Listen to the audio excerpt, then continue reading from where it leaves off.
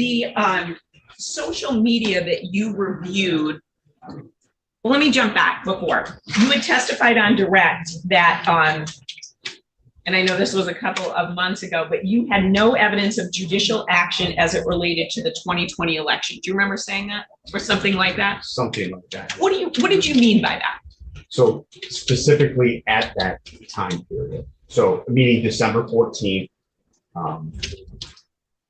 I didn't have any evidence of that as they're going in to vote during this time period. But you were aware there were lawsuits pending, correct? I was not aware of it. I mean, as we spoke about earlier, this is a national event. And so there were 6 or 7 states involved. So there may have been lawsuits out there. For me to look at every single court across the nation would be quite difficult.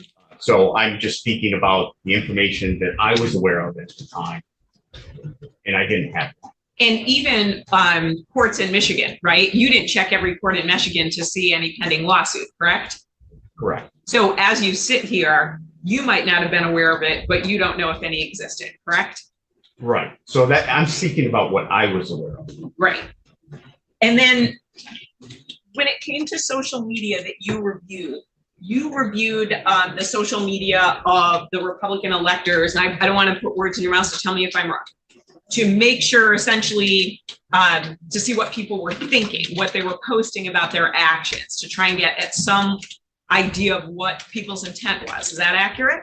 Yeah.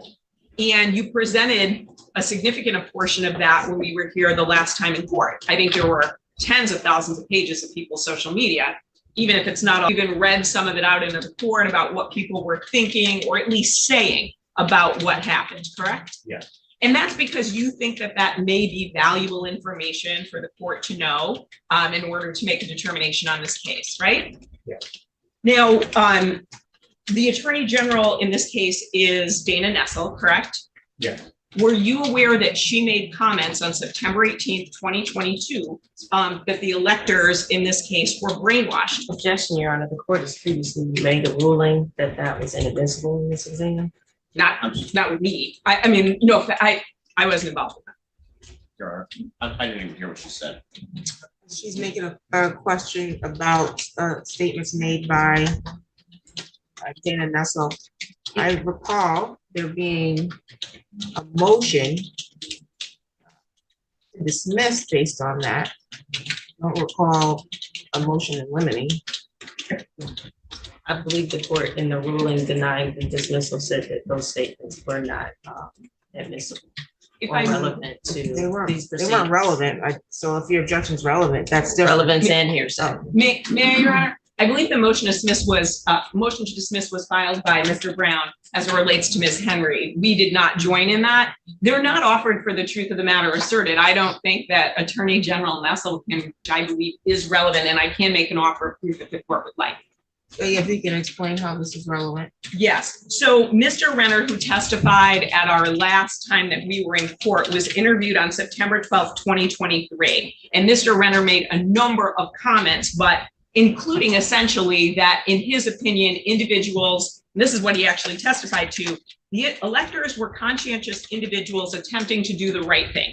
And that they were told this was an appropriate process. And again, I'm paraphrasing his testimony and his interview. Then on September 18th, and I said 2022, I meant 2023. Mr. Renner is interviewed on September 12th, 2023. Dana Nessel makes her statement that the individuals, the Republican electors, genuinely believe Mr. Trump won the election, and they legitimately believe it, that they were brainwashed. They couldn't plead guilty because they really believed what they did was right. And she makes that on September 18th, 2023. And it's actually recorded. So it's not a private comment. And I am curious if Mr. Renner's statement was shared with Attorney General Nessel, and that may have been a prompt for the statements that she publicly made about the mindset of the Republican electors. And I believe that is relevant because for an Attorney General to make a statement as it goes to intent, which is contrary to what her office charged, what prompted that statement, I think, is significant. And I do think it's significant to ask Agent Schock because he was involved in the Renner interview on September 12th, 2023. Your Honor, that calls for speculation to say that the Attorney General's comments were predicated upon hearing this information, and that's why she made the comments. This witness cannot testify to that. Well, I don't know if that was her question. I think she's just trying to establish a timeline first. The other issue is this is a statement made by the Attorney General, and she's questioning an employee of Attorney General about him drafting an affidavit to charge these individuals. And the affidavit was drafted in July of 2023. I think she's trying to, but I think her goal is to try to establish a timeline. For that purposes, I'm going to overrule the objection. I'll allow you to ask. Thank you. So Agent Shock, we'll walk back. Yes. We'll walk back. I know there was a lot in the group. You were involved in the interview of James Renner on September 12th, 2023, correct? Yeah. And in that interview, Mr. Renner shared his belief that the individuals involved, and again, I'm paraphrasing, were conscientious individuals attempting to do the right thing. I would have to refer to the report to specifically recall what Mr. Renner said. Well, did Mr. Renner indicate that he believed this was a legitimate process that the electors were involved in? The whole point of the immunity given to Mr. Renner was that he believed this was a legitimate process, right? I don't know what the point of, I don't know what I was involved in the immunity. Okay, I'll just say that. So I'm not involved at that level. Okay, so that's why I'm having a difficult time answering your question. As far as what Mr. Renner felt at the time, or what he testified in court, seemed to match the report that I created. Okay. I have not had the ability to see the transcripts and see what he said in court. So I'm just putting the two together. Okay. As far about, you're trying to summarize what his intent was. I'm going to refer to my specific notes of what he said specifically rather than, accepting your summarization. Sure. But I think you said it, and I want to make sure that I'm clear. To your recollection, Mr. Renner's testimony matched what Mr. Renner said in his interview. Yes. After Mr. Renner's interview, do you know if Attorney General Nessel was briefed on Mr. Renner's interview and what he said? So I know that I don't know. No. Who does brief her? I brief on my updates for my investigation, but beyond that, I can't tell you. So what does that mean, you brief on your updates to the investigation? So periodically, I will say I've completed this interview, I've completed that interview. This is what I've done. This is what I have to do. Is it done in writing that she would have access to, or do you go in and physically meet with her? It's through a Teams meeting. Through a Teams meeting? Do you recall if there was a briefing between September 12th, 2023, and when Attorney General Nessel made her statements on September 18th, 2023? I don't. And I'm not involved, I work for the Criminal Investigation Division, and then we have the Assistant Attorney General Division. So there is a separation there, and we have a chain of command. And so it would be improper for me to, reach out to the Attorney General directly and say, hey, this is what's going on. I always have to go through my supervisor, my immediate supervisor. But if I'm called into a meeting, of course, I can provide an update. Again, it's what I've accomplished and what I need to do. I strategize more on the investigation side, and they would strategize on this side. I don't have a jurisdiction. So you write this report from September 12th, 2023, and then it gets approved by a supervisor. That's SAM. Yes, that's Sam Miller, who I mentioned earlier. Okay, Sam Miller. And then you don't know, though, because you have been in briefings with the Attorney General, correct? Yeah. Right. You don't know if between September 12th, 2023, when the Renner interview was conducted, and when Dana Nessel or Attorney General Nessel makes her statement that the electors genuinely believed in what they were doing. They legitimately believed it on September 18th. You don't know if there was a briefing between September 12th and September 18th. Again, I would have likely taken place in a briefing, but it would have been only to the extent that I completed the interview. But the interview would be accessible to Attorney General Nessel, correct? When I was done with the report, yes. But what about the audio of the interview? Yes, that would be that would be accessible, correct? Do you know the basis for Attorney General? I'm just trying to figure out if it's coming from you or someone else. Do you know the basis for Attorney General Nessel's statement that the electors genuinely believed that what they were doing was appropriate? Do you know where that came from? No. After the statements were made on September 18th, 2023, knowing that this was an ongoing prosecution of electors, and the Attorney General said they genuinely believed it, did you ever speak to a supervisor or anyone about the disconnect between those comments and this prosecution? No. Did you ever try to speak to anyone about it? My supervisor is aware of what I was doing, you know, continuing to pursue the investigation, continuing to gather evidence, continuing to do interviews. And until I'm given an order to redirect or to do something differently, then I keep traveling on that path. Do you ever raise red flags if you think that a lawyer is doing or saying something that is contrary to, for example, an investigation or prosecution? Sure, because you said you just sort of keep going with the investigation. You have a supervisor. Right. And I'm wondering if, regardless of any conflict, you just believe that that's outside of your job duties, or do you think that is a job duty and you've done it before? So to speak to conflict, I present the facts and the information, okay? If there's a conflict that exists, it would, that determination would be made above my level. If I felt that somebody was lying as I was interviewing Mr. Renner, and I felt that, you know, I've received information that was contrary to what he was saying, then of course I would bring that up to my supervisor. Buffer Tifa. But again, Hi, Jen. I gather the facts and the information and present them, and then there's a determination about what may be a conflict above my level. Okay, and would that I be gotta go get my Mr. coffee. Miller, or BRB. would that be another lawyer? No, that would be above potentially Mr. Miller. I don't know who that person would be or group of people, but it would likely be, you know, above his level. Again, he's my supervisor, so I'm not intimately familiar with all the duties and responsibilities that he has.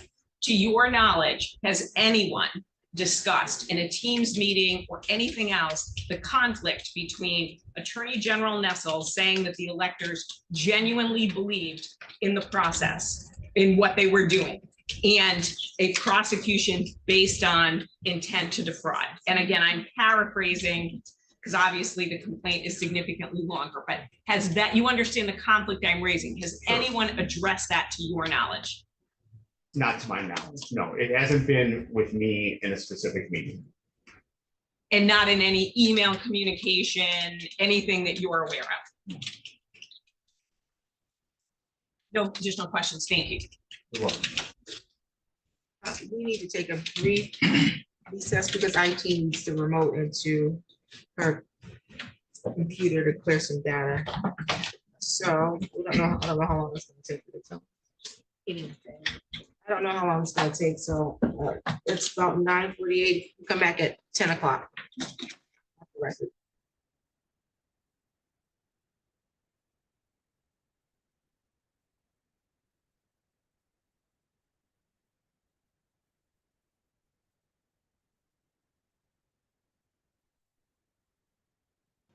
Hi, Siegfried. Good morning. Good morning, everybody. What are we doing? Are they taking a break?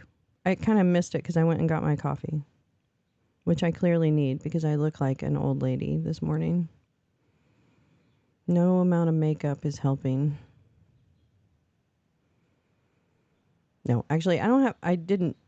I probably should have put more makeup on. Maybe that would have helped if I put more makeup on. Anyway, good morning. Glad I was right about this. Jesus, I just happened to look yesterday and say, gosh, what's happening with the Michigan fake electors? I thought more of them were supposed to go through their preliminary examinations in April. And I fucking looked, and it's like some podunk news outlet, which I appreciate you because you're fucking the only ones that mentioned it, said they're going to have this today. So, frankly, I don't know why this isn't all of these cases. I'm going to say it, okay? And it's because I'm probably not seeing it, and I'm not in the right place, and I'm not this, and I'm not that. I'm going to say it, though. All of these cases, we do need a clearinghouse for the dates. And we need a clear indication of which ones we can observe and which ones we can't. And I know that that's probably straightforward for some of you, but it's not straightforward for me. So I personally would appreciate a little guidance so that we can help. Oh, a 10-minute break. Great. I can fill that. So that they had just started. Okay. Never mind. So yeah, they really need, this is hard. Like, it's not, well, and I'm sure it's not hard for some people, but I don't have the, I don't know. I keep trying to find all these things and I'm not succeeding. So clearly someone somewhere maybe is doing better than I am. But anyway, I was lucky to find this one. Let's put it that way. And now I'm going to drink my coffee. Good morning, everyone. Welcome to Lolo's Lounge, where we smoke weed and drink coffee. And we yell when our streaming is not going well. Oh, boy. Oh, good. Let's hear some back chat. Hi. Yep. Sounds like we need to build a website. I don't know, but I see a need here. I mean, I went... Were you guys looking to zoom into our courtroom? Oh, okay.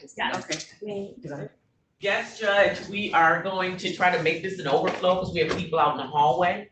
So Judge Ward is done and she said that, let's pull it up here and then we can make it an overflow. Is that okay? Oh, there she is. Everyone's trying to do their thing. I want to do those things.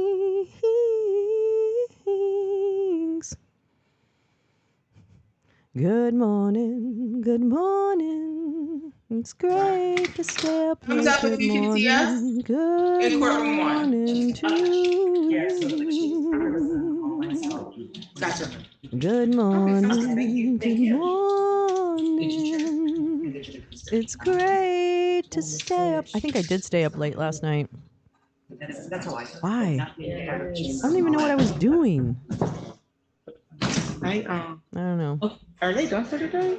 Let's give me the Are they done for the overflow. day? Wait a minute now. Let me go investigate. It just further. started. They are done for the day. It's cooler. Courtroom because she works literally 7 days a week. I literally see live streams from her on the weekends. She seems to work all the time. So I just want anyone who has a moment, if you shout out Judge Simmons to her bosses. I mean, the woman just never stops working. Oh God, few Google alerts. Actually, you know what? That's a good idea, Siegfried. I should set up some Google alerts. I just have to figure out what the right terms are. But I think, you know what? Actually, you're so smart. I'm sorry. You're so smart. Why am I so dumb? That's a great idea. I'm just not sure if I would word it the right way. But I could try. Oh, what a great idea. Google Alerts. That sounds like an excellent idea. It is, actually. Anyway, what is today? Tuesday. Oh, it's the see you next Tuesday day. I'll try not to be one today. But no guarantees. No guarantees. You know, I no longer like these kind of cartridges. I think I want like always. I always want like disposable vapes. This is too much trouble. See, it doesn't even work. No, there is an atomizer in there. It's right there.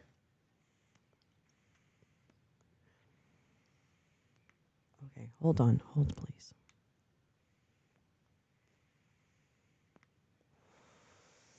Good morning.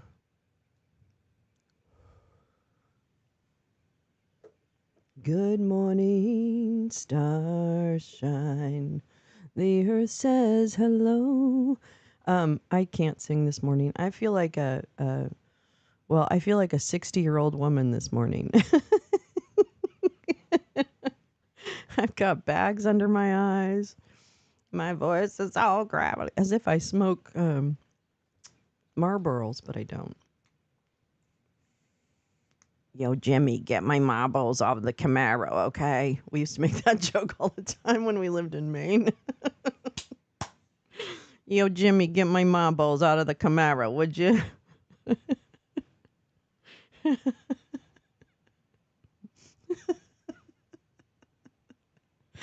Yo, Jimmy, get your ma some smokes. Grab my smokes. Hi, Kim. How are you? You feel shitty tired? Oh, God. I'm so sorry. Kim, I haven't seen you in a long time, but of course, I probably haven't been seeing myself in a long time. It's so nice you're here. I feel shitty tired, too. But Let me here we see. go. I'll leave this one. Oh, So I'll just they're have to moving switch and then courtrooms. log in and go into that Zoom room. Is that what I'm gonna do? Let me see. Oh, what a mess. I intentionally tried What to a bring mess. less. What a mess. What a mess. I'm going to turn them off while they do that. I'll listen to them. Do do do. Good morning. Good morning. It's great to stay up late. Good morning.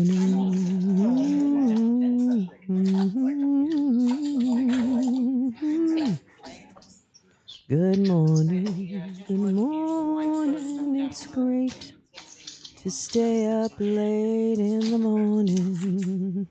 Good morning to you. She deserves a bigger courtroom. I don't know why they have her in that small courtroom. Because she's amazing. I am a huge fan of Judge Kristen D. Simmons. Yeah, somebody help her. Why are you laughing? Is it cozy in here? It's actually because we're gonna have a medical emergency in here. They're talking about how small and hot the We're room gonna is. have a medical emergency. And she said, help me. And I'm like, help me. Yes, this is Michigan Fake Electors. And this is what they call the preliminary examinations. And it's in order to determine if these go to trial. And they have, I believe there are 12 fake electors. There might be more. Forgive me if I don't know. Half of them were done in February, and we watched that. Yes, fake electors, absolutely. And then half of them are being done now. Apparently, I think so. So these preliminary hearings are to determine if they go to trial. And it seemed that this Judge Simmons, wanted to go through all of the preliminary hearings before actually starting any trials. So this is what this is. Yeah, I know it's a really good one, and it's very informative, and I think it will tell us a lot about how Arizona fake electors case will go. I don't know if there's others. Now I can't remember. What other states? Does anyone know if there are other states that are actually being actively prosecuted? Georgia, of course. But, I mean, Georgia, Arizona soon, and Michigan. But I don't know. Are there others? God, I feel stupid now. I feel like I don't know my subject matter. What the hell? What have we become here? I just go to parties and and rub elbows with traitors. What else am I doing? Except for following up on these court cases. Oh my God. Coffee? Nevada. Thank you. Oh, and well, yeah, this is Michigan. But Nevada. I forgot about them. Oh, Nevada. Why? Why? Wait, so they aren't sure there should even be a trial? Well, I think this is I don't know that. I don't know how their process works in Michigan, but I think this is just part of the process. You know, what is that? Like an evidentiary hearing? What is that like? I don't know if anybody in the chat knows. But it has to do with, oh God, are we going to have to go to a different are we going to have to go to a different website? Yeah, go, you stupid ass. Move it, Gramps. This guy was walking too slow and the girl was yelling at him. I'm like, move it, Gramps. Okay, so wait a minute. So what does that mean for us? Hello? Where is everybody? Yeah. Do we have to go to a different... For a while, but that worked out. It won't be so sticky. Oh. I'm so confused. So, do we have to go to a different room? Hello? I'm... Oh my God. Jesus Christ. They didn't tell us, okay? They didn't tell us.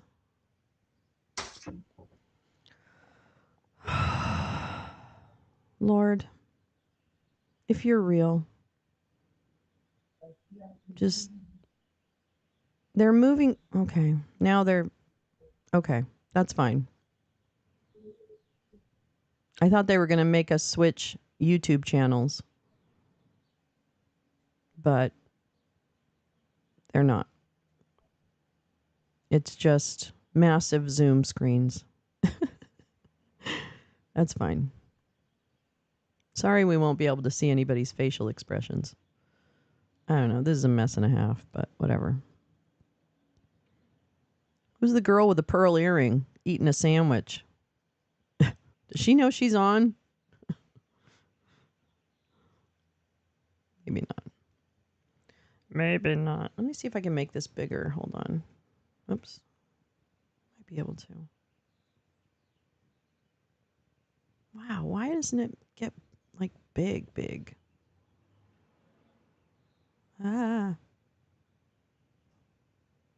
All right, well, sorry it can't be any bigger. I'll try, but that's the way it goes. Ah. Why should... Ah. I can't hear my hairs over my ears. I couldn't hear myself. I hope you're enjoying that that little breakfast bar you're eating. I think she's going to be real mad when she finds out all this was broadcast. She's going to be like, why wasn't my camera off?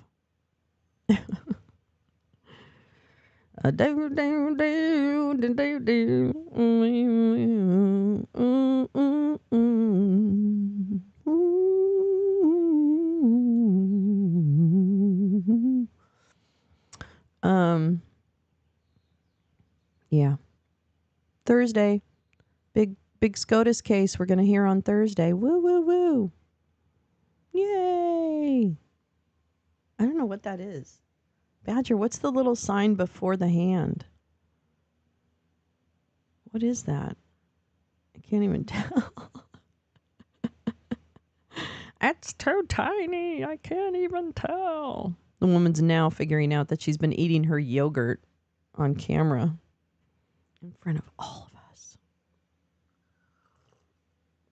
Ugh. Lifeblood. Lifeblood, I tell you. Lifeblood, I tell you. Oh, it's a badger. Hi, Badger. Badger. I thought you came in earlier. A badger. It looked like a badger, but I wasn't sure it was a badger. No, not a weasel. I like weasels, though. They're cute. I think weasels get a bad rap. Are they really that bad? Really? Oomph. Are they really? I mean, are weasels really that bad? Are they? I don't think so. I think they've been maligned. Everything I do is pink. I really like pink. I guess that's fairly clear. I don't wear a lot of pink though.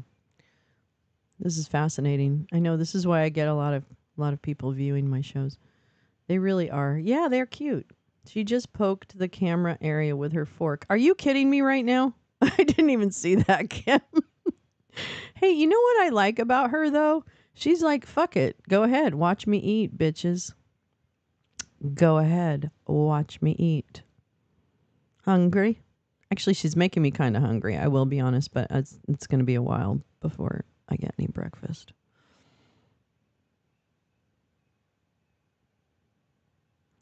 But let's see. And at 7:30, what time is it?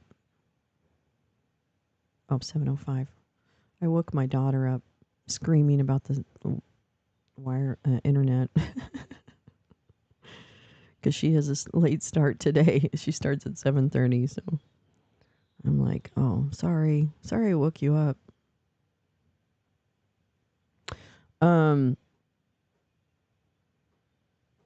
Let's see.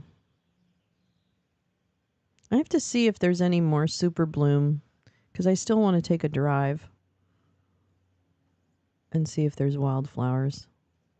I might have missed. No, I don't think so. I think April really has all the wildflowers. One of the people charged in Michigan is 23-year-old Michelle Lundgren, who unsuccessfully ran in 2022 for a Detroit-based seat in the Michigan House of Representatives. Yeah, 7:30 is a late start. She usually is starting at 6 because her team right now is out of New York. So she has to start with meetings too, like where she runs. Ugh, that's a nightmare, right? You have to get up. I won't say it, but you have to get up first thing in the morning and run a big meeting. It's like that's too much pressure. Oh, that's Michelle Lundgren. Oh, sorry. I didn't see her name until her ass blacked it out. Lundgren from Detroit told a local news station that the only thing she signed after being summoned to the Michigan Republican Party headquarters in Lansing in December was a... What? Was it what? Was a what? Was a parking ticket, a sign-up sheet on a note card. We were duped, she told WDIV. The scam, I guess, was bigger than all of us. Well, you know what? Maybe you should have asked what you were signing. Maybe you should have asked. Maybe you should have flipped it over. It wasn't a note card. Oh, I see. It was a sign-up sheet on a note card. Well, I don't know. How are you going to prove that? I mean, didn't they discuss what they were doing?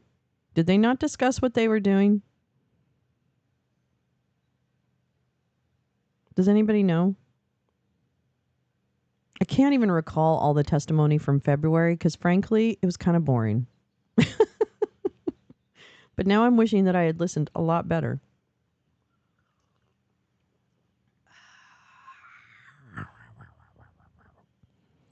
But I didn't.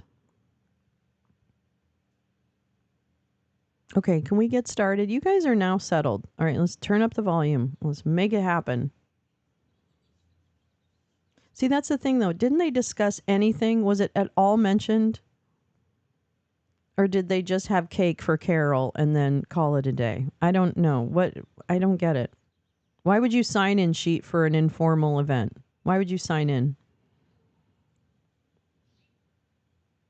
I think Michelle needs to understand that this isn't our first rodeo.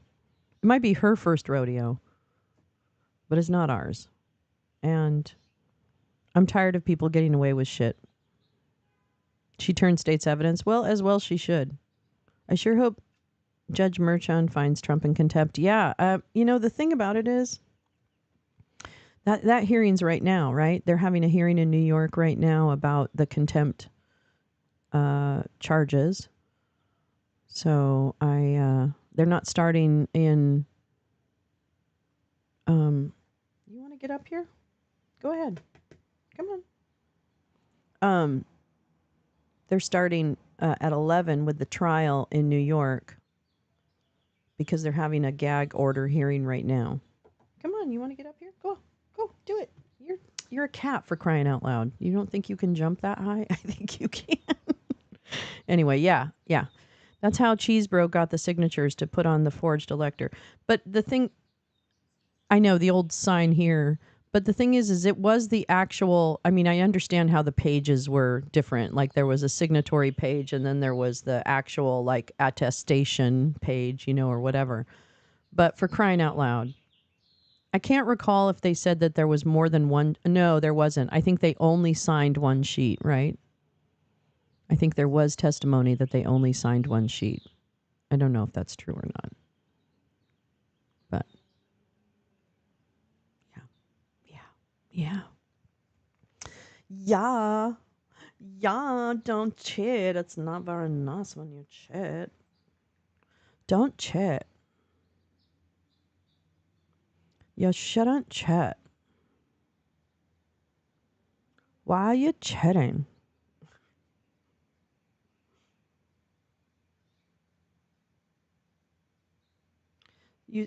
Right now in the news, Supreme Court hears Starbucks case against federal labor unions or something.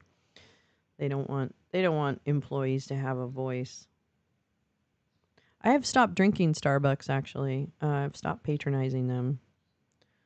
Not that I don't patronize companies that do bad things, don't get me wrong, but I'm trying to cut out some of the things where I don't want to. And that's sad because I actually like some of the Starbucks drinks. The ones with like apple in it, I like those drinks. Those little egg bites, I enjoy those. But not anymore.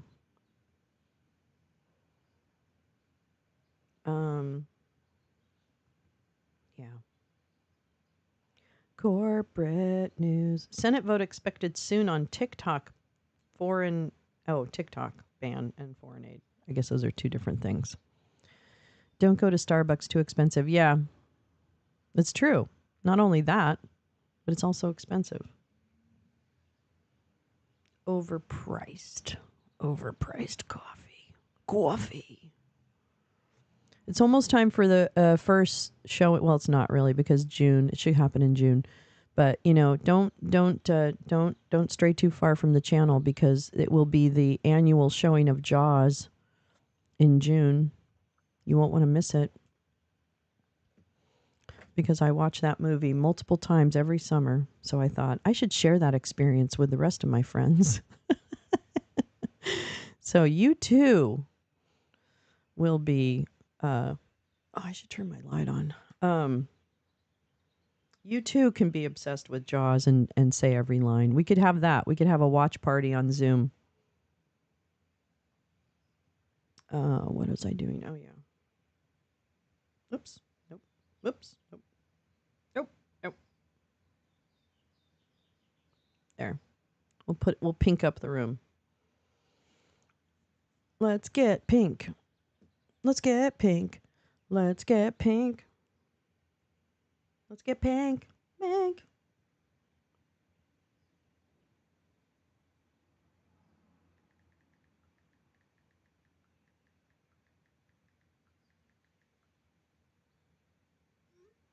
Bloop. Bloop. Bloop. Uh-oh. Have I ruined your... You can't go that way, Sam. You can't go that way. I've got a whole blur. I've got a blurb of all this equipment, so I'm sorry you can't go that way. He's not very happy about that. Where are you going to go? Why don't you come over here? Come here. Come here. Come here. Come here. Come here. Come here. No.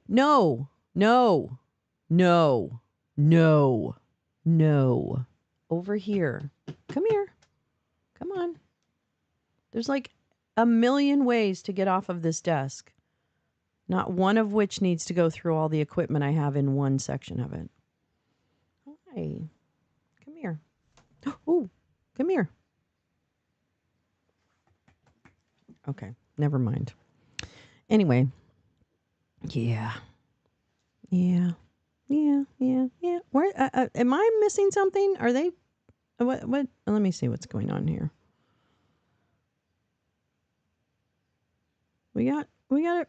What? Why is this no sound? There's no sound. Hello? Where is the sound?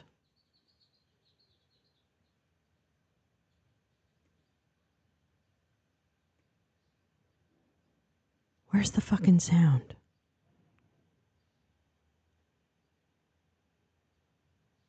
There's no sound. There's no sound.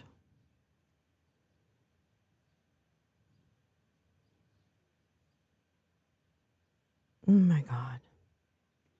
Ah, there's no sound. Oh my God. No, they'll figure it out. I guess I don't have to worry about it. They'll figure it out. They'll figure it out. Yeah. I can't call them and tell them, hey, your sound's out. Your sound's down. Wouldn't it be great if you could communicate somehow? Wouldn't that be cool? Like, if you could telepathically, well, I guess I'd be like really busy, because if you were like, if everybody was telepathically trying to get in touch with J-Lo all at once, it'd be a mess.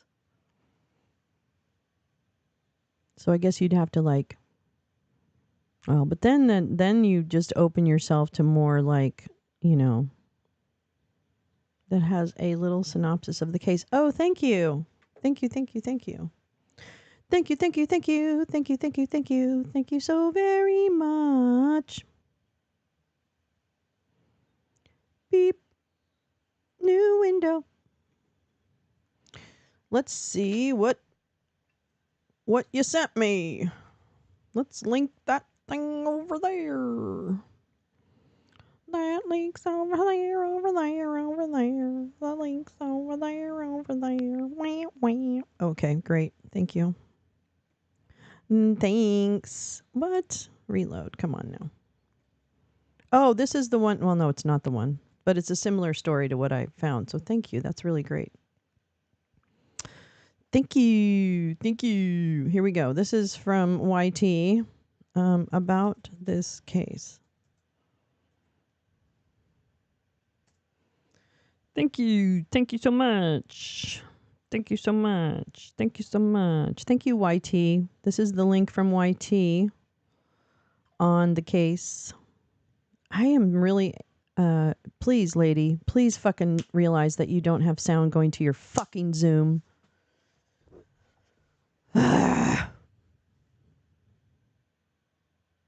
I swear to God. Hi, Lee. Ah. Kathy, Thank you, Jesus. can you hear us? Thought I was going to die.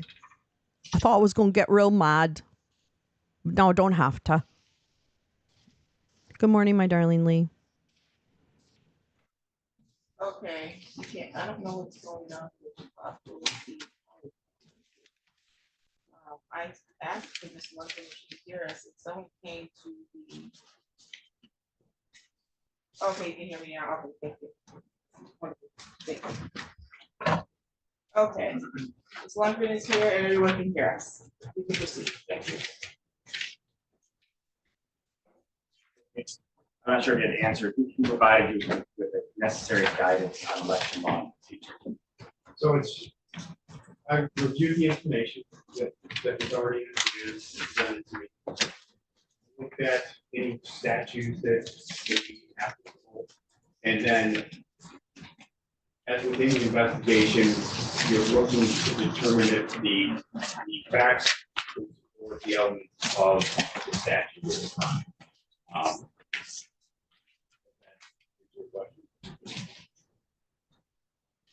Yes.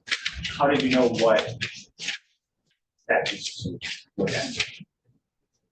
Well, I had a document with some signatures on it. document is not the document that was originally on file with the Secretary of State. So started looking in the direction of what election laws are out there that may be out. Forgery statute, again, looking at that information. You consult any experts or you consult any experts to determine if account Be more specific about who an expert will be. an expert or authority, somebody more experienced in election law. That is Michelle Lundgren, who apparently turned state's evidence. I guess she was one of the fake electors, but she said, "No, I don't wanna. Don't What hurt specific me." legal criteria did you use to conclude that a crime has been committed?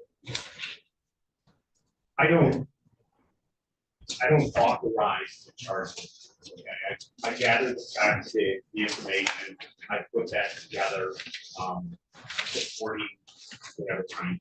The prosecutors, determined that, and the judge again signed off on the affidavit authorizing that. You agree this is a case that has to do with political expression?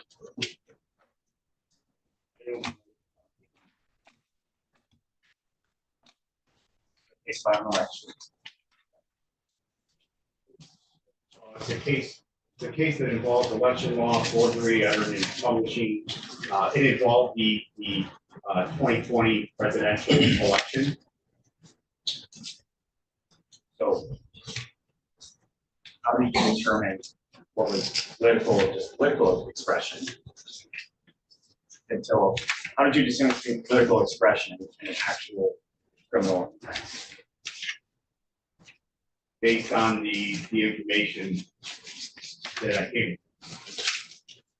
Some of it are statements that are not specific to the document, and other statements that were made or other information that was gathered was specific to the document and then the mailing.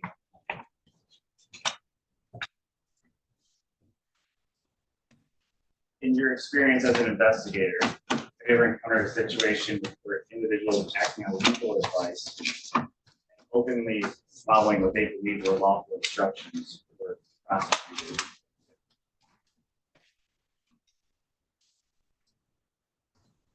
I don't recall this situation. Did you uncover any evidence that directly indicated my client, Michelle Maddox, that she understood her actions to be illegal at the time she performed? I would have to review the material to look at specific statements. Well, you're talking about whether or not she knew that it was At the time that illegal. at the time that she sort of alleged act. And I don't recall. I would have to review the material.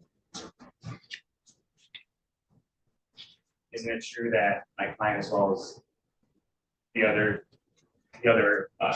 defendants, cited specific statutes and legal precedents to justify their actions?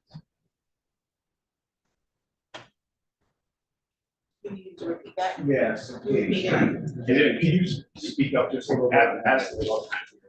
You reviewed a lot of social media on this case, correct? Yes. You watched a lot of video content, correct?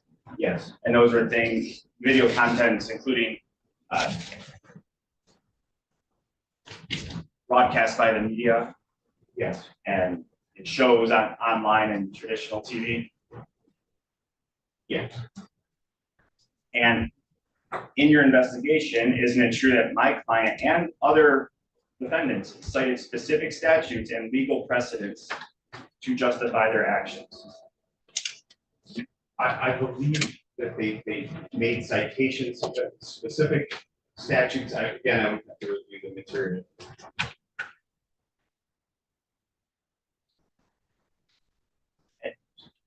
Sorry, we can say something. Hawaii, I remember a Hawaii reference. And at any point during your investigation, did you come across any instances in which 1960, similar Hawaii. actions taken by members Not of the same. other political parties were ignored or not prosecuted? At any point during your investigation, did you come across any instances where similar actions taken by members of other political parties were ignored or not prosecuted?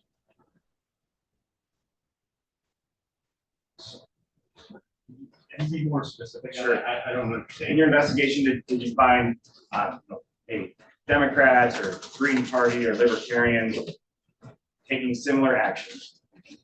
But in your investigation, no charges were issued against them.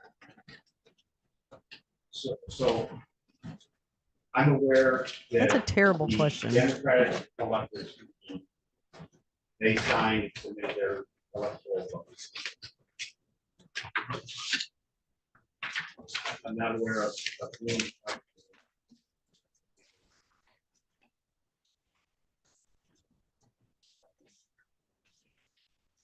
Did you find any evidence suggesting that my client received any personal gain?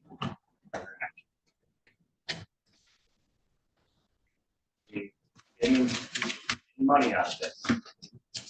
I did not find any of it. No, she's that dumb. And She that's what I mean by actually did it for personal gain. free because she wanted to Is there any sort suck of, Trump's there's no promotion of any sort. pee-pee. Correct. Well, the event was promoted. I don't know what- Are you promoting, talking about a promotion at work or what? I'm giving you examples. So typically in a fraud case, somebody's trying to gain something, benefit, or maybe a bad check for money. Okay. In your investigation, you agree that Michonne did not receive any personal gain. Well, BRB. the outcome was that the votes were not counted by vice president. So that's a personal gain that you're referring to. Did anybody offer her money? Again, I said that I didn't have any evidence that anybody else.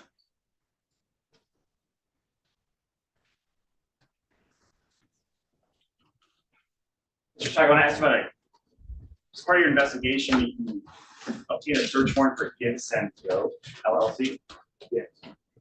And that was focusing specifically on fundraising efforts for legal defenses as detailed in the search. Correct. No, the focus was the statements that were made on this. Did you write the search warrant? Yes. Agree. In the search warrant, you pursued detailed information about legal defense fundraising efforts, including their subscriber information, financial transactions, and communications related to fundraising plans. I would have to refer to the affidavit itself.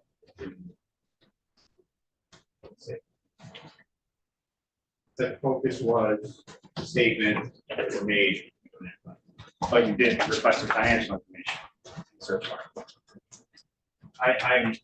I'm doing that to determine if who the account is owned by, and to determine if the person that has the picture on that page is actually the owner, is the person that may be responsible for inputting that information. How did that come? How did you didn't request a warrant for that until this year?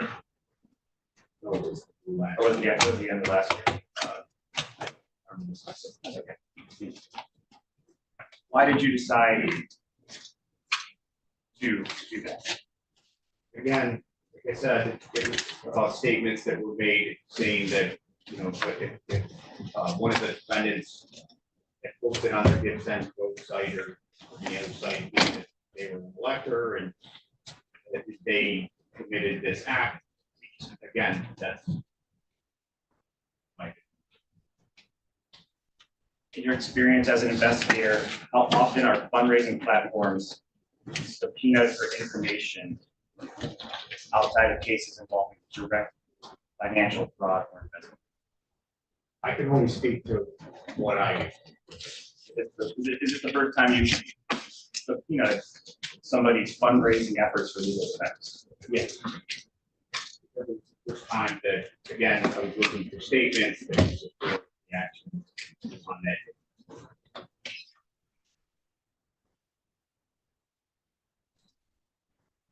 Do you agree that the search warrant specifies the need for all financial transactions, donations, contributions, givers, transfers, bank accounts, and routing numbers? If that's what the affidavit says, again, I would have to refer to that. If you'd like to provide that to me, I can review it. And this information is more than just their statements on the page itself. I'm trying to show ownership here. So that's when I'm crafting an affidavit, I'm trying to identify the owners, show ownership. And again, focusing on the state. You're trying to show you're trying to show who owns what. Who owns the account? Who owns the account? The gift and go account? Who made the statements? That's what I'm trying to picture. So the more information that I can gather to support that, that's.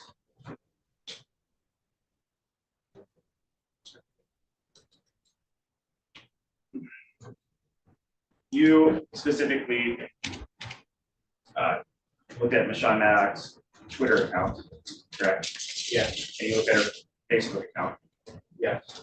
And you screenshot and included all things you found relevant in your investigations, your reports, correct? Yes.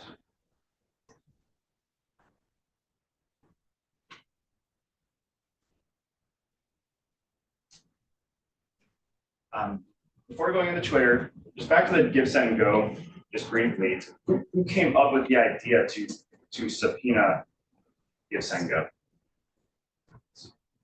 Either them or search. Either way. I don't recall that. Again, when I work with my boss and we kind of collaborate and talk about that information. So I don't recall specifically.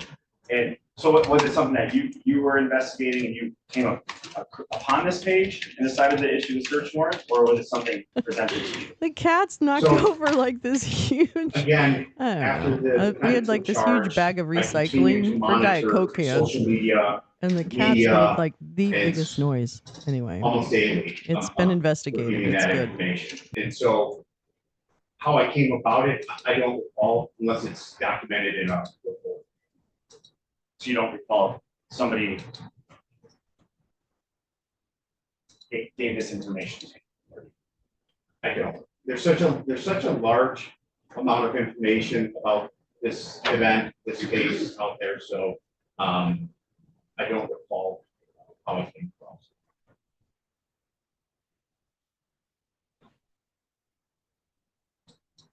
I want to go back to, I want to ask you about what your investigation produced of Deshaun's Twitter account. And you agree that she tweeted on December 14th, 2020, the date in which this document was sent. And I have to look at the tweets to all that. Again, there's search warrants done to Facebook, Twitter, Instagram with thousands and thousands of tweets. If I showed you a copy of your incident report, would it refresh your recollection? Yes, sir. Your Honor, may I approach? Yes.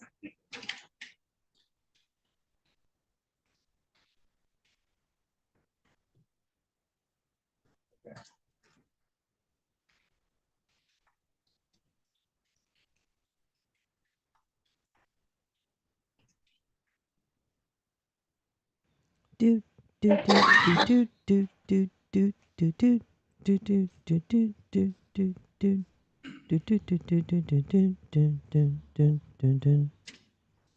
Bum bum bum bum bum bum bum bum bum bum bum bum bum bum bum bum bum ba ba ba ba ba ba ba ba I can't read the ba ba. second photo here, but I can read the first paragraph and with a Twitter post. So you're able to read in the black section, the Yes. actual post. Yes, Has your memory been sufficiently refreshed? yes. Thank you.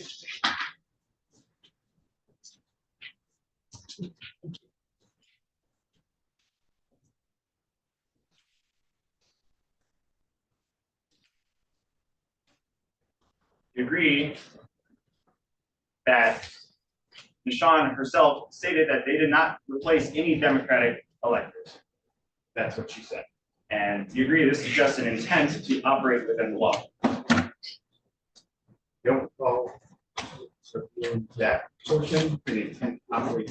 No, and I'm sorry, she didn't say that. But do you agree that the fact that she, on the day of that this happened, stated that they did not replace any Democratic electors? She did say that. Yes, and my follow-up question is, do you agree that this suggests an intent to operate within the law? I can't speak to what was going on in her mind. Yeah, that's a dumb question. Nice try, counselor.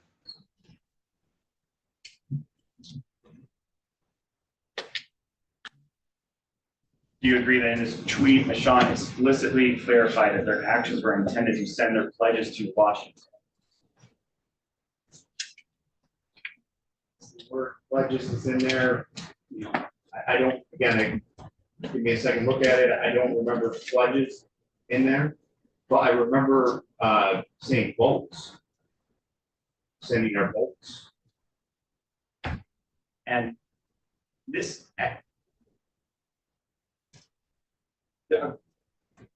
a crime like this has not been, you agree this is basically a crime of first impression. Charges like this have never been issued for this type of behavior. Jesus Christ, stop. Stop But, I mean, everything do you agree with that? unprecedented. I'm aware of.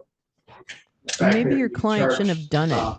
16 people here in the state of Michigan for this purpose. I'm not aware of the cases that may be active in Wisconsin or Nevada or Arizona, Pennsylvania, Georgia. I'm aware, obviously, Georgia, that there was a case brought against those individuals, but I'm not aware of the cases in Wisconsin and Pennsylvania, case, and Georgia was well Nevada, and after Arizona, and Georgia. Right. Oh, well, I am Yes. familiar with Hey. Georgia. You've investigated fraud crimes before, yes, and forgery crimes before, right? yes. And these cases are typically financial in nature. Yes. Whether it's identity theft or check fraud, and title fraud. So my point is that in your investigation, Michonne's not a lawyer, right? To my knowledge, Your no, I investigation. found no evidence of her being an attorney. So would you agree that her posting publicly, candidly, what they did at the time, the day that this happened, indicates a complete lack of criminal intent? Objection, Your Honor, speculation. The question was which. I'll ask it. Wow. Wow. I'll strike it. That's doing some heavy lifting there, counselor. In your investigation, I'm sure you come across people who commit a crime and then they're trying to cover their tracks. Yes.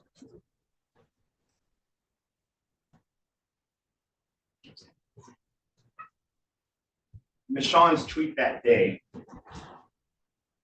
was, do you agree, was in an effort to be, was indicating her belief in the legitimacy of what they did.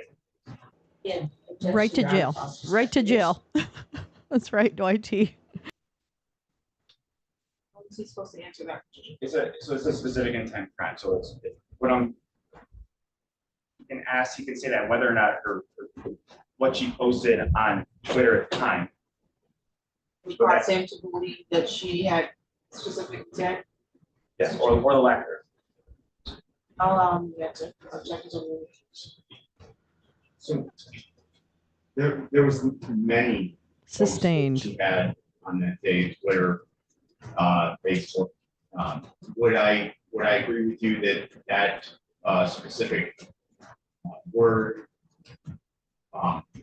would not support intent? Yes, but other statements did support intent that I found. Oh, shit. Statements about Those pesky other statements. owning. I mean, there's a whole host of social media posts, videos and stuff like that, about vote, casting their votes and sending them to DC. Made by this defendant? Yes, None of her votes, none of her statements in your investigation ever acknowledge that that she believes she was doing something illegal. What? no, What? She never, nothing, she never said she was trying to cheat anyone. again, I would have to refer to the Instagram, the Facebook and Twitter posts. I don't recall hearing the word cheat.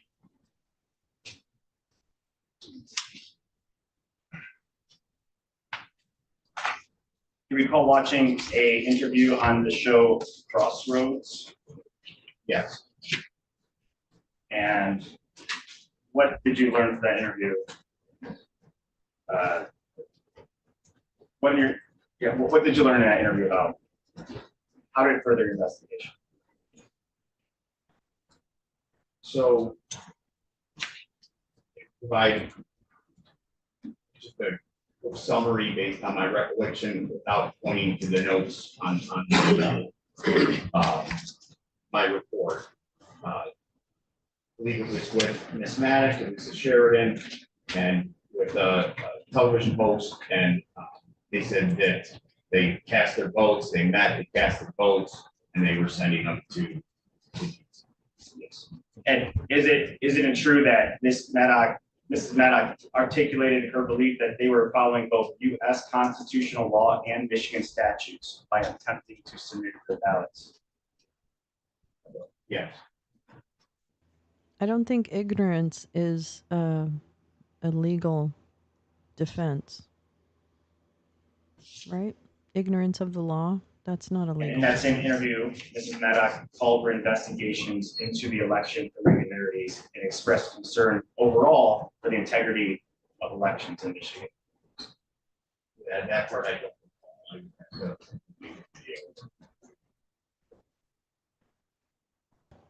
Your Honor, we move to dismiss.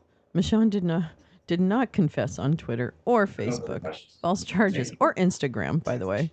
This actually, yeah, he's actually the lawyer for idiocracy. And watch, it might win. Oh my God. That's how bad it is. Dude. Here we go. I'm gonna just ask you a quick few questions about Give Fund Go, because I wasn't gonna do that, but since Mr. Sundberg did. So you said during his questions that your focus was on statements that were made on that platform, right? Yes. And that you were trying to determine ownership of the pages or something like that? Yes. You're aware it's expensive to defend yourself in a criminal case? Yes. You're aware lawyers charge fees? Yes. And those fees can mount up? Yes. And we're at a preliminary exam stage of this, and it's already been countless hours spent defending this case. Yes. Are you aware, perhaps that was not your intent, but are you aware that your search warrant caused the defendant's ability to raise funds to significantly diminish in your take? Are you aware of that? That was not. That wasn't your intent. No, sir. What does that have to do with fucking anything? Okay, let's talk first about Mr. Jim Renner's testimony here in court. You were here that day, correct? Yes. All right, and so he told, by the way, did you review his transcript prior to coming today? No, I have not. Okay, but you were here. Yes. You heard him and saw him on the witness. Yes. Do you recall him telling us that he was been involved with the Clinton County Republican Party for about 10 years? Yeah. Check. It's not proper to ask me. Your Honor, this is the lead investigator of this case. He has interviewed Mr. Renner. He has heard him testify in open court. I'm going to explore the testimony, his interview of him, how it impacted his decisions. He has testified here today that he on almost a daily basis is monitoring the wires. He continues his investigation. And so anything that's going on in this case is ongoing investigation that this man is continuing to do, and it's proper for this court to hear and maybe find a decision. He's been questioned by another attorney about Mr. Renner's testimony. Yeah, I'm objecting to that too. I think as it relates to their question, it's appropriate. I mean, obviously, he can't just give opinions about another witness's testimony, but if he's trying to elicit a question about how that relates to his investigation, that would be relevant. Let's overrule. Thank you, Your Honor. Yeah, I wonder if you could say, did So you he's take been any involved in actions Republican as a politics, result of that's- that Yeah. testimony? And that, do you remember him telling us how he got to be there on December 14, 2020? Yeah. And that's because Janelle Leonard called him? Yeah. And he got a very short notice about showing up, correct? Yes, Maybe a day or two prior? yes, And he's one of these, we call the two replacement electors, right? yes, He was not one of the original 16 who were elected to be Republican electors at the Republican Badger, state is there a convention special back in school they August all go to? 2020. But the other So people, funny. including Kathy Burton, Oh my was God. elected, correct? elected on which day? The August convention? That's right. Yes, This is, I can show it to you if you want. This is Defense Exhibit A, which has already been admitted, certificate of the Republican presidential electors elected at the Michigan Republican State Convention, August 29 to 30th, 2020. yes, You're aware Kathy Burton was elected on that day as a Republican elector. yes.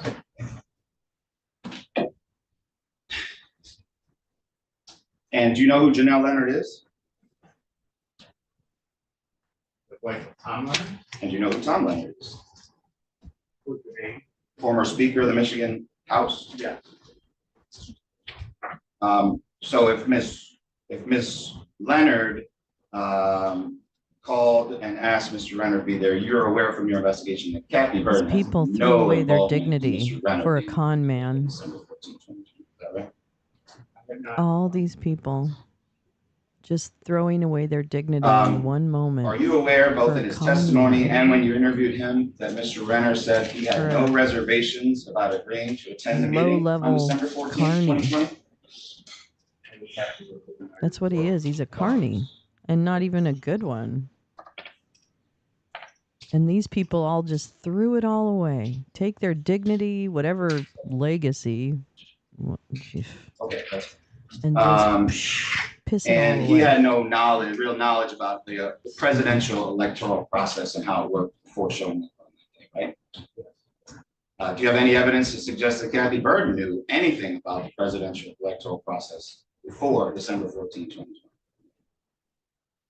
I do know that she was involved in politics leading up to that. Specifically, what her knowledge or intimate knowledge is. Okay, I didn't get a chance to interview her, so I don't know. Like, we didn't. sure. But in your entire investigation dating back to December of 2022, I understand she was involved in Republican politics. My question is more specific. Okay. Did your investigation uncover any evidence that she knew anything about the presidential electoral process prior to showing up on December 14, 2020? I still want to talk about Mark Burnett, Lee. Lee mentions the apprentice effect. I really want to talk about Mark Burnett someday. I'm not an expert on him, but I just am Other than being a asked little by obsessed Stu with Foster his to impact show up a on couple of this days art. prior to show up on December 14, 2020, do you have any knowledge that she knew anything about what she was walking into when she arrived? at And the I think MRP that's an headquarters ongoing on December threat. 14, 2020, just before you- So it's not like it's not relevant to talk about what was Do you wrong recall- with him and what needs to can I back happen up? now in Yeah, I tell you what, entertainment. you may have, if Ms. Logan or Ms. Greeno has some follow-up, they can do that. Okay. Do you recall a text message between Troy Hudson and Stu Foster where, remember, Troy Hudson and Stu Foster are both with MRP, right? Yes, Okay, they work under Laura Cox, yes, and you're aware that they were the ones that were involved in getting these individuals to the MRP headquarters on December 14, 2020, right? yes, And Stu Foster was the one that called Ms. Burton, right? yes. But Mrs. Burden, received, well, there was an email that was sent out by Mr. Chesborough leading up to this. Yeah, we'll get to that, but since you brought it up, let's talk about it right now. Mr. Chesborough sent her an email prior to December 14, 2020. Yes, Hey, And when I say her, that's Ms. Bird. Kenny, yes. She never responded to that email. Kenny, I found no. can you hear? Are Well, your somebody else ears responded. ringing? Right? But Ms. Burden never did. Yep, Mrs. Sheridan. right? But Ms. Burden did not. Kenny. That's What's correct. that thing from South Okay, Park? so, Kenny's dead or something. and Like, I don't You even know from your remember. investigation that not only did Ms. Burden not respond to that email. Sorry, but I Ms. know Burden Kenneth had Cheesebro is no not dead. contact whatsoever, phone, He might be text, shitting his voicemail, pants right at the anything moment, with but Mr. not Chesbrough. dead. He told you that, right? Yeah. I think he got a sweetheart deal, and I think that needs to be. So back I to hope this Jack text Smith message. doesn't So fuck again, around with that. These are the people that are involved. And when Troy Hudson is telling his subordinate Stu Foster to get these people there on December 14, 2020, do you remember that Mr. Hudson told Mr. Foster, quote, "Don't say sign a document, just say meet ahead of time," close quote. Do you recall that text? Yes, I do. Okay, because I have it here, but I do do you remember? I do. So, so you don't have any evidence to suggest then that Ms. Burden was informed she'd be signing any documents at this meeting prior to her arrival, right? I don't have, focus on the text for a second.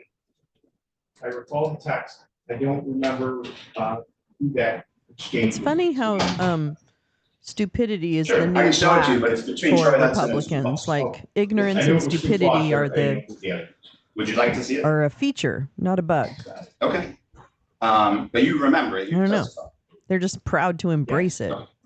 And so, not only don't you have any evidence, but we know specifically that there was a direction not to tell Ms. Burden that she'd be signing. BRB. Fair.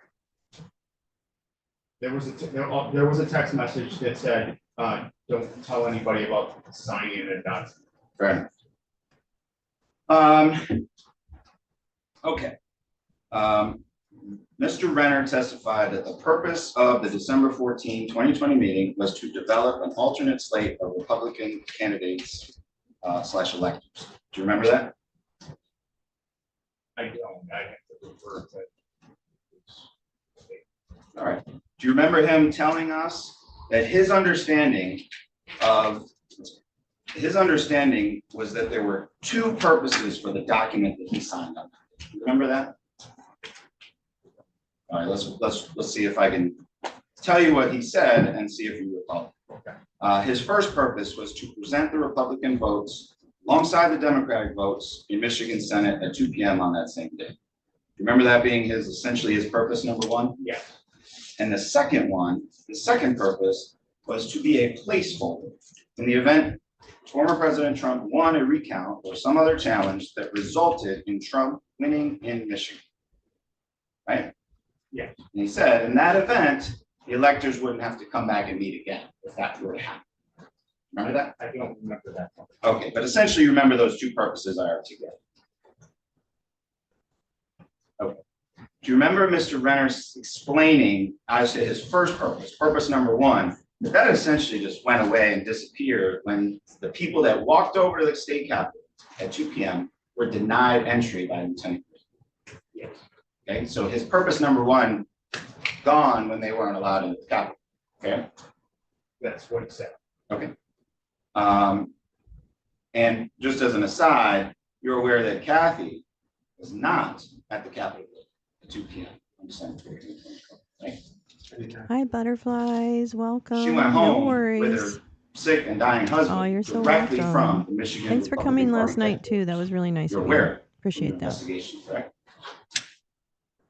I have received statements that suggested that may have happened, but I didn't have anybody in a car with her, traveling with her, so I did not interview anybody. So that's maybe what some people say, but I don't have any evidence to, where an eyewitness said I rode in a car with her, we went directly. Well, her husband's since passed, so it's kind of hard to ask him. And then people started. You watched the video that was introduced by the prosecution team in this case outside the Capitol building. What the correct? fuck did he just say? Yes. Did you see Ms. Burton? Did he in just that talk video? about her No, I husband said that dying? just a moment ago. I didn't have any evidence. What the fuck is that? Yeah, but I'm asking you a specific question. You watched the video and you did not see Ms. Burton in that video. That's correct. That video captured who was present outside of the Capitol building at 2 p.m. or slightly before 2 p.m. on December 14, 2020. Didn't it? Well, it captured the people that were within the camera's view. So there may have been people standing. And who was outside filming of it? the view. Kathy. No, Did I'm not. just kidding. Okay, maybe she's hiding in the bushes. I'm not saying that, Mr. Denise. Dude, chill out. Slow your On roll. the second purpose, do you agree that Mr. Renner's testimony makes it clear that that is a contingency event? Yes, Mr. Renner did say that. Basically, something had to happen after December 14, 2020, but before January 6, 2021, correct? I don't remember that specifically saying. I'm asking you specifically, isn't it fair that something would have had to happen? Trump would have had to. These are not really good we'll get into questions. some I of the don't testimony, think. but Trump I don't know would about have the had lawyers to in the approve audience, state but I of just Michigan don't. between This doesn't December seem 14, like very 2020, good and January questioning, 6, but maybe it is. 2021, in order for this certificate of this alternate Republican certificate of votes to have any legal consequence or significance. I can't answer that. So we'll get to it.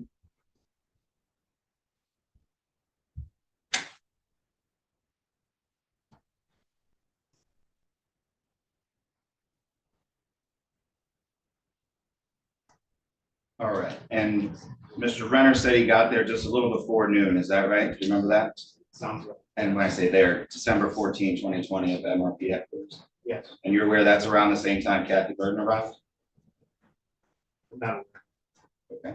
Do you have anything in your investigation to suggest you got there any earlier? there may have been. I just don't recall. And he too wasn't told anything about signing documents prior to the meeting? He too, Mr. Renner? Mr. Renner.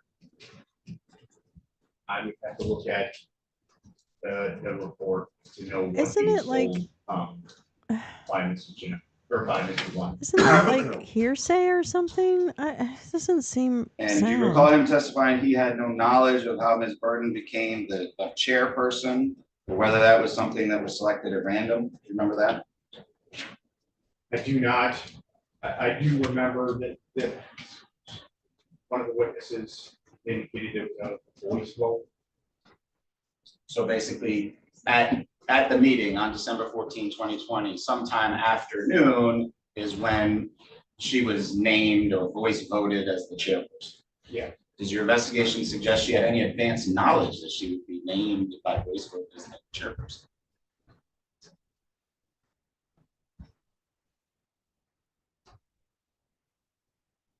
It does a little bit based on the information that I received from Mr. Chesbrough.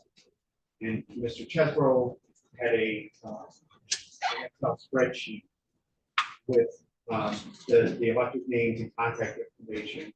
And I believe Mrs. Burton had something labeled next to her name. Okay, we're gonna sing Kenny But I would have to songs refer to those. throughout. Okay, we'll take a look at that too later, but I'm gonna basically, start with I know what you're talking about. Mr. Kenny Chesbrough Rogers. didn't know Ms. Burton from the Man in the Moon, right, before this? You gotta Yes, know that's true. He was when provided to a list of hold the 'em, 16 electors in the state of Michigan. know when Yeah, to Just like he was fold provided the 'em, names of the electors of the other know 16. when to walk Yes, and that away, came from. know when to Michigan. run. You don't count David your had money. that information. When you're sitting at the table, there'll be But that time information, enough to count signifying, it for counting For designation. when the dealing's would have been on there done. going up to those streets. Right, and all that did was We might have to identify come back what to her him role for the was within Islands in the Republican Stream thing, Party but I'll prior try and to space this it out. meeting. Is that fair? Yes. Okay, nothing to do with chairperson. Next Again, up, like I Kenny mentioned, Loggins. I would have to look at that specific document to determine what he said. Okay, and just, I don't have it here, but for the record, because I know what you're talking about, Mr. Chesbrough got an email with the names of the Republican electors from Michigan in a spreadsheet, correct? Yes, That spreadsheet had 16 names, right? yes, And it had, if they had a title essentially associated with them, they had their title. yes. And she was the Republican National Committee woman, right? Again. We'll look at it. Okay, fair enough. If you want to put that on the record, I would have to look at it in order to give you an honest answer. That's fine, but, sir, this is your investigation, right? Yes, You've been at this since December of 2022. You should You've been know. doing this 70% of your time, I believe it's 60 to 70% of your time since then. yes. And I remember that. There's thousands of pages, but you have to keep in mind, you're focused on one client. I have 16 defendants and all the documents that are associated with this. So the amount of information you're focusing on is specific and relevant to your client. Mine is much broader. Yeah, but I got all the stuff you gave us. I believe. All right.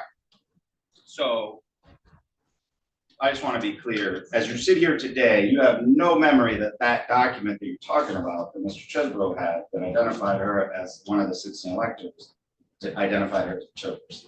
What you're saying is you got to look at. I just said that I have to look at it. There was a designation there. I just don't know. I took an oath when I got up here, so You I doing want to it? make sure that I'm honest and I'm accurate. All right. That's good. Okay, All right. I'm all right. Nobody worry about me. okay. Ow! Why you gotta give me a Back to fight? Mr. Renner. Can't you just let He it also be? testified here in court that I'm these all right. alternate certificate of vote were Nobody to be worry used about me. only if, quote, Trump was Got to give determined me to a have fight. I don't know legally this won song the very well. election. Why close don't you quote. let You me remember that? be? Do what you Yes. like.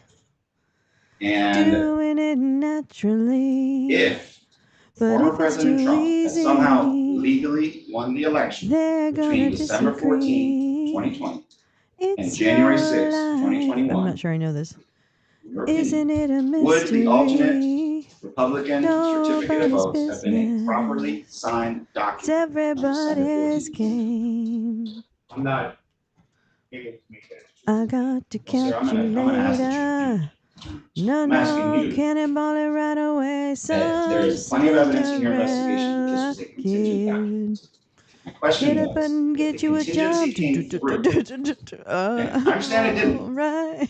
but had the contingency Now I come did a key through change. something About me, happened aren't I talented? between December Why 14, you gonna give 2020, me a and January fight? 6, 2021, Can't you just would this let it document have be? been a properly I'm signed document in your opinion? So there's a number of different lawyers and opinions on this matter that I've come across in my investigation. Some say yes, some say no.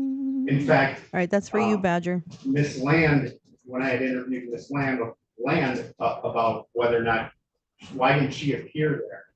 It was That's a because she bop. didn't That's feel still a that bop. it, would carry any I was a weight. There bop on there the was no 8-track, purpose and it's a doing it. bop now, Several people bitches. that I met or interviewed made that Actually, I don't think that was on 8-track. Sorry, even if there cassette. was something that occurred Cassette. with I courts, definitely that had a it cassette. necessarily wouldn't change things. There was a number of different scenarios that could possibly play out. So that's why I can't answer your question, because again, we have attorneys that had a difficult time coming up with a decision on that and arguing amongst each other, those even on the Trump team.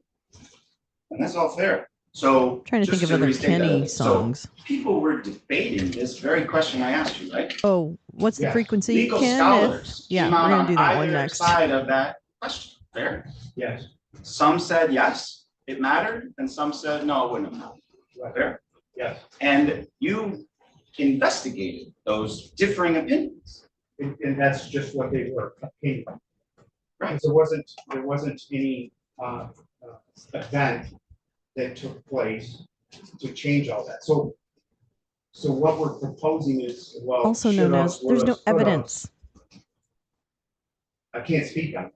I was called upon to investigate the information that I had in front of me and followed that along, but a number of different outcomes. You're asking me specifically to make a determination on that. And I don't have the ability to to determine that. I don't have the, what I do know is that the document was created, the document was signed, the document was mailed. There was no recount. On December 14th, I was not aware of any court action. I was aware of, the Speaker of the House, Lee Chatfield, Mike Shirkey, had said that there was nothing that was going to change the outcome of the election, and I'm paraphrasing here. So that's what I was for. Okay, so sir, you tried to, and I don't say this disparagingly, also but you tried to stupid. minimize your role here. You're just the guy that's developing the facts, right? I'm not minimizing. Okay, I take my goal very seriously. you develop the facts, right? Develop them. I don't What the develop fuck does that mean? I gathered. Fair. You gather the facts and you presented a lot of that information, or I say some of that information in affidavit, right? Yeah. And that affidavit, you swore to under oath, fair? Yes. And you said, and we'll get into it a little bit, you said that somebody on the AG team drafted at least a portion of that document, right? And we're talking about the affidavit. In support of charges. Charges. Yeah, Okay, you know, yes. the Attorney General Specifically, you said, you is the top drafted law paragraphs 1 to enforcement 37, officer of the state, right? Yes. right? And Am I somebody wrong on the team about over that? here, I don't think I'm wrong drafted about that. paragraphs 38 to 45. Yes. And I guess while I'm doing it, did anybody provide you with edits to paragraphs 1 to 37? We don't recall. Did your boss on the criminal investigation division side do it? I don't recall. Did any of the prosecutors do that? Asked and I answered. don't recall. If they did, would you have incorporated their edits if you agreed with them? Yes. I'm the one that's swearing to it. Sure. So you got it. I mean, so even paragraphs 38 to 45, you had to agree with, right? Right. That's swearing to it. And all the legal research you did, because there's a lot of legal research that went into paragraphs 1 to 37. You're citing statutes, you're doing some other things. That's all you. That's your testimony? Yes. Okay, sir. We went off on a little bit of a tangent, but I'm going to come back to my question. You've told us about other people's opinions. You've talked to us about different opinions on the question that I posed. But I want you to answer my question. Do you need me to restate it? Yes. Had Trump, former President Trump, legally won the election Jesus between Christ. December 14, 2020 and January 6, 2021, okay? Whether that's a recount, whether that's some court case, whether that's the state legislature doing anything, whether Congress did something, if that happened, would the document that was signed, People's Exhibit 14, Is he a constitutional lawyer a on the proper stand? document? I didn't hear Yes, that in his Your Honor. resume. Objection? Asked and answered, Not answered yet. it was answered, if you didn't like the answer, but it was asked and answered. It causes for speculation and it causes for legal confusion. I agree that it's possible conclusion also believe he answered the question because he said he wasn't in a position to answer that question. And that's an answer. So that's objection is sustained. Yeah, thank you.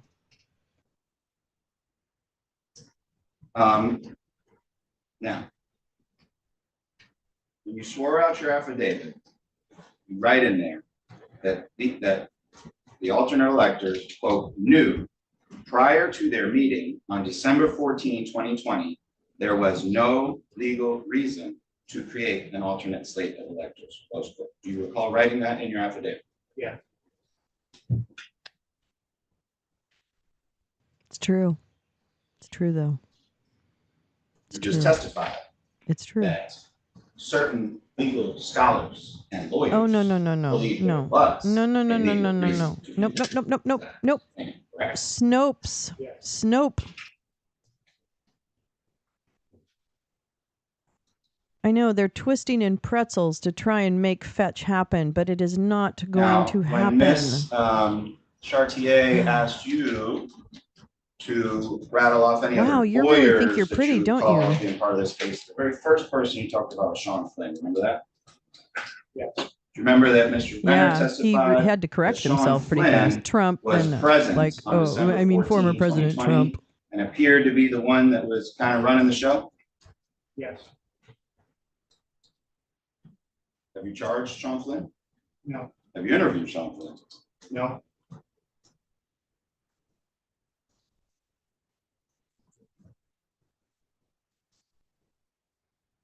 Why Now, we not? talked about this a little bit. Just got a We're not couple of actually going to questions about explore it, that. but, Okay, fine. Mr. Renner testified that some of the people were going to present the documents at 2 o'clock at the Capitol, right? yes, And you're aware that there's a state law requirement about when the vote is supposed to happen of electors? yes, And that's, again, a state law requirement, not a federal requirement, correct? You're aware in 1960 Hawaii, both the Democrats and the Republicans met together to cast their respective votes? yes, But in 2020 in Michigan, the Republican alternate electors were denied entry. We talked about that, Lieutenant Green, correct? yes. The 1960 event was different than Different circumstances. 2020 Michigan event.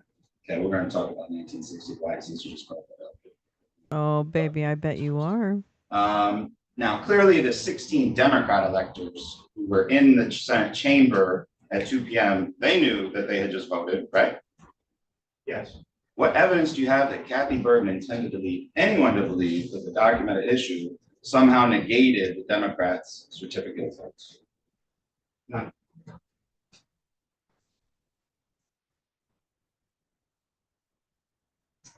Mr. Renner testified that there was no plot to defraud anyone, right?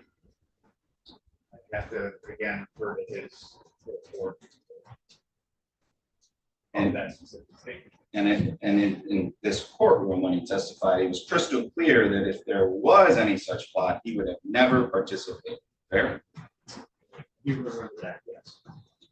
And he was equally clear that he made no agreement with anyone, no agreement with anyone to commit a crime. Remember that? Yes, Mr. Did a Renner's pinky perception swear? of the events on December 14th, Because if there was no 2020, pinky, I don't based know. on his observations of I everyone don't there, know. was that it was entirely not legitimate. sure. Do you remember him saying that? I do not. Let's take a look back. Yeah.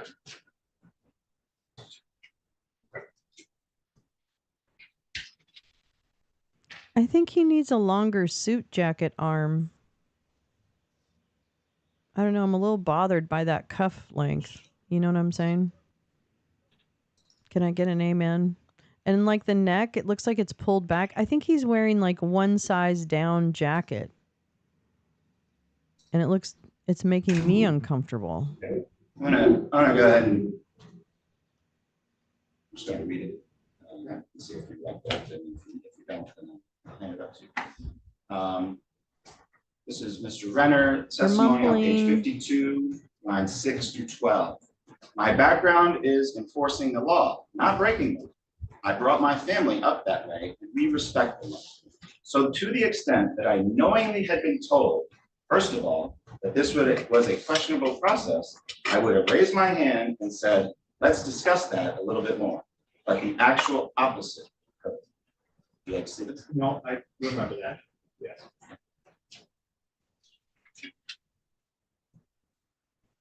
And Mr. Renner considered the election fraud allegations, and he specifically referenced the allegations at the TCF Center to be, quote, very serious issues that had not been addressed, close quote. Ding, ding, as of ding. December Second 14th. one. First, it was what? Hawaii. The second one is TCF Center. Ding, ding, ding. Remembers what. What are we gonna hear testified to. next? There's no reason to go through it again with this witness. I'm It's not thinking part he's of the going somewhere investigation. with it. I think it's gonna be a scenic route, but I think we're going somewhere. Am I wrong, Mr. Janidi? You're not wrong with Owens. Because there's no other reason why he would rehash when we were all present for that. That's what's been happening, Your Honor. That's why I'm moving my objection. I think he's trying to align, I guess, the testimony from Mr. Renner to what your witness yielded from his investigations, what I'm assuming is happening. So the objection is still.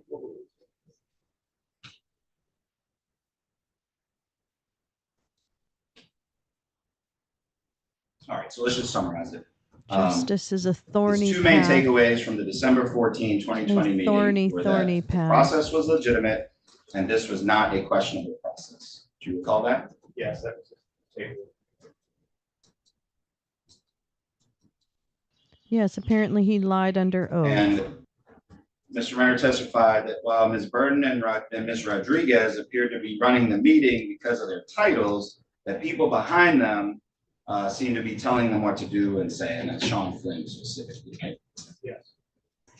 And Mr. Flynn is the Trump lawyer, part of the Trump campaign, who ran this, I'll call it second unsanctioned by the MRP meeting.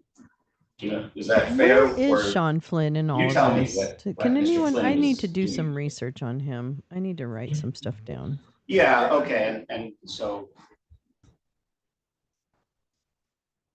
let's try to, Laura Cox, head of MRP, right? Yeah. You heard her testify. Yes. She wanted to have a Michigan meeting, which she Republican described Party. as a ceremonial. Yes. And to sign the document that Ms. Burden signed and had notarized, we're gonna get to it a little bit later, but you know what I'm talking To about? sign it, yeah. And have it notarized. There is a notary or a space for a notary on. Okay. And then that meeting kind of starts and finishes, and then there's at least a continuation or a second meeting that Mr. Flynn kind of takes over. That, at least that's how I view the events that day. Looking at the information, if it was a matter of Mrs. Burden signing just that document, then why are 15 other people coming? So I can tell you one thing, Ms. Burden had no idea.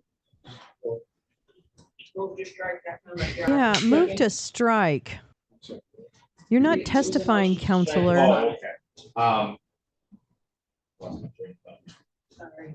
That's, anyway, My fault. Go ahead, if you can remember, otherwise I'll. I go ahead.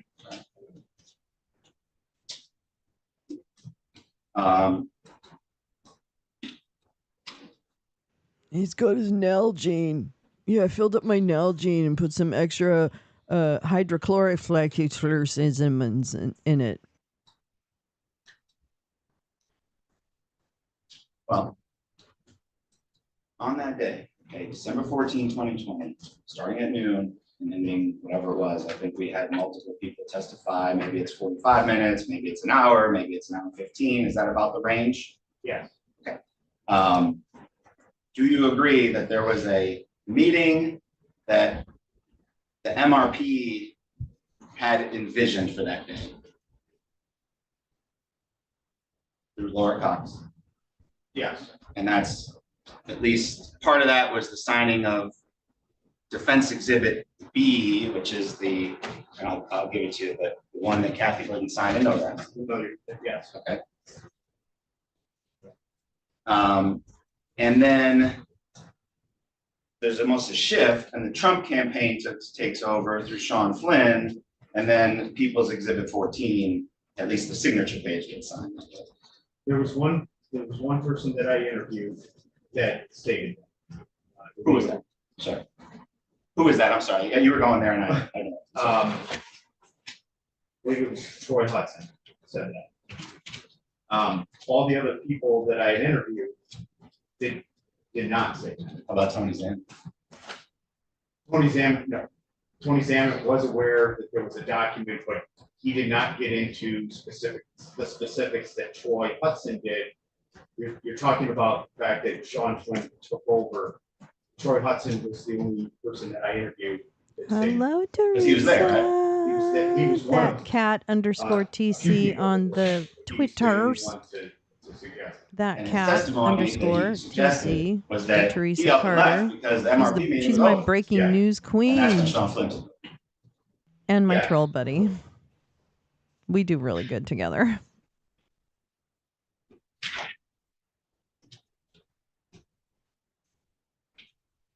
To your knowledge, no, that's true.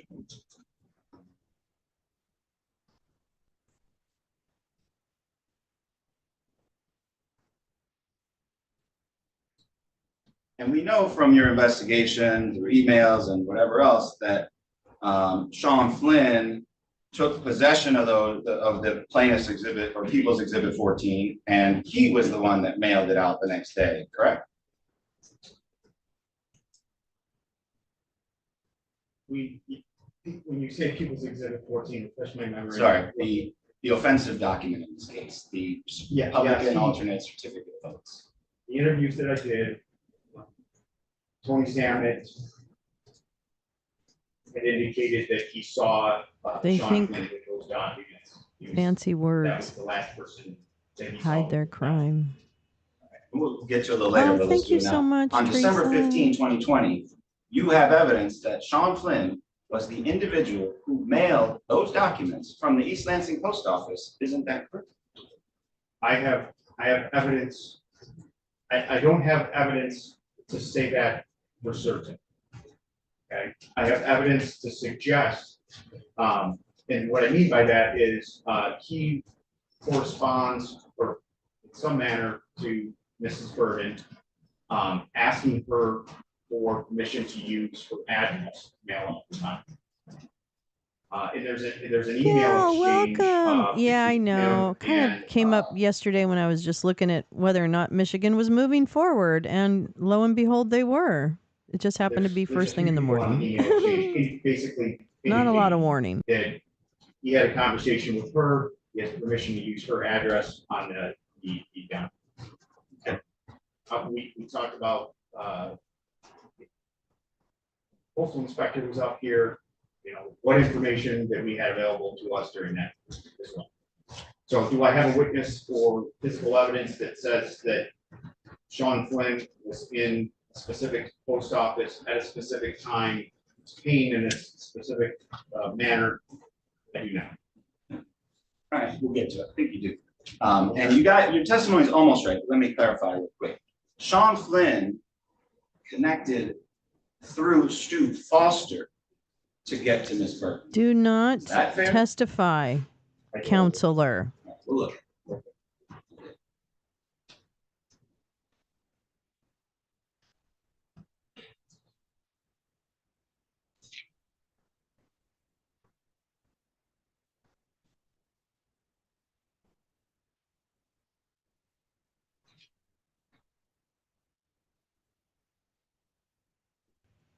Awkward. Okay. Oh. All right. Your Honor, just making you aware, I'm moving to a new subject. I don't know whether you want a break. I'm happy to keep going. Did he like wrap? Did he wrap anything up?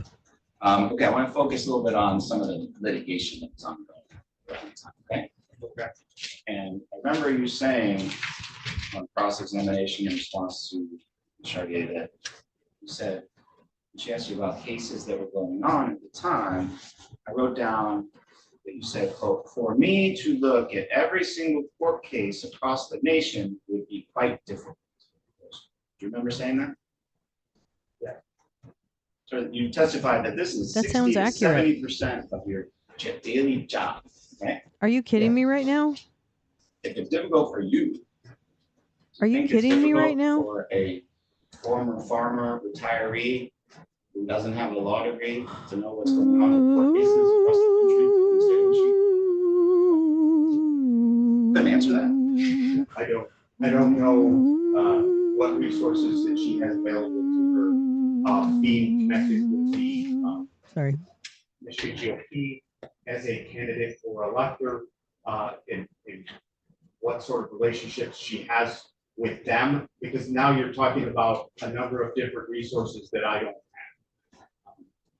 So I can't, and that's why I can't answer that. So it's not, I'm not being disrespectful. That's right. You know that even though she has a title, she's a volunteer. I understand. She's not paid for being part of the party. You're aware of that, She's right? giving of herself She to the shows up for some community. meetings sometimes, and that's about it. That's right.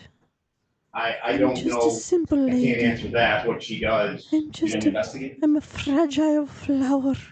not I specifically am like what her daily media activities are. illiterate.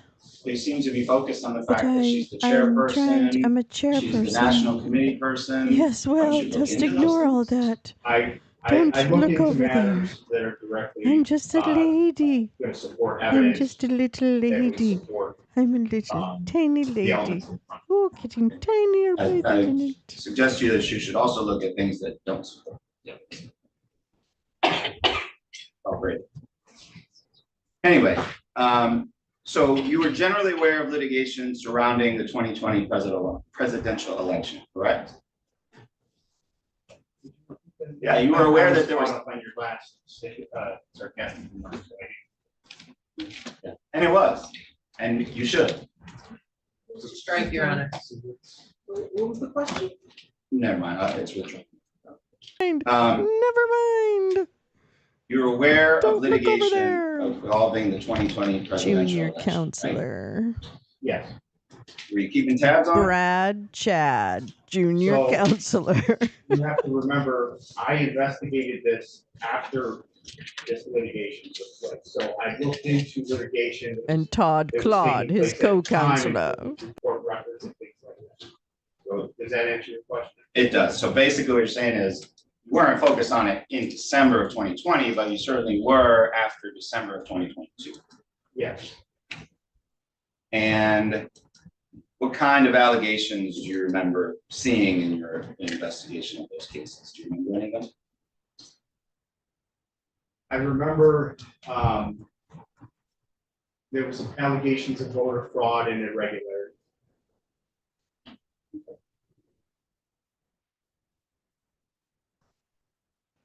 I'm like traumatized by the word irregularity. I really am. After the Clark disbarment hearing, I'm completely Now, there are a number traumatized. of That's like a cases trigger that were word. filed in the state of Michigan. I just want to know if you recall looking at any of these that I'm about to go through. Constantino versus the city of Detroit.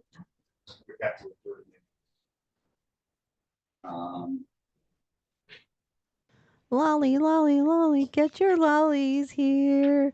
Da da da da, get your lollies here. What's that from? That's from a cartoon. Na na na na na na, get your lollies here. Na na na na na na, get your lollies here. No, I can't remember. Oh God, I'm so sorry. I hope I didn't infect the entire audience with that.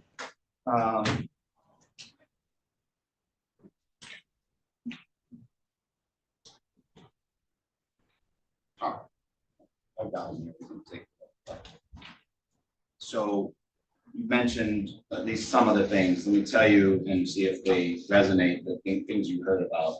In that case, there were allegations of forged ballots. Oh. Did you ever hear any allegations like that? Lolly, lolly, lolly, get your adverbs Illegal here. voter coaching. I'm Did you gonna hear have to that? look up that song. Hold on. I think it's from like Schoolhouse, Changing dates on ballots so that they'd be like counted when they Sesame shouldn't have Street been or counted. something. That's the third one. Illegal double voting by certain individuals. Out-of-state vehicles dropping ballots off in the middle of the night. Did you hear any allegations like that? I do remember that, yes. The lack of transparency in the ballot counting process. Do you remember that? Schoolhouse Rock. Sorry, Remember there were some Schoolhouse Rock. allegations I already that, did it. put a Too big late. board over the windows and people couldn't look at Oh, that's what, yeah, I remember that. it. People not having access to something called the qualified voter file. Yes, I remember. Do you know what the qualified voter file is? I'd have to refer to my. Basically, this refreshers, you call the qualified voter file being a list of essentially people's information and signature, and then that's something that the actual folks could be married up to. That's something. And signature issues on the absentee ballots. Do you recall that? And chain of custody issues. I think No, there some weren't allegations actually about though. Funny enough, Chad, with the votes, yeah. there weren't. Brad, damn it, Janet. Let's take a look together at. Are you aware that in the Constantino case and other cases too, that there were affidavits that were submitted to the court in conjunction with those complaints and Which were allegations? roundly debunked, and someone's opinion or conjecture. They were bullshit affidavits that didn't prove fuck all. And there was a lot of. Let me give you other the short supporting version. Documentation in the files. They were pieces of trash. Okay. Some of So your them memory is were that fake. In connection with the court cases filed in the state of Michigan, there were affidavits and other supporting documentation in conjunction with the allegations. No, I would- actually, there Yes, wasn't but I any wouldn't other say supporting specifically for the state of documentation, Michigan. I would motherfucker. say Yes, in general. Otherwise, put it up there. I Oh, I'm don't sorry. recall about the specific cases in the state of Michigan.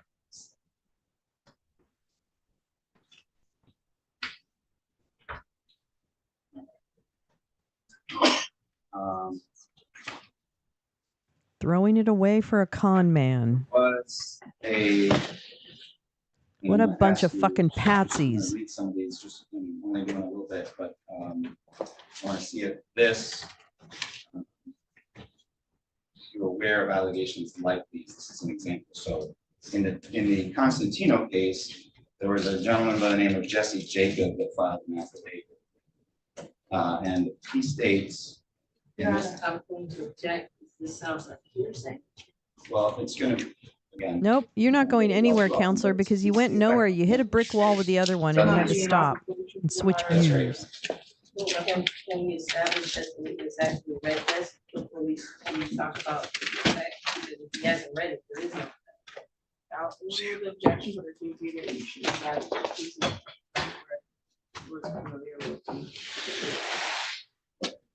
Oh, Your Honor.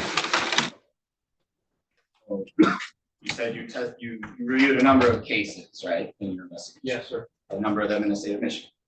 Yes. Constantino versus the city of Detroit was one of those cases. I don't recall. That's what I said. I have to refer to it. Sure.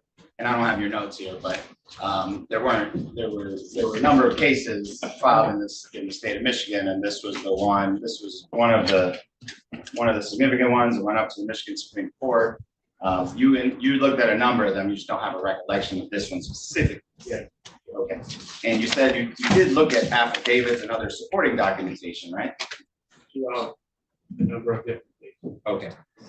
Do you recall reading the affidavit of Jesse Jacob? I do not. Could you have? What?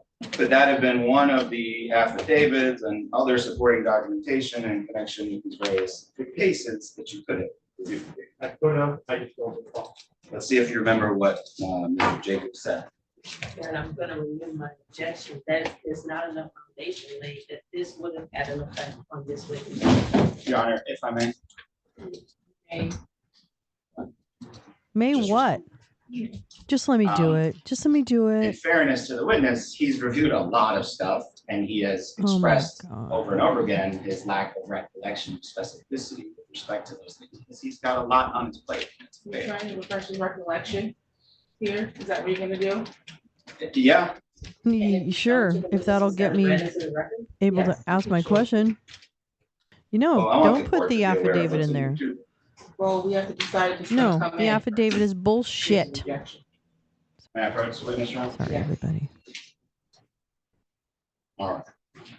I'm handing the witness the Jesse Jacob affidavit that was filed in connection with the Constantino versus City of Detroit case in the Wayne County Circuit Court, dated November 7, 2020.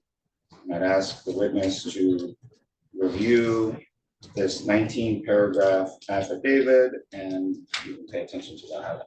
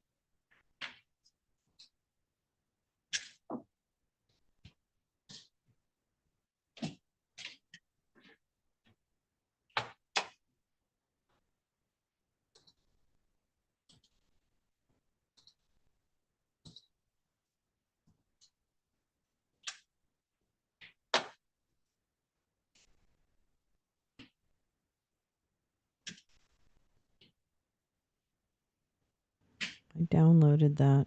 Okay. Have a good one. Oomph. Thanks for coming.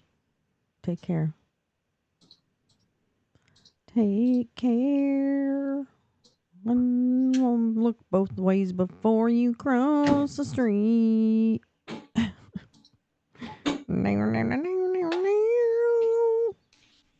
That's what I always say to Bobo. Be safe. It's my standard send off. Be safe. I mean, oh, it's getting lighter here in Los Angeles. A little brighter, but still overcast. I really like it.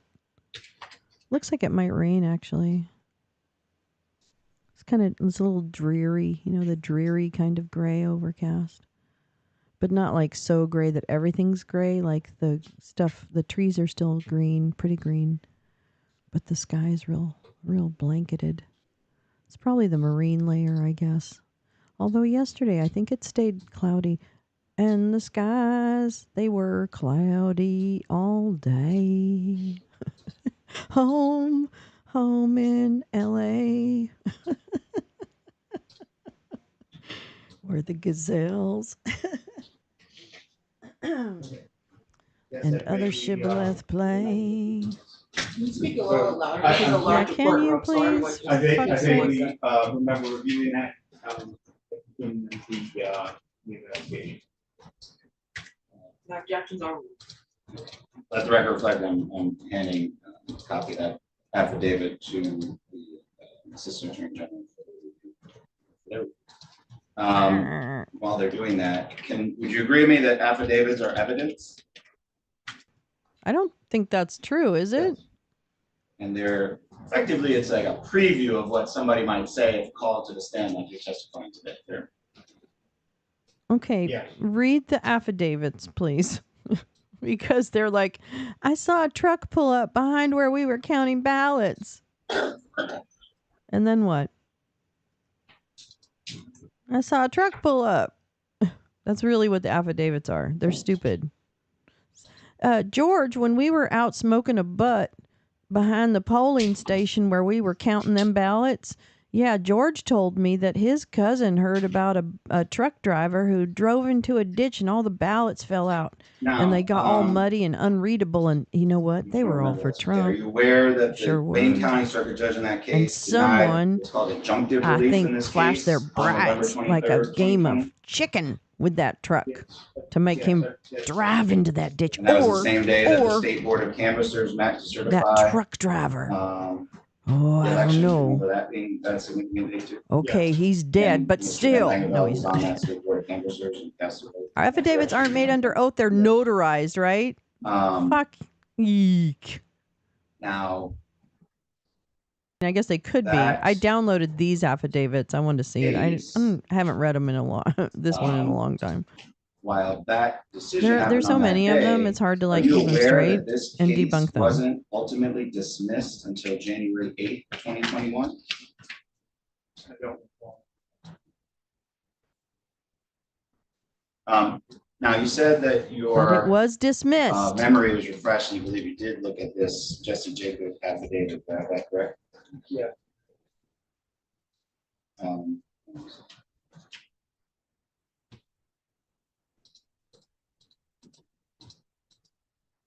As the lead investigator looking into these issues, and you know that there were these, at least allegations of voter fraud, right?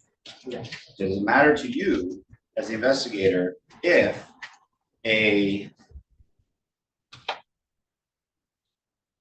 somebody who was working for the city of Detroit and assigned to the elections department for the 2020 election was instructed by his Your Honor, going to object again, and I know that the court thinks we will affect on the listener. However, the testimony has developed that this case was dismissed in January 2021, and Investigator Schock's investigation did not begin until December 2022. There has been no foundation for effect on the listener for a dismissed voter count.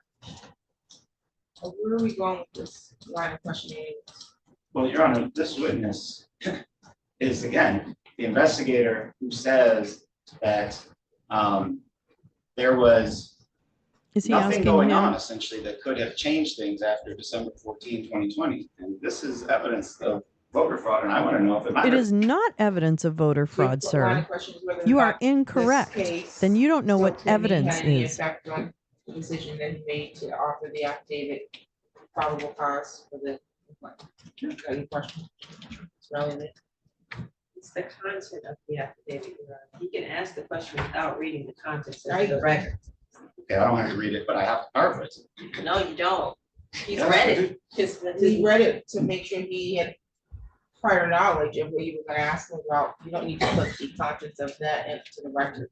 But Your Honor, I think that one of the fundamental things here is we know today that there were no issues of fraud, Right. voter fraud, that could have overturned the election. That's correct. Fair. Okay. But No, we knew there it are at then least some too, people sweetheart. that didn't No. believe that to be the Well, they case as refused to of believe December it. There's a 14th. difference between And so if there are there's these a things difference. out there in the public There's a domain, difference. which this was, it's a publicly filed document, that had allegations from real people, this one being No, it a city doesn't. of Detroit employee. You're who worked for the wrong. elections division, You are who was incorrect, instructed sir. to do improper things.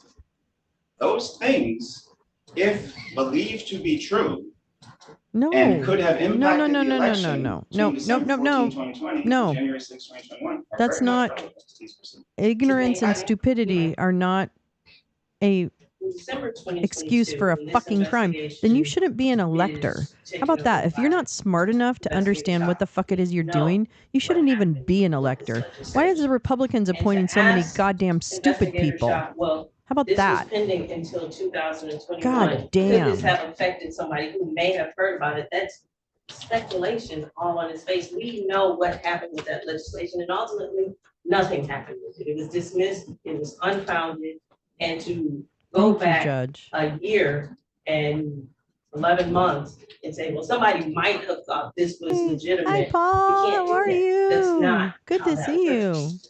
Well, I think his question is whether or not the fact that there were these allegations that in fact, again, his decision, he's the one who authored the affidavit of probable cause under penalty of perjury that these people committed these crimes. Oh, I'm So okay with he- that question. I think what he's asking is not for him to determine whether or not, you know, back then, the people possibly have heard, were aware of it. I think we've already established that by prior testimony, but whether or not that would have had an effect on the decision, the ultimate decision he made, I guess, to have this charging document issued is what I believe is where we're going. Am I- And Your Honor, with all due respect, we're exactly looking backwards. That's what we do in court cases. So Mr. Schock, while not assigned until December 22, is providing facts to a judge to authorize charges based on these people's intent as of December 14, 2020. So what they knew or didn't know on that date is 100% relevant to these I agree proceedings. to that. But my point, Your Honor, is whether or not that this case, Constantino versus the city of Detroit, was pending in December of 2020. This witness cannot say that any of the defendants was aware of it. I'm not objecting to the witness talking about the effect on this witness. I am objecting to the bootstrapping of saying that because this was pending, the defendants had a legitimate question about the election. This witness cannot testify. We previously asked this witness if there Okay, was that's pretty anything. good, YT. that could have- Affidavit is a Latin word. It I means guess, yeah, toilet my paper. paraphrase now legitimize this document that was really- filed. And so I that's think very that's what funny. the People's Exhibit 14. Oh, and he said he didn't know. Right, so I think that's what he's trying to establish, that maybe he did know. So it's also goes to credibility. But where are we now? So, as the investigator, I think it's like looking upside back down on the day. facts as they existed back No, on opposite December day, 14, like 2020, to SpongeBob. attempt to establish specific intent. Do you agree that that at least some of these offenses are specific intent crimes, right? Yes. That these people had to know they were doing something wrong. Like, Yes. Did it matter to you that there was a city of Detroit employee assigned to the elections department for the 2020 election, Mr. Jacob, that said he was instructed by his supervisor to adjust the mailing date of these absentee ballot packages to be dated earlier than they were actually sent? Did that matter to you? Yes. Yeah, I thought we agreed that the answer the question without this being edited, right? We did agree with that, but at this point, Mr. Renner, it doesn't really have much effect on the decisions I need to make. It really helps him answer this question, I suppose. How did it matter? He did answer, How but did it did matter. How did it?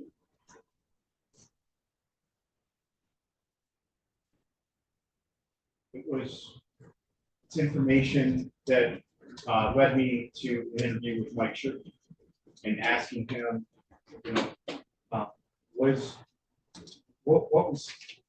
was his responsibility? What did he see? What did he hear? Was there, he referenced the McBoom report, okay?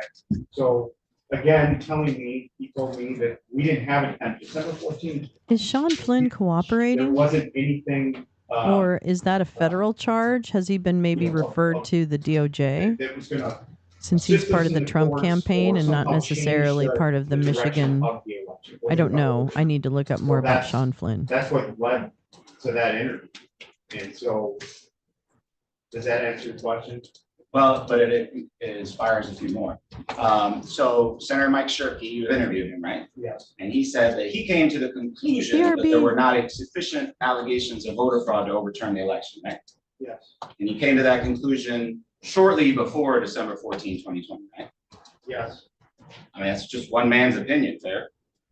No, it's based on a lot of interactions that he had with whether, you know, people. So whether they were attorneys or whether they were people in the party, that's.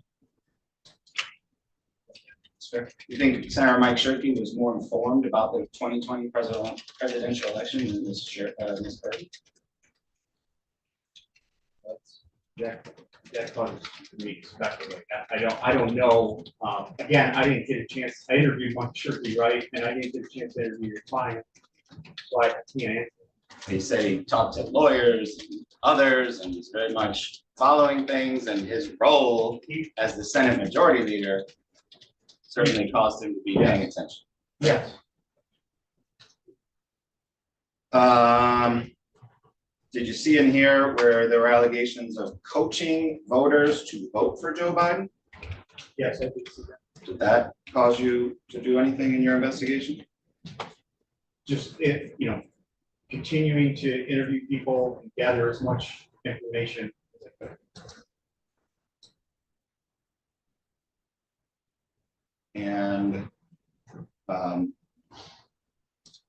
did it concern you that he states that he saw election workers going into the voting booths with voters to watch them vote and coach them who to vote for? Yes. Did it concern you that he says that he was instructed not to look for any deficiency in the ballots that were cast? Yeah.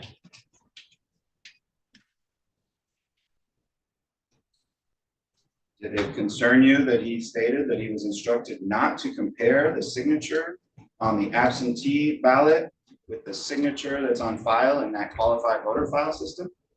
Yes.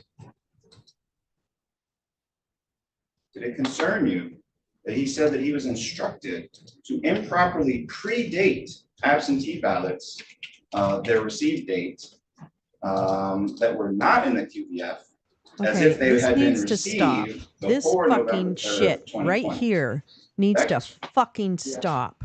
This guy is not an investigator in And he terms of says the that election reason fraud. to put it in the QBF was to falsely show that the absentee ballots had been received in time to be elected. Oh, sorry, I didn't turn my camera on.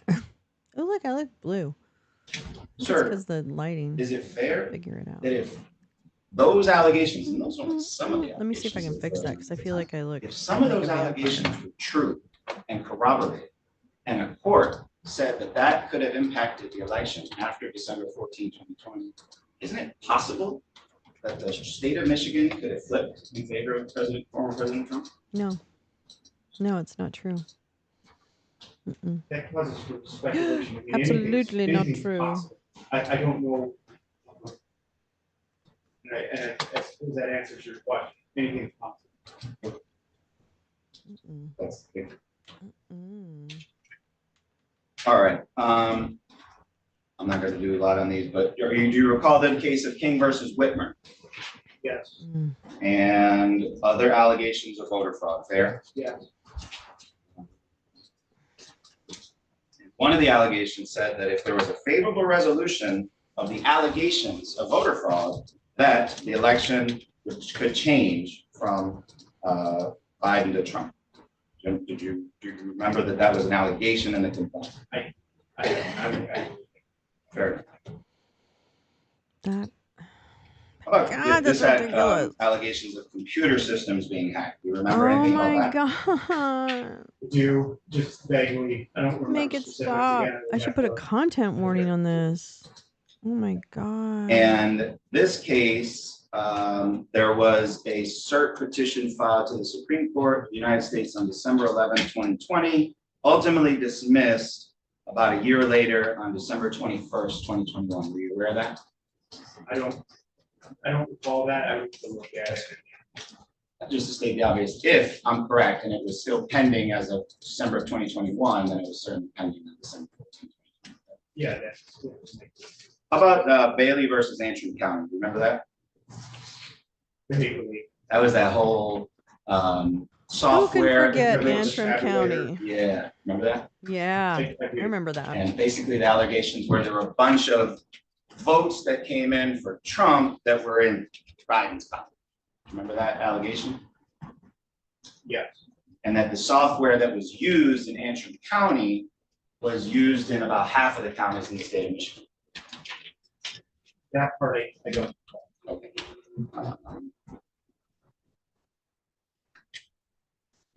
I don't know if the judge is just like letting in everything so that she has like the whole landscape, because this is just And for the for judge. that So case, I understand that, but it's that awfully issue, no, today, hard to listen that didn't turn to. out to be substantiated, but that was what was going on at the time there. Yes, That case wasn't dismissed until May 18, 2021. You aware of that? yeah. But there were articles and public information about the how that about Stoddard debunked versus City certain Election aspects of Commission? those. You aware So of that case? there was already widespread knowledge of the falsehoods Now, contained this one in those actually cases. was over by December 14, 2020. Are you aware of that? Stop. Oh, you said you didn't. I don't remember. think you can Oh, fair only enough. use How about cases cases outside Michigan? where they've had some You look at any of those? adjudication, right? The Like, I don't Texas think one he's comes to asking the mind. investigator if those cases had an impact, All the others, I don't. and that The if there were Wisconsin active one, Trump cases, v. Biden. somehow that should have stopped his Vaguely investigation. remember looking at that, yeah. What? Like Okay. somehow that makes all the clients innocent This one because actually didn't gets know. They don't know what money dismissed is. They're by the just Wisconsin babies. Supreme Court I can't on stand December this stuff. 14, 2020. Man, You aware the of that? Republicans take advantage of their stupidity better than any group on the fucking planet. Yes, there was, well, no, not the Wisconsin one. I don't remember. I know Mrs. Burton had posted something about the Texas one being dismissed.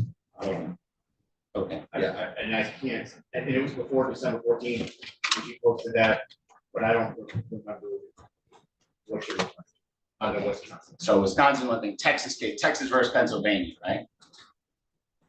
The Texas case, which is called. I think it was Texas. And we'll get to it, but you said you knew that Ms. Burton posted about it, the decision, right? The Texas case? Yeah. Yes, Because you put that in your affidavit. yes.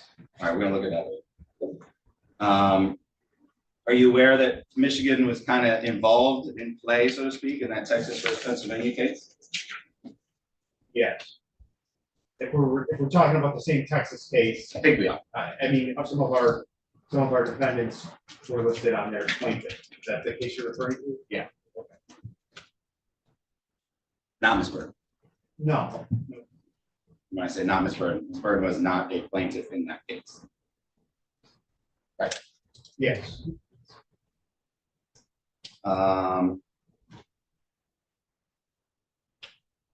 Okay.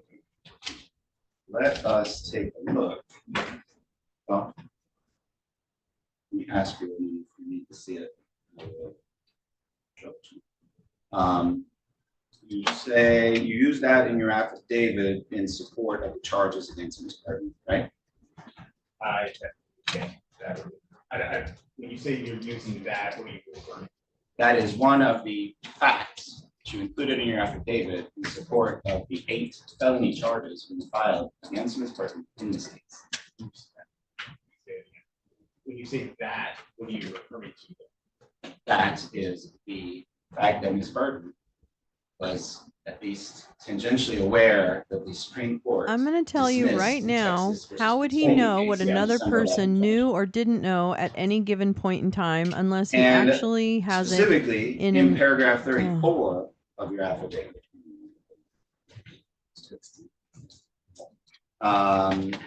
You state that Ms. Burton knew about the U.S. Supreme Court dismissal of that case on December 11th, 2020, based on a post you made on social media, right? Yes. But you didn't stop there. You went on. Your affidavit goes on. And made the leap of saying, prior to the meeting of the Republican candidates for elected, Mrs. Burton was aware the courts did not find evidence of voter fraud that supported overturning the presidential election. Do you recall writing that? I do vaguely. May I approach, Your Honor? Yes.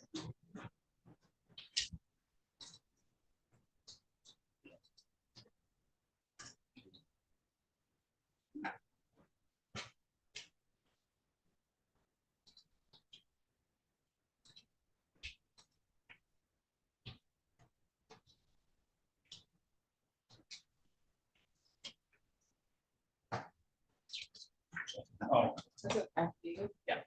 It's in five. it's in the file.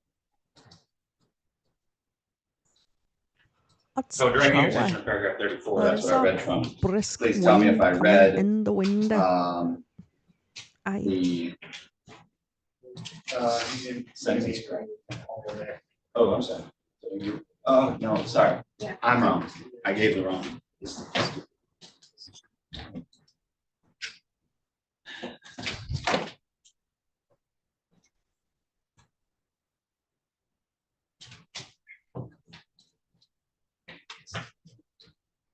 It's a wet blanket.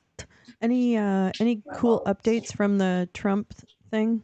Did he fart or did he like vomit in the classroom? I was gonna call it a classroom. I mean the So courtroom. what I had to do before was just hard to get after that. It is kind of like a classroom for him right now.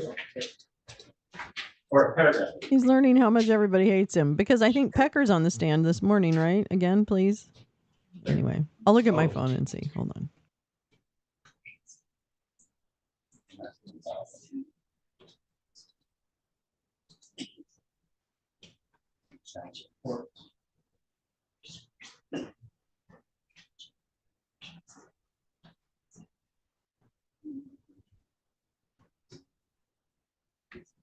So did I read correctly the Trump quote? calls for the judge to recuse Yes. himself.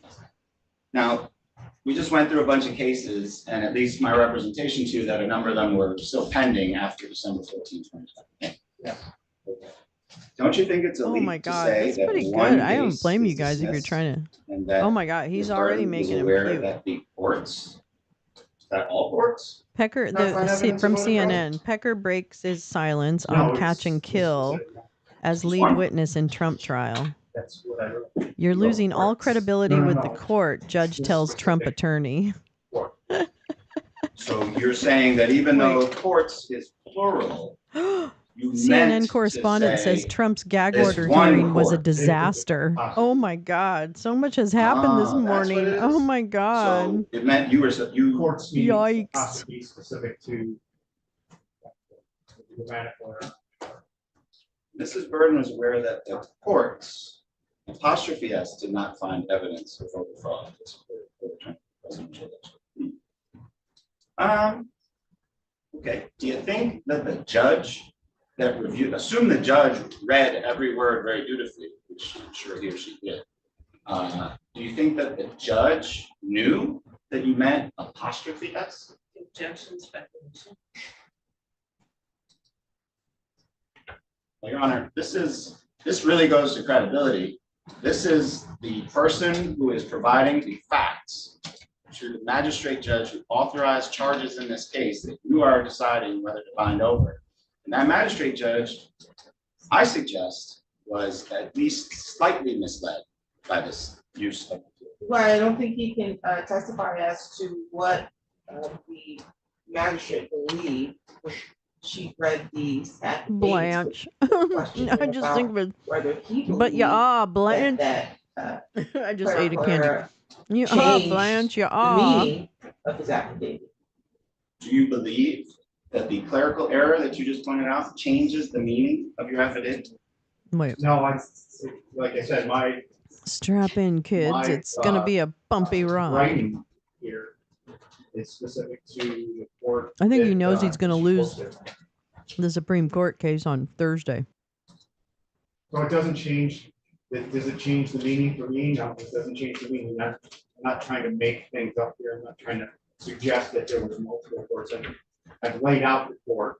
The question wasn't, does it change the meaning for you though? Oh, You weren't writing for your own purpose, you were writing for another purpose.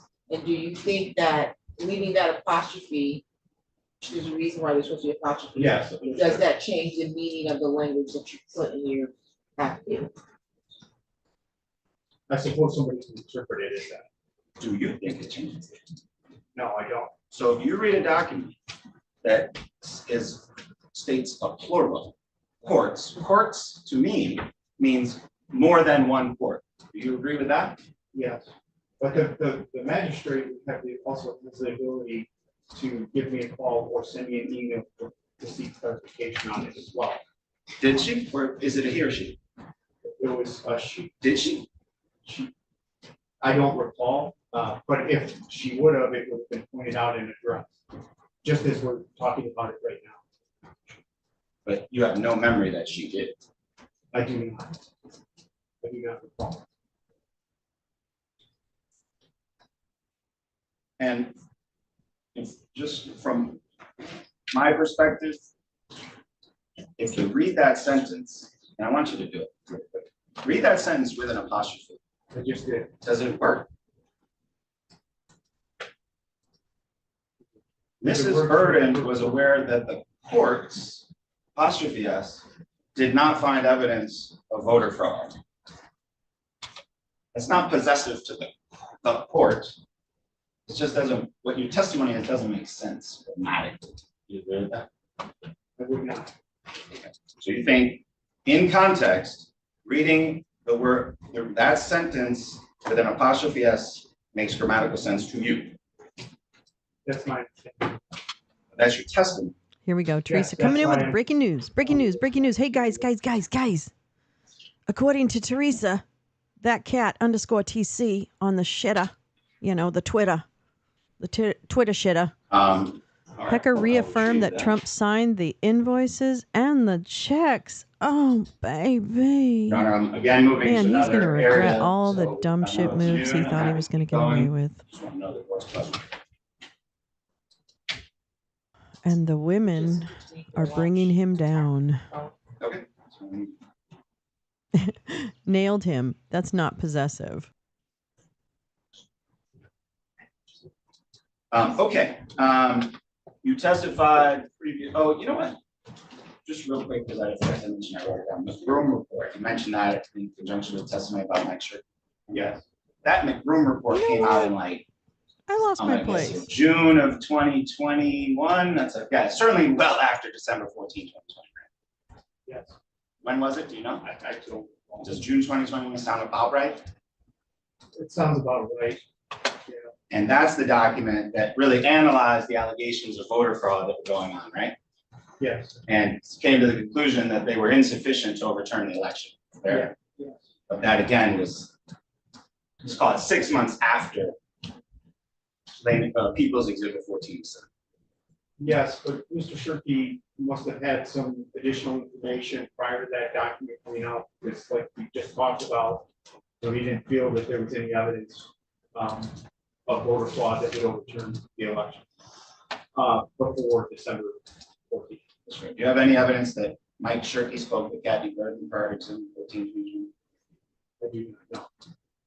Okay, you testified earlier about the fact that you reviewed the Ingham County prosecutor, Mr. Stevens memo, correct? Yes, Are you aware that that memo was drafted essentially after analyzing the evidence and the facts of this case?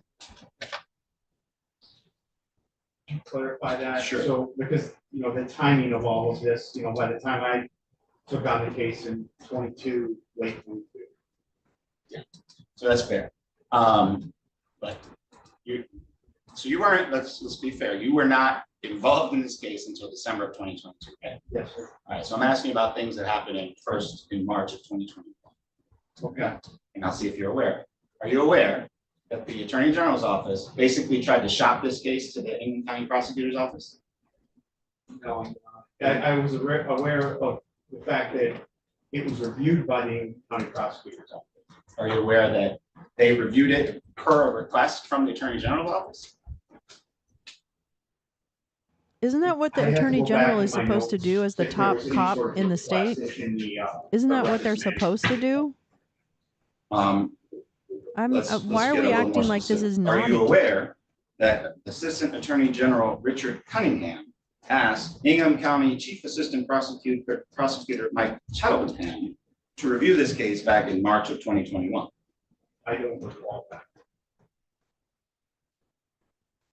Are you aware that in that email that Mr. Cunningham sent to the Ingham County Prosecutor's office that he said Your Honor, it I'm appeared going that a to forgery took object. place? To hearsay, the witness has already said he's not aware of the request by the Attorney General, the Assistant Attorney General to the Ingham County Prosecutor to review it.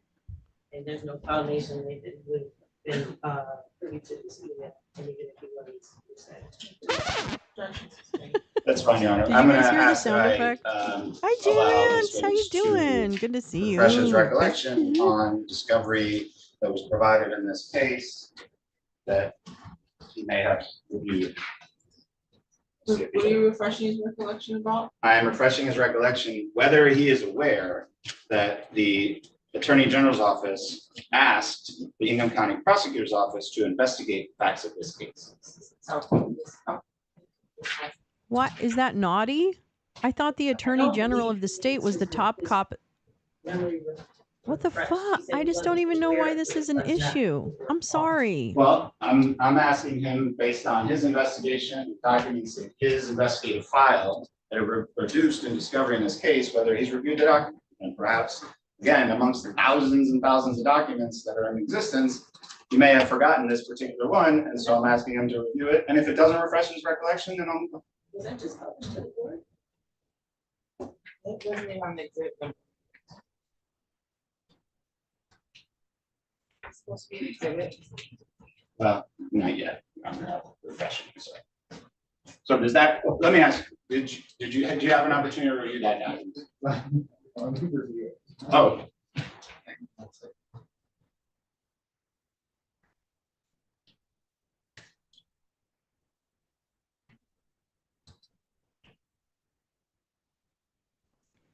Breakfast of Champions.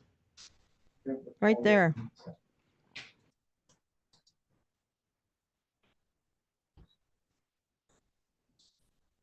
Just want to make sure, I don't see mine anymore. So.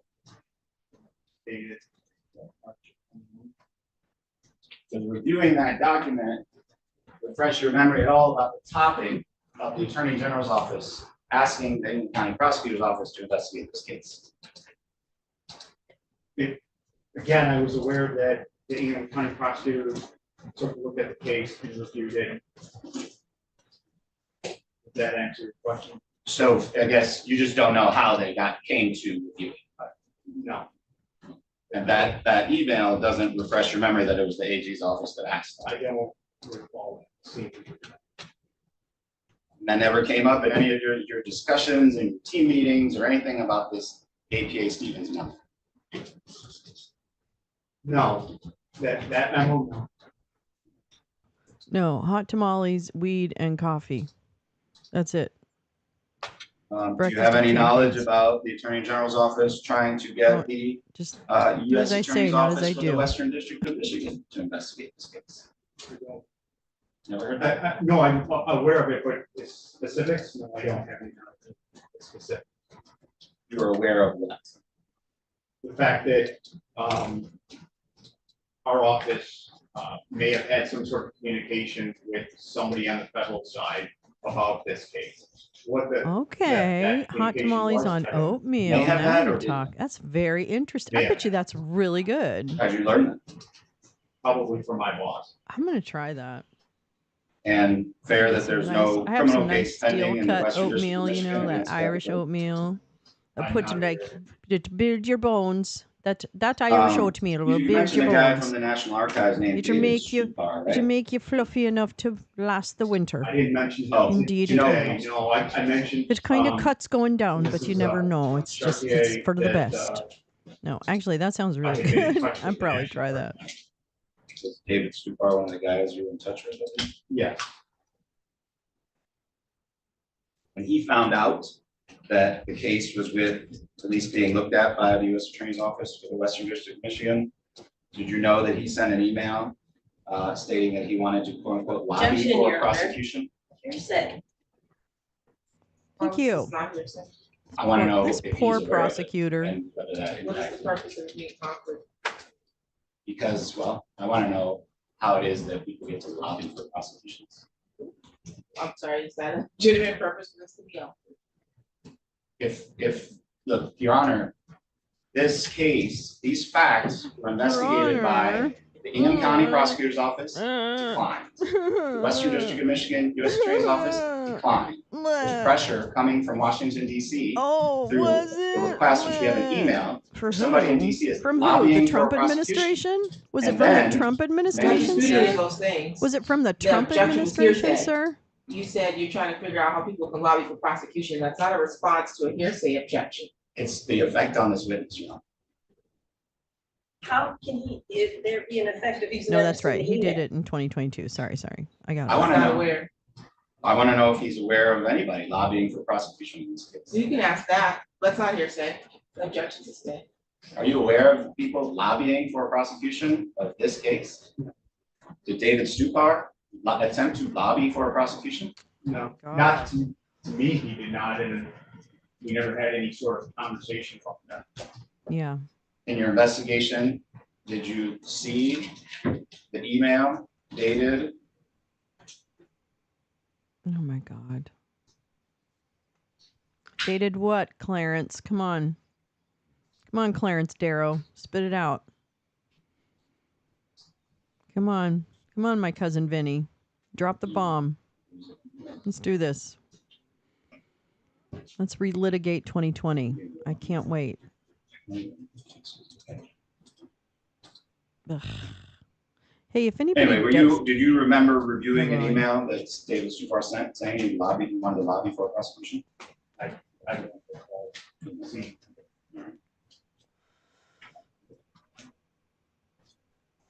so that's it, okay? Womp, womp, womp. Wait, where's my... Oh, wait. That's not right. Oh, no, that's not right. There you go.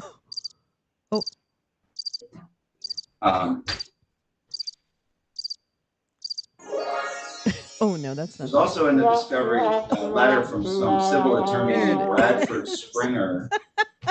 Sent a letter on Did you January guys hear 10th, that? 2023, before charges You here probably asking didn't. for. Damn it, I can't get this thing figured out. Hearsay. Well, I want to know if he answered. I think I got it, though. Are you reading the email into the record first? No. Sound like what you were supposed to do though. No, and so are you aware of somebody, a civil lawyer who was going to file a civil case based on these facts? His name happens to be Bradford It's a Springer. laugh track. Asking the Attorney General's office for information about the electors so they could serve their complaint on these electors. Did you coordinate your investigation with civil lawyers? What do you mean? I mean, when I reached out to interview your client, I received a call back from Mr. Orrington. Is that what you were referring to? No, but that would be a criminal. Yes. They do all I types can't of read these practice, tiny law, but writings. I'm not sure what you're asking. Did you in any way coordinate your investigation with civil lawyers who filed a civil complaint alleging similar things to this case? Did you coordinate your investigation with them? No. Oh. Did you share information about these 16 electors with this civil lawyer? No, I did not share. Just for my clarification, civil lawyers where? Yeah. So there's a gentleman named Bradford Springer. I believe he's involved and there's a civil lawsuit, essentially a parallel civil lawsuit. And in January of 2023. Well, my question is civil, because you say a civil lawyer, that be someone from the civil litigation department at the AG's office. I don't know what you mean. That's fair. That's fair. What I'm trying to get at, sir, is we have a letter from a private civil lawyer who has filed a civil case against these same 16 individuals. Okay, let's stop there. Are you aware that there's a civil case? In Kent County, is that the case you're referring to? Yeah, yes. I'm aware of that case, but that was filed. It's filed one time. Probably around January 2023. No, it was, as I remember, it was in 2022. The case that I'm referring to, I think it was filed in 2022. Are you aware that somebody involved in that case named Bradford Springer was contacting the Attorney General's office asking for information? I better keep this handy. Press, contact information, things like that. No. And your testimony is you didn't share any information with private civil lawyers. No. Are you aware if anybody in the Attorney General's office shared any information in response to that? No.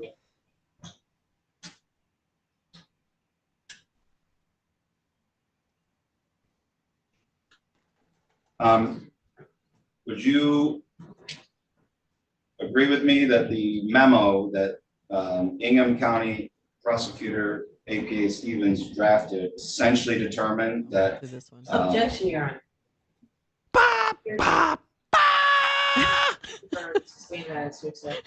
well, so I'm terrible with timing. I would be a horrible effects I'm going to person. ask a bunch of questions about statutory language, but there is some information that's in the memo that I think is helpful. And since this witness testified that he viewed this memo, I believe he said prior to. I will never charges being dismiss brought the here, original clarify tamale want to know and if these its things impact amazing these origins. This to me is just the, yes, there was a cricket noise, good. From a candy standpoint, there is no other. I don't Not eat whether or any not other that memo in candy and of than itself hot tamales. affected his decision. Not But I even think There's chocolate. various aspects of the memo that I want to get into. True, look it up. Whether those things impacted his decision, I don't know how you do that without being hearsay. because it's the effect on him. It's how does it impact him? He's the lead investigator here. So I'll try to, well, why don't we do it one question at a time? Okay. Your Honor, may I just join in as a response to Mr. Danini? The other impact would be Agent Schock said he's the one who actually did research on statutes, both federal and state. And so if there are statutes where there's a contrary conclusion in the Ingham County Prosecutor's memo, I agree with Mr. Danini, that does go to the effect on Agent Schock. I can understand that, but if he's asking about whether or not this agent was aware of statutes, that's one question. He's asking about a memo, which this agent is not testified. He wasn't really aware about the memo. He didn't read the memo. No, I don't think so, Your Honor. I think I'll ask him that question. You can. What do you mean? Did you no? read the APA Stevens memo? And Jim, that's a Oh. terrible, like, old And did you joke. read I it don't want to have that joke. before That's your not. affidavit When I see that a authorized tiny charges hand. in this case? Yes. So you want to ask him as to whether or not the statutes referenced in that memo affected his decision? Yeah, but I'm gonna do it in some I know you wanna take the scenic route. No, don't. Let's not. Let's not take the scenic route. Okay, let's take a look at the Let's get statutes. down to And we've business. spent a little time on it, and I think To we need to dive defeat, into it. Forgery is one of the charges you authorized. the Your jerks. affidavit authorizes you, right? We have to And you invite testified that them, you did research or about the they'll forgery statute. do it again. Let's Oh, put it yeah, on they the did it. So you just copied and pasted the forgery statute into your affidavit? Oh, stop. The MCL. That's what it is. Sorry, God. Oh my God. So just Oh my read the God. statute. Okay, you read any cases about the statute? Yeah, that doesn't help. Cases. That doesn't help, Jim. I'm sorry to tell you. Are you talking about case law? No, I didn't read any case law. I know you're not a lawyer, but you're aware generally that there are laws. I appreciate your and then effort, there are though. cases where judges may interpret the law, fair? Yes, Okay, so it's your testimony that you were focused on the statutes, not the cases interpreting the statutes. Is that fair? yes. I know. I'm hungry too. Are you aware Actually, that forgery is I a want property something to crime eat. under Michigan law? I'm gonna ask I would have to look again at it. the fam what they want to eat. You have to look again at what? The statute. Or any related materials that say that it's a property crime.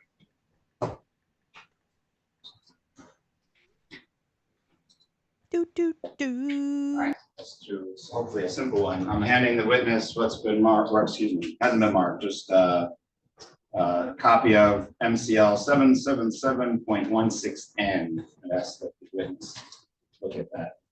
Your Honor, I don't intend to introduce this. I think the court can take judicial notice of it. The statute. Yeah. The court can just tell them it's property.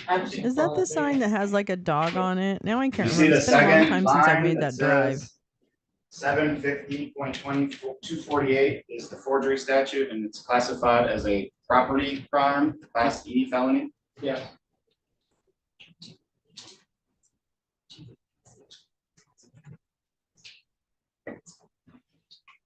So we've established that this is a property crime. That means somebody has to be defrauded out of property, fair? Objection, calls for legal conclusion. You want to respond to the objection?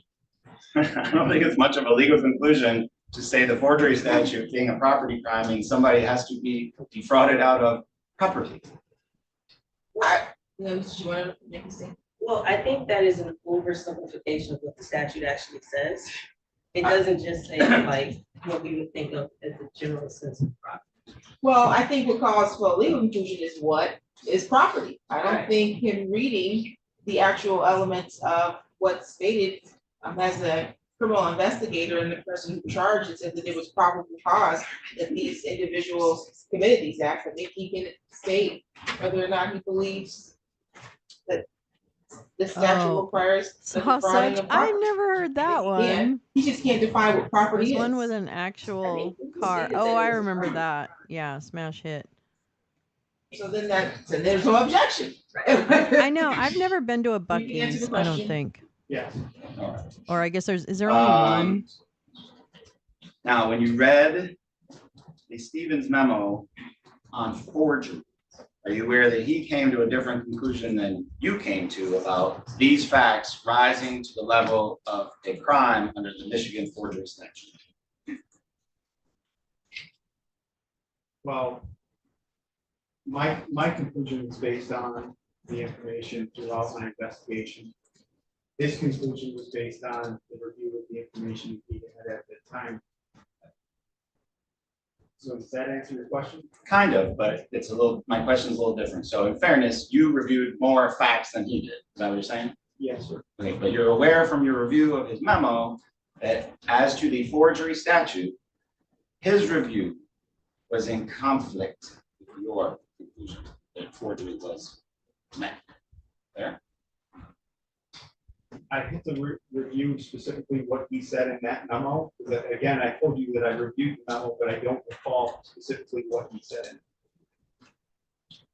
All right. But you're aware that his conclusion was that the forgery statute was not met here based on his review of the evidence at that time. I'm aware that they declined or he declined to authorize charges. Which is in conflict, is contrary to your decision, right? Yes, I don't have the decision to authorize charges. You ever submit an affidavit to a judge and the judge said no? I'm not going to authorize charges? Oh, interesting. We I went for don't the first recall. time on our way to the eclipse. We got pulled pork. Oh God, I love pulled pork sandwiches. Oh, you got sick? Oh my God. That's terrible. Well, there you go. He sponsored the convoy. Oh, he owns Buc-ee's. That guy. I know who you're talking about, Jim. Right. Have you, Yeah, I when know you who you're looked at talking the about. forgery statutes, are you aware that a forgery occurs when somebody makes a false written instrument for either a pecuniary gain or exposes someone else to a financial loss? In your investigation and your research of the law, did that come up in your research? Yes.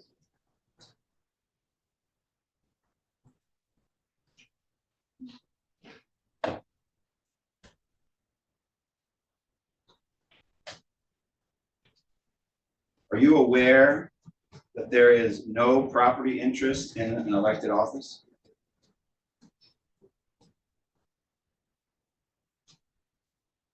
I'm not aware of that. Do you think there is a property interest in elected office?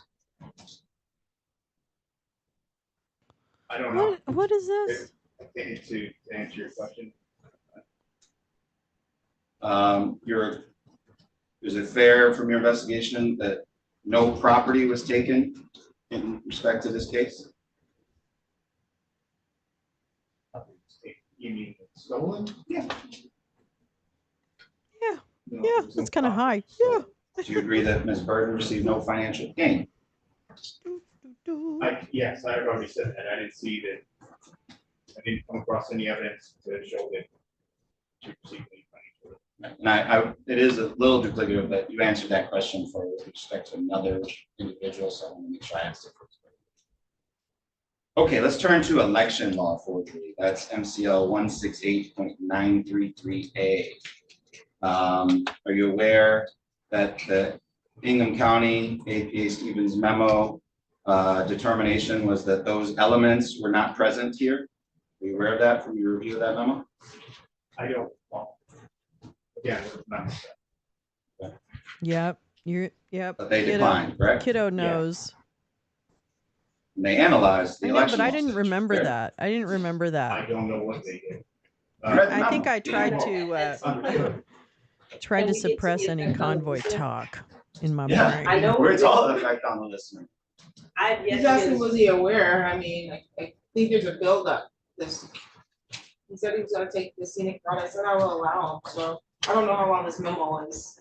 I think it was attached to one of your motions previously, so I have seen the memo. But I can't tell you how long it's taking. He's gotta get to all the statutes in the memo before he gets to the effect. Yeah, and I mean, I'm happy to, I can refresh his memory, we can look at it together. I will object to both of the assistant attorney generals arguing with respect to 1 minute. I think they gotta choose. That's in the court's discretion. Unisex Sit down, body and talk. face bomb by Bobby Okay, Your Honor. Brown's So. Jones Road. I am not sponsored, but this hippie stick is so awesome and it just smells really good and it's really natural and it's for anybody. I read that Probably memo, not children, but and still it had anybody. some kind of Because it's got effect. like a little menthy, So while I understand like the court's eucalyptus or previous rulings something. and statements Anyway, on that, highly I think recommend. the court also has the discretion to ask that question first. We do not have to take the scenic route if that memo had no impact whatsoever on what Shock did. So I would just ask that the court exercise some discretion in that regard and have Shock answer that question first. We already have one of those, which is he read the memo. Now, whether or not the memo in its entirety had any effect, I think that those, I mean, that could be loaded. So I think what, and I could be wrong, I think what Mr. Giannini is trying to establish is how each of the statutes stated there had an effect on his decision. I agree with the No, it's court like a skin entirely, and so It's like if a he skin says balm that if you- the answer to that you- question is the memo had some sort of effect on me, absolutely, I let's don't know drag how the to take scenic it off. route together That's and what it ask looks all like. of those details, but the court And has you can full put it on your discretion to have face him answer that or question first. all over. Did it have any effect? I don't think I on would your use it in your decision in private this case? parts, And if darling. he says yes, let's all And drag the I think it scenic would be route kind of together, like, however because it's long the more like court a wants to give skin for that. balm, But you know, if he like says no, we can move on. a skin balm. Yeah, I like 17-mile drive. Anyway, and I'm gonna really ask questions nice, I wanna and I ask, like her but unless products. the I court think they're tells me pretty I can ask clean. them, not the AG's And office. yeah, Again, anyway, my this is understanding Jones of Road. where you're going Her with brand. this is that. because Online, could foresee I don't him think it's in any saying, stores. Yes, it had an effect, or no, it didn't have an effect, but that doesn't. Because he's not gonna. And it's recall not back a to crazy, what crazy price specifically in point. I this mean, you know, memo it's probably medium. Was the effect. So it brings us back there, even if he says no, it had no effect. Or maybe even a That little doesn't mean less. that he didn't review any one of these statutes and that these questions he's Schmedium. asking them won't be relevant to. It's a schmedium price Those point. are different questions, Your Honor. I agree with the court entirely. I'm just trying to move this along because it all started because we were going that route I of fucking effect love on that we listener. found a So way to if put there's that no in. effect on listener from the I know memo it looks like a itself, deodorant, but then it's by all not. means, ask about the statutes in I general. hope I don't That's- use it that's as a different deodorant line by of mistake, although I questioning. don't think it would be Simply trying to bad. Close this down in terms of that is all. And it is much less an evidentiary objection and much more just a friendly suggestion in terms of judicial economy. So if the court doesn't like it, I'll gladly sit down. This is what, day 6 or 7 of half of a preliminary examination. Yes, Your Honor. We haven't rushed this long, we can't start rushing now. And Your Honor, and I respect Ms. Chartier, I don't want her to, but I mean, if I may, since I'm standing. You started this proceeding with an admonition. We're gonna, this criminal case involving 8 felonies, some 14-year felonies. We need to take this seriously. I'm taking this seriously. And if I want to take the scenic route, as long as the court indulges, and I think it's in fairness to my client that we do that. And also, it sounds like the court is allowing the questioning, but it also goes to impeachment. With all due respect to Agent Schock, a lawyer, a seasoned prosecutor, wrote a detailed memo with statutes and case law analyzing each and every charge. And It's if called the agent is saying Jones he Road. reviewed it and it had Hippie no stick, like impact on hippie, him, like, when hey he's saying man, all the groovy. research he did was just pulling up the That cat statute is really and that's groovy. it. Yeah, it's I Jones think Road. that absolutely goes to And how this investigation starts. Bobby and then Brown how makes it this has line rolled of to the cosmetics, which actually I point really where like we all are. the whole We line, are frankly. 15 people faced 8 extremely And it's serious not felonies. crazy price. I am not sponsored by them, nor do I want to be. I like their products. I don't mind supporting. Okay, a business. election law. Even 40. if it is her. Let's try to dig in a little bit there. Are you aware that that was This is recently passed so in this 2018? preliminary hearing And even the is around predecessor the statute, Michigan fake electors. which is This MCL lawyer 116.937, represents, it's for your body only and your prosecuted face. 2 It's like a times. Are you skin aware of that? balm. It's like a skin balm. Okay. You rub it on your I know skin. you said you didn't talk, you didn't massage look at it in. cases, I just want to make sure. But it's universal for one everybody. One of those cases was People versus Pinkney. This Are you aware of case People is, versus this guy is a Pinkney? lawyer for, I think, a read that few of the case? defendants, if I'm not Can anybody explain mistaken. it to you? He is the defense lawyer. He is About People questioning the versus lead Paul. investigator on the case, who was assigned in Again, same December questions. Nobody 2022. explain that case to you? And he's trying to impeach him So you have no idea what and those saying cases that were this about? was politically driven investigation. And for that reason, you know, everybody's innocent, which is such a weird kind of journey to make, kind of the weirdest way a crow might fly. And the state is objecting. Would you agree? But he's really that trying to nobody sneak all was kinds of tricked or fooled shit by affidavits the alternate and other Republican crap in. certificate So of he's votes, very which is annoying. equals And his Exhibit jacket is 14. one size too small. agree with But that statement? you know, I'm more concerned about his advocacy for the for evil. I guess even the devil needs a defense lawyer. Yeah, but I Let me like her ask you, if you products. read in the They're APA kind of Stevens like memo where it straightforward, says, nice, good whether quality. the Republican candidates were good grandstanding or ingredients. preserving their rights, Nobody was Not crazy fooled by price. their transmitted certification of votes. Do you remember reading that? I don't, but as you just read it, Do you disagree with Mr. Stevens' conclusion? I do. That's why it's presented. Yeah. Did you notice where he said preserving Weird is their one rights word. in the moment? Stupid Yes, is but you another. have to understand Ignorant that is yet Mr. another. Stevens crafted that It's an again, incredibly based on the information. There stupid, wasn't all these ignorant line of interviews that were done questioning. leading up to the July 2023 charging. Mhm. So there was very little information that I saw that, where interviews were done or information or evidence was gathered and things like that. So, yes, I disagree with it because while I respect it, it was written at a time in a place where maybe he had a certain amount of information in front of him. He wrote that based upon the information he had in front of him. Again, through my investigation, I wrote that affidavit based on the information that I had in front of me. And I you don't know testified to that already. You had Which more firm facts this than he defense did, lawyer right? is from. That Yeah, actually is a You very good investigated for a question, long time, Siegfried. correct? Where is this Yes, but lawyer from? I didn't see his investigation. I didn't see that whatever was done with it. Okay, let me see if this impacted you in his memo. It says, I just have a quick question. oh, You say you didn't see his investigation? Yes.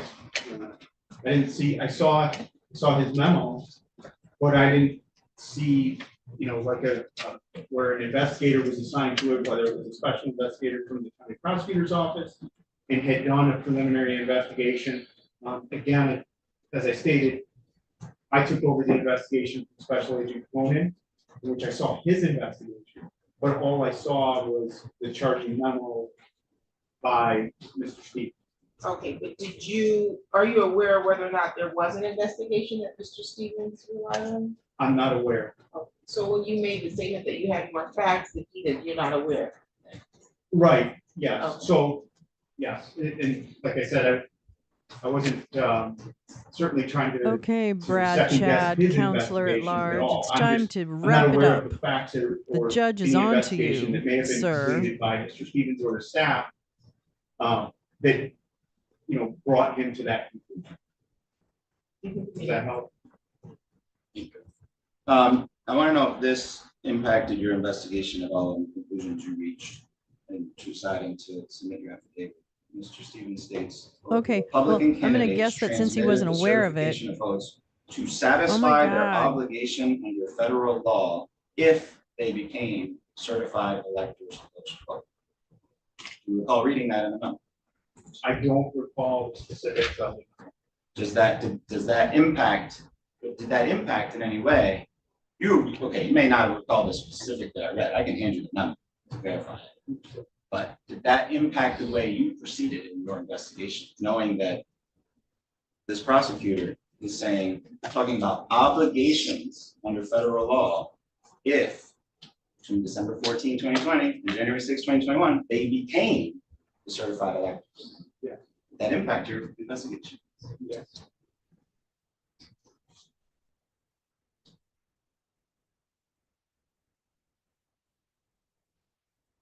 Pretty sure this is the first prosecution under this new forgery statute. Are you aware of that?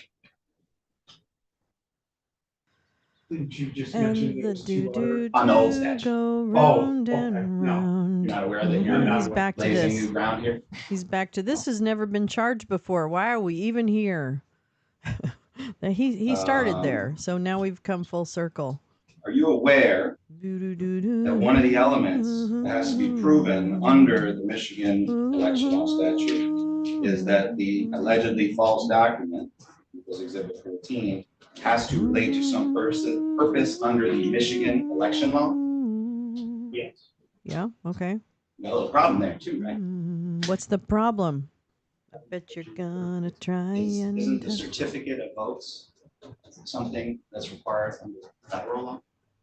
Yes, there is a certificate of vote that's required. Mhm. Not state. Well, What? Oh, is this the why are we here argument Yes. now? I- Okay. I'd have to go back and review some of the state statutes, but I believe the state statutes, I'm familiar with the one that's just off the top of my head. which, Oh, that would be so require them to great, Jen. convene at certain places. In order to. Yes, to I answer your question, did. you know, do some more data. That's Yes, fair. I You can did. So, let's just go through it. 3 have it USC right section 9 here. explains how presidential electors cast Bobo their thought that was certificate of vote. hilarious. Yeah. Oh my 3 god. USC section Nailed it. 11 provides for the process of how the certificate of votes gets delivered to the president of the Senate, the National Archives. Are you aware of that? Yeah. Now, what you just testified to is kind of the mechanism for the electors Yeah, I to love it. vote, and I'm where so they vote and process under grateful. state law, right? But state law doesn't talk about the document, the Do, certificate of do, votes, does it? do do do Again, I'd have to do refer do back. do.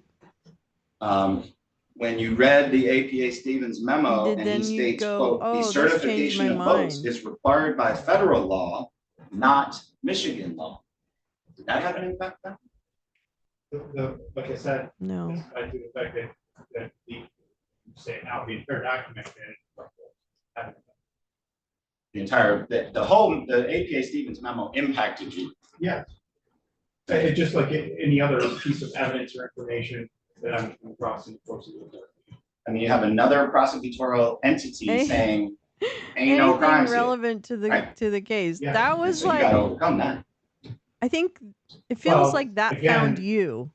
You know It what I may mean? be Instead of based on you finding information that it, we had, it the found information you. That I had Yeah. at the time was That very was limited. supreme.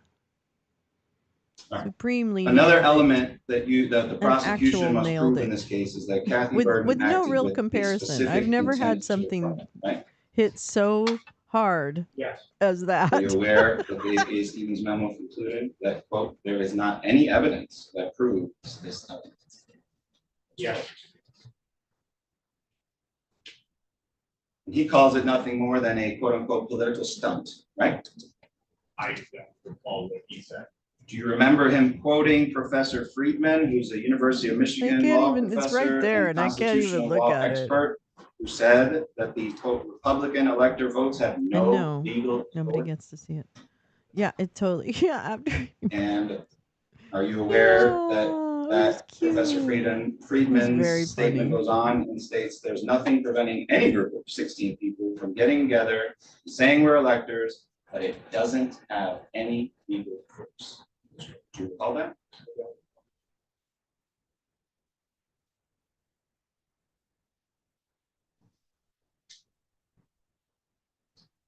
Now, Ms. Chartier asked you some questions about the Attorney General's public comments about this Where are case. we Remember that? going and how Yes. are we getting there? Chad, Brad. And there What was are that you brainwash doing? comment, right?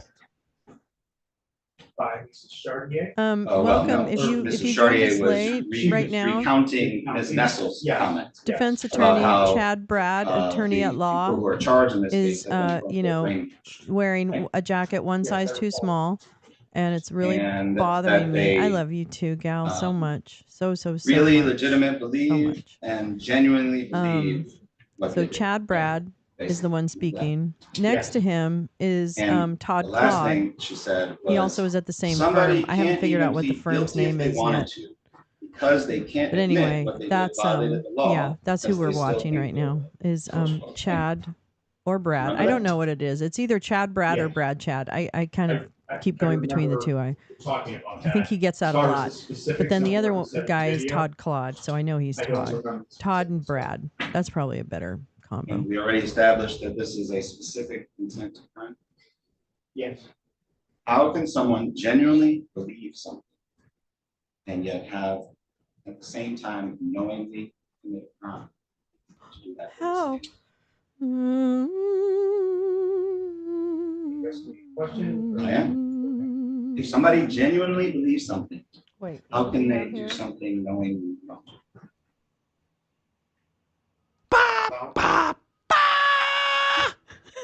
mean, if you believe that you walked into a bank and believed that money was yours, and you decided to say to the clerk, hey, give me the money, took the money, I don't know, you're calling upon me to create like some imaginary scenario, so I'm trying to do that and answer the question. Is that? Yeah, let's use your imaginary scenario. If I went into a bank teller and said, and I genuinely thought that was my money, and I took it, am I guilty for knowingly taking money that didn't belong to me?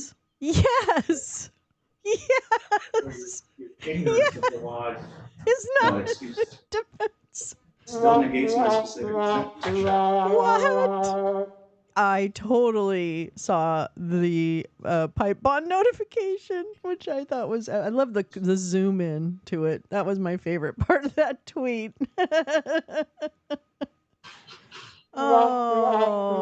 Oh. You aware of the federal indictment against former President Trump that's pending in Oh Washington, my D.C.? God. Yes. Yep. Would you review that indictment? Wait. I want to know if you reviewed paragraph 10B, which states that I think it refers to some of the electors, quote, were tricked into participating based on the understanding that their votes would be used only if Mr. Trump succeeded in outcome determinative lawsuits within their state. Do you recall seeing that? That was my Federal indictment favorite. against Mr. Trump? That was artistic, Gal. That was You see artistic. how the special prosecutor, Jack Smith, is saying that the Trump campaign tricked many of these alternate Republican electors? Yeah. What? Hearsay. Definitely being used for the truth of the matter asserted. I want to know if it impacted him. Does he think that some of these electors, Ms. Burden in particular, was tricked into signing a document on December 14th, 2020? That wasn't your question, though. It's your question. Okay. So you already said you read the indictment, and we talked about the specific paragraph 10B, which refers to alternate electors across various states, right? Want me to read it again? Yeah, just Let me do that. get confused here. So we're talking about the Jack Smith. Jack Smith, that's right. Okay, and so I recall, It's a hot I don't recall specifics about it. It's been quite some time. Let me read it again. Well, Karen, I'm going to object because it's still hearsay. And it can't qualify as effective to listen to. Because first of all, the indictment came down after these charges were already. It's coming. So it can't be something that this investigator took into consideration when drafting this affidavit. Oh, Your Honor, that may be fair, but I would hope that this investigator and this investigation team, if they are continuing to investigate after July thank you, 2023, Lee. which That's is when these what charges I need were to do a little authorized, dig she's on testified clearly Sean he is Flynn. doing I on a don't daily know as much basis. about him. I know the They name, would but I take that don't information know more into than he's account just a and lawyer. maybe change He's their just a trajectory. lawyer. Off from- Leave off him from Flint, back to alone. listener. I feel like that's a rock ballad a la like Styx or something. He's just a lawyer. you think that Kathy Burden him was tricked into participating on December 14th, 2020? He's just No. a lawyer. Do you see where this indictment Leave says him that the electors, at least some of them, were tricked New into hit, clip thinking it. that this would be used only if something changed after December 14, 2020? and before You all January are 6, so my 2021? muse. Do you know that? You inspire You've me. heard testimony in this case. That's exactly what many of these people knew, including Ms. Burden, as to the continuing nature of this document. That the People's He's Exhibit just a 14 lawyer. was a contingent, a document that was contingent on future events. alone. He's specifically within that just a date range. lawyer. Okay. Leave Yes, him alone. You've heard people that you interviewed tell you exactly that, right? Yes. Her drafter of the document Yeah, tell right. you exactly that, didn't you? Yes. That's Mr. Chief. Yes. He's just a lawyer. He's just a lawyer. Sorry, okay, I'm gonna stop. Don't encourage me. Your search warrant affidavit, paragraph 23 states, quote, "The candidates for elector and the Michigan GOP leadership knew prior to their meeting on December 14, 2020, that there was no legal reason to create an alternate slate. Close quote. Which affidavit are you referring to? The search warrant for, there was many of them here, so.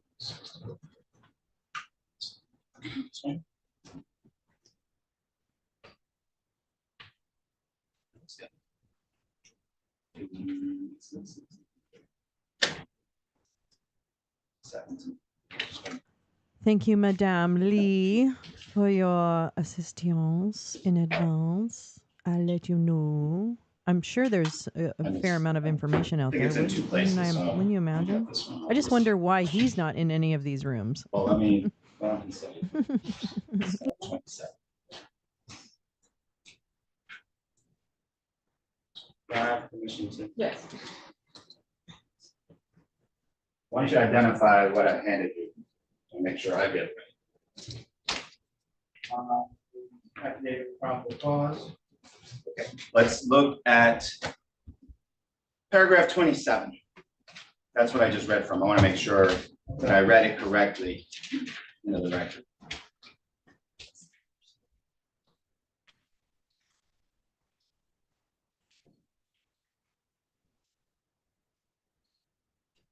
Yes. Okay, and that is, so, sorry, that's the affidavit of probable cause, and that is dated what? On Just the so the record's clear pecker. on what I It's a remember. pecker update. It's a little bit of a pecker update provided to you by Gal Suburban. Bringing that on stuff over from the Twitter. Law of Ruby, it looks like. 7/18/2000. I like it. I like it a lot. Okay, Let's so on look at July that link, 18, y'all. 2023, you wrote that statement, right? Yes. Or maybe a couple days before. I was gonna say maybe a day or two before. Very good. And that's paragraph 27, so that would be one of the ones that you authored on your own without assistance from the Attorney General's office. Yes. Or they might have.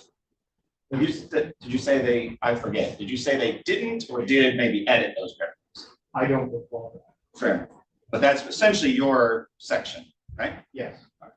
And you, again, the quote is that prior to the meeting on December 14, 2020, they knew that there was no legal reason to create an alternate slate of electors. Did I read that correct? Yes. All right. Now, in fairness, you didn't interview Mr. Cheesebro until well after this, right? Yes. Mr. Cheesebro told you the exact opposite of that sentence, didn't he? So Yes. yeah, they're probably breaking for So lunch, there but I was will a go and legal check reason, that right? because that's a really good summary of what's happened Yes. to date from Lisa Rubin. But these guys will probably take a break soon, I think.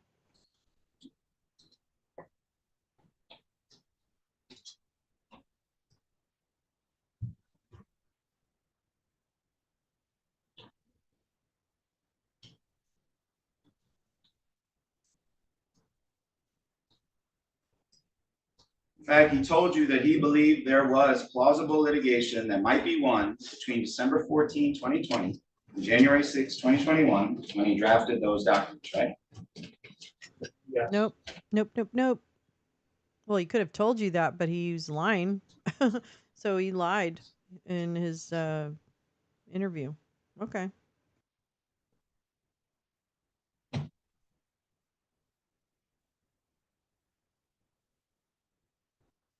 Do you remember, and I'm not going to get into it a lot, but that Attorney General Nessel, when she got on TV and talking about this case one time, tried to dismiss the relevance of the 1960 Hawaii situation? Well, that's because it's irrelevant. At a minimum, we know that you knew about that case and looked at it and pondered it prior to the affidavit you filed, right? Yes. Your Honor, I'm about to go into that. I'm happy to keep going. Bare minimum, people have to get back and forth. So we're gonna be adjourned for an hour. I should be back here at 2:00.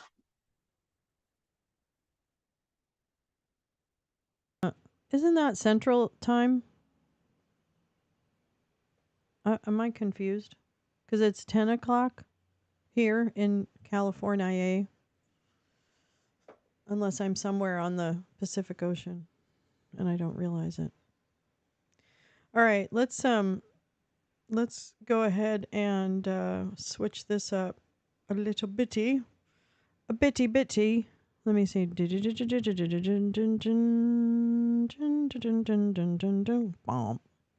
Okay, here is the tweet that Gal shared. Let me go to it and I will read through it. The big takeaway of this morning's testimony is twofold. Pecker was a very good, albeit transactional, friend of Trump for decades, and the agreement they struck in 2015 went way beyond the catch and kill aspect of the scheme that has been known for years. The fruit of their agreement, Pecker ultimately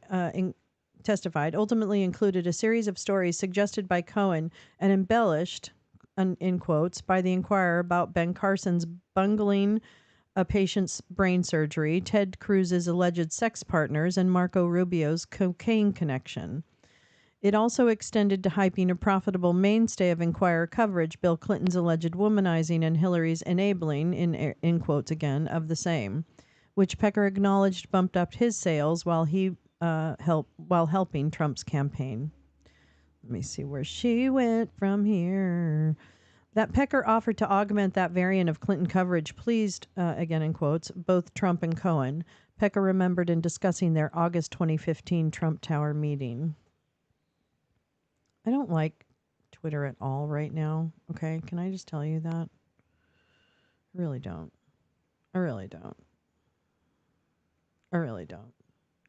Oh my God. Where is it? Local action, national impact. Sure it is. Sure, Jan.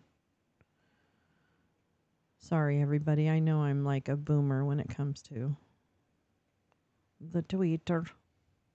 Oh, summary of the threat. Wow, what's this? What's that? Pecker's testimony revealed a broader scope to his agreement with Trump beyond catch and kill, including stories about various politicians and the promotion of Clinton-related content to benefit Trump's campaign. Wow. Oh, shut up, stupid ass bigots. So sick of bigots. That's wow. Let me come back and say howdy. Wow. I hope this gets out. I shared last night something that oh my God, now my brain's melting. I shared something, I believe, from either Tina or Teresa. Now I can't recall who actually I think it was Tina. No, it was Tina. Tina shared she took us back in the Wayback Machine to the days when Jeff Bezos wrote a whatever blog post, I guess, a Medium article. I don't know what it was. Can't recall at the moment. About being extorted by David Pecker and his lawyers at American Media. And I'm like, that's illegal. Like, why? And I understand, if Jeff Bezos is like, meh, whatever, I'm famous. Comes to the territory. I don't know if he's like that laissez-faire about it and doesn't care, but at the same time, that enabled the entire scheme. Like he had the power to help stop it. That's what gets me. He has the power to help stop it. I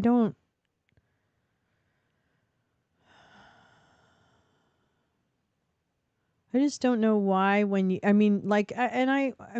do understand being in a certain situation and making bad decisions because you're so enclosed in that situation or you're so close to it. I mean, I think a lot of us that happens. But when it comes to something like this, why wouldn't it be worth Jeff Bezos' lawyer's time? Which is just money for him. I know he said in the article that he's like, I didn't have the time. I needed to spend my time doing better things or something ridiculously entitled like that. But he is really I don't know. It was just so incredibly, let it burn. It was so Nero. It was so fiddling. It was so like, meh. Let the other people do it. You know, like this is the one guy on the planet that probably has the financial wherewithal to just pay for the best lawyers to bring down what is obviously an illegal scheme. Right? Like, am I wrong? Maybe I'm wrong. I don't know. I could be wrong. I'm not saying I'm right.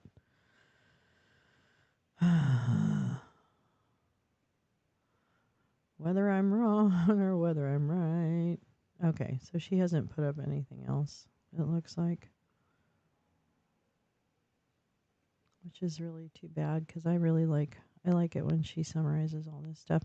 Uh-oh, I think my mic might be having that issue again. Anyway, yizers, misers. Yizers, misers. I don't know.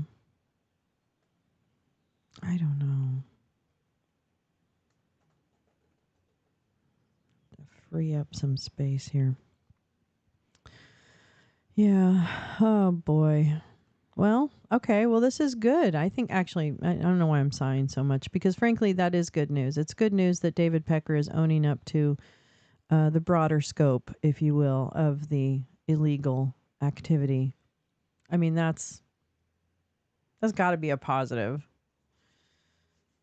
And is this a jury trial? Oh, it is a jury. So I'm so stupid. God damn it. I'm sorry. That was dumb. Of course it's a jury trial. We just went through the jury selection and that was a whole fucking week of drama, you stupid boo-boo. That's okay. See, I just yelled at myself for everybody, so you don't have to yell. You don't have to scream at home. I heard you. I heard you screaming in my ears. Yeah, it's so curious to me that maybe we're turning a corner. I think, who said that last night? Siegfried, did you say that last night, I think? Maybe I'm wrong. Forgive me if I'm wrong. But I felt like you said last night when we were doing the Democracy Awakening reading, which we have 3 more chapters, folks, for that book. 3 more chapters. And we do need a new book for our bedtime stories. So if you have a submission for a new book, just tag me in Twitter at Lolo13.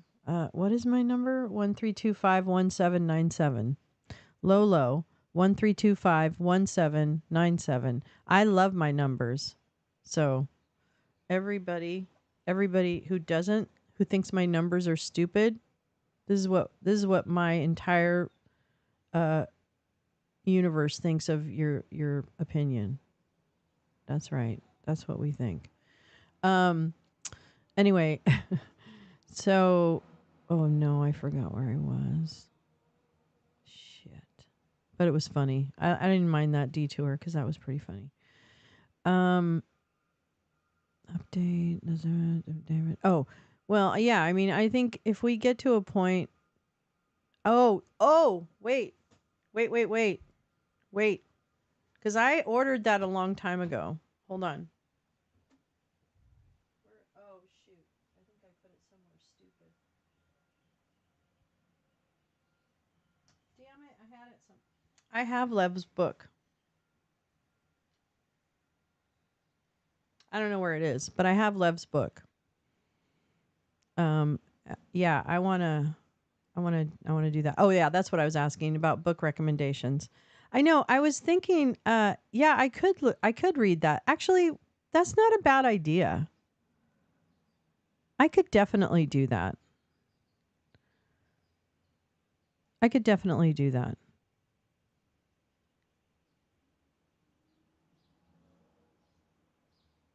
Yeah, I think we should do that. I don't know why I just zoned out there for a minute. Let me see if let's see.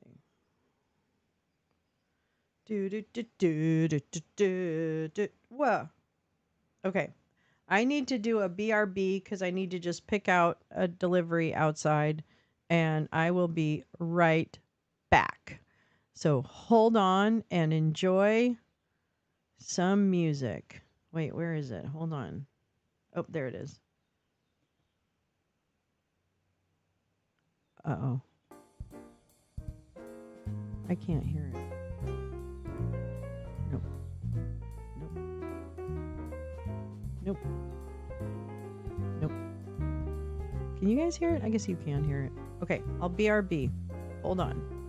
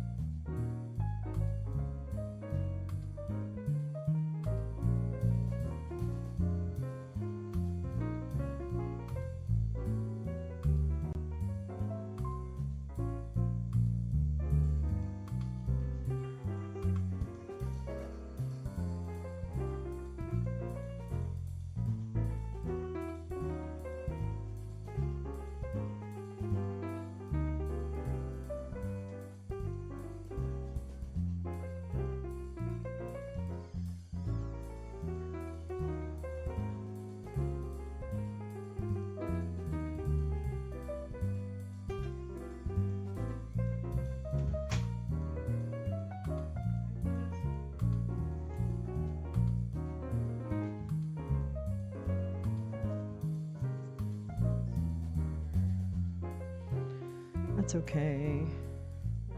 Earphones.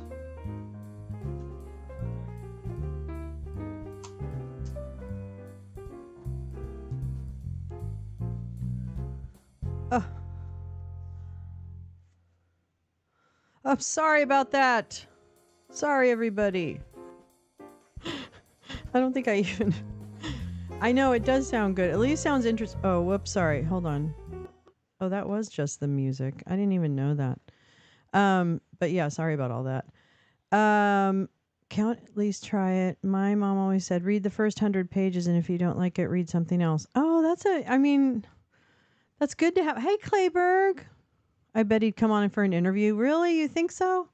I don't know. He seems so busy. But yeah, no, I think, yeah, you definitely, Gal, you should also send, I think I might, somewhere in my frickin' YouTube community post, there's a book list, because remember we had a space once and we all collaborated and everybody threw some book ideas in there. And I know I put it in a community post. But I can't remember. I think it was too far back. So I'm going to try and find that, because we did at one point talk about, kind of like, what are the, oh, sorry, you don't even see me. I didn't even realize that. We did talk about the books that people really were interested in hearing or reading and stuff like that. People wanted recommendations. So we should do that.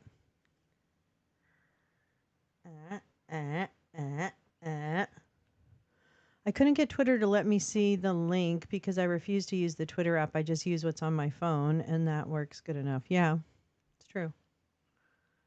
I don't know. I posted this morning about the catch and kill for Elmo and all that bullshit. But it really is just like all the engagement I get, which is, I'm not a big account, so I don't expect a ton of engagement. But the engagement I get is mostly like responses and replies is mostly the porn bots. Like I took a screenshot of like my list of when you pull up your notifications and they have like that whole list. My notifications were literally like Susan, Cindy, Shannon, Carol, Twyla, like it was just a bunch of like porn, really, really good looking women. And thankfully no nudity, or no full penetration. That's becoming a shock. So I really think instead of him just making it a dysfunctional like technology platform and having that be the reason it dies, he's going to kill it but make as much money as he can going down and never look back. So, it's the perfect catch and kill, really, because not only does he catch it, but given all the porn that he's probably making tons of money off of from his money laundering advertisers. Yeah, I said it. That's what I think. My 2 cents is that it's a money laundering operation at this point. That on the way down, he's going to just make as much money and get as much money as he can to try and recoup. But I think he entered into this deal understanding that he would be compensated for his trouble. By whom? I don't know. Smarter people would have better insight. But I don't know, oligarchs? I'm not sure. I'm not sure who. I'm not sure who Dr. Evil is. Putin? I don't know. He seems to be at the behest of the oligarchs. He serves at the pleasure of the oligarchs to me, but maybe I'm wrong. I don't know. Maybe I'm wrong. Seems to me. But I think that, I don't know, I think that he is, has created it into a Chan. It's no longer a, God, it's funny because when Jack ran it, we all thought it was a shit hole too. But now that's like the good old days. Gosh, remember when you would just get taken down for calling someone a cunt? Remember that? Remember just being able to call Laura Ingraham a cunt and then that being the reason you got suspended permanently the third time? Remember the good old days when it was just the bots that mass reported you? Remember that? Oh man, those were memories like the corners of my mind. Misty watercolor memories of how fucked we were. Scattered theories of who, what, where, and when. Oh, wow, that was pretty good. That fit. What became such a disaster that we would live to regret? Falling for Nader and Jill Stein too. Sorry, Barbara. My apologies to the one and only, the woman I would die to see in person, Barbara Streisand. Give it up, everybody. I went to Santa Barbara and I didn't get to see Barbara Streisand. All I got was a dumb traitor. All I got was a dumb traitor bag. Scattered theories. That's pretty good. I'm going to have to go back and figure out what's the timestamp on that. 3:30. Yeah. I'll have to figure out if that sounds, I don't know. Sometimes I think I fool myself with this monitoring system. I'm like, oh man, that sounded really good. And then I go back and listen to the live replay and I'm like, oh, no.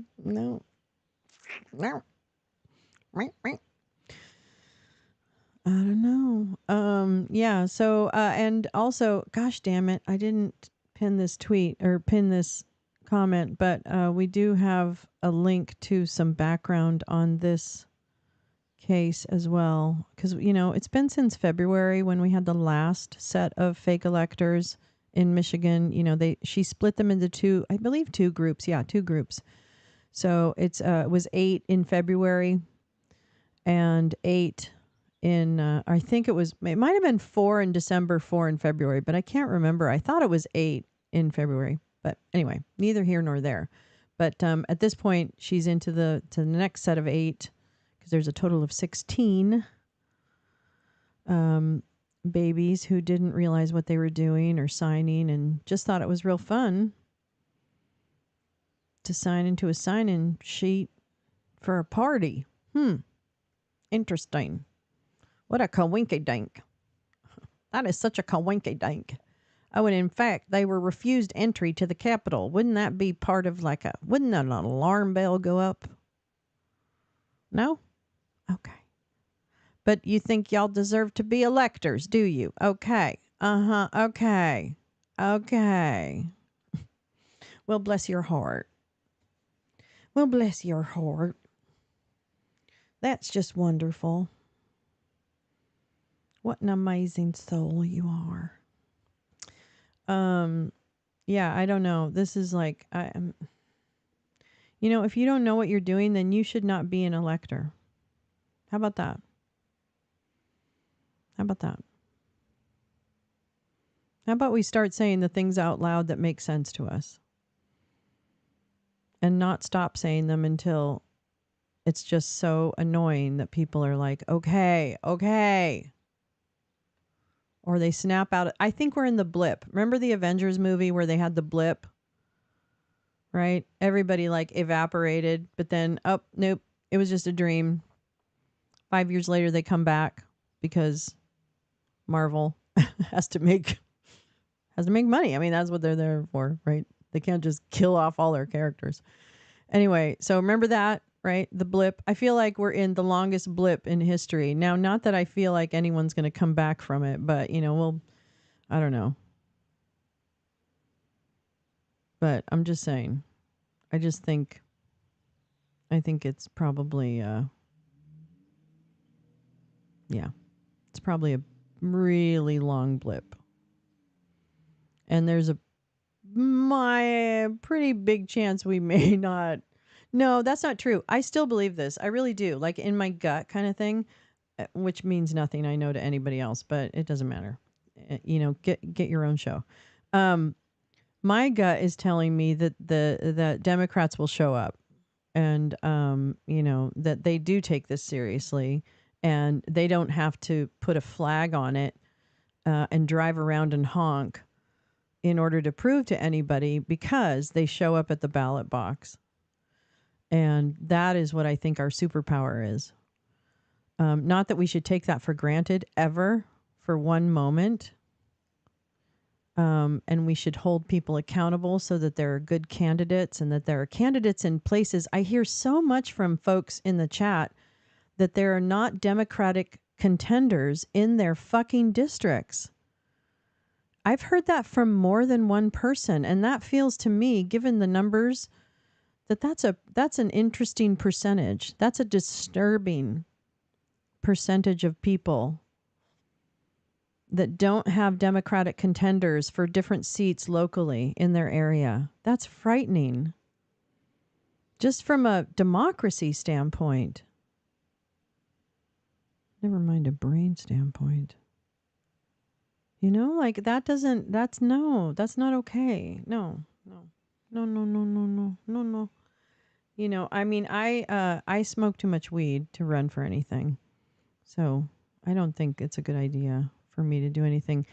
But I am going to go to the Democratic Party this week and see if there's something I can do to help bring some attention to registering to vote, or checking your voter registration, or, make your plan, or anything that maybe Democracy Dino could help out with for free, just to volunteer, and obviously do other work as well. But maybe that would be a good use of resources. So, I'm going to see what day. I'm not sure what day, given it might be, it might have to be tomorrow. Well, it's fine. No problem. Because Thursday we've got the Supreme Court. Wait, what is it? What's that song? Before you break my heart. Oh, wait, Stop in the Name of Love. Stop in the name of law before you break it, pa. Think it over. Think it over. You tried to steal an election, but now you just have a chubby erection. Thinking about all that you're losing, but this was a game of your choosing. God, you know what? It's just flowing today. Flowing. Clip it all. 3:30 to 3:40, babes. We got hits. Hits, I tell you. Sign that little girl up. Sign that old lady up.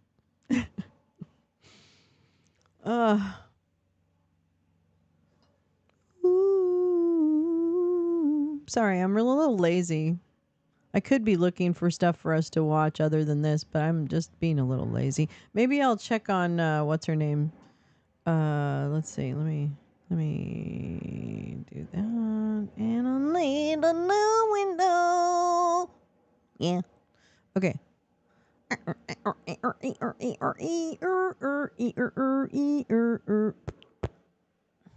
Okay, wait. Hold on, everybody.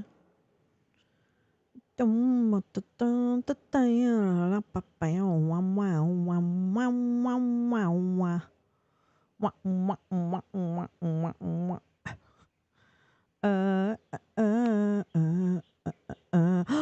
Graff. Is Rona Graff going to be testifying this week? Does anybody know if she's on the witness list? Let me find Lisa. Lisa Rubin, where are you? Hold on. I need to find her. Lisa Rubin, where are you?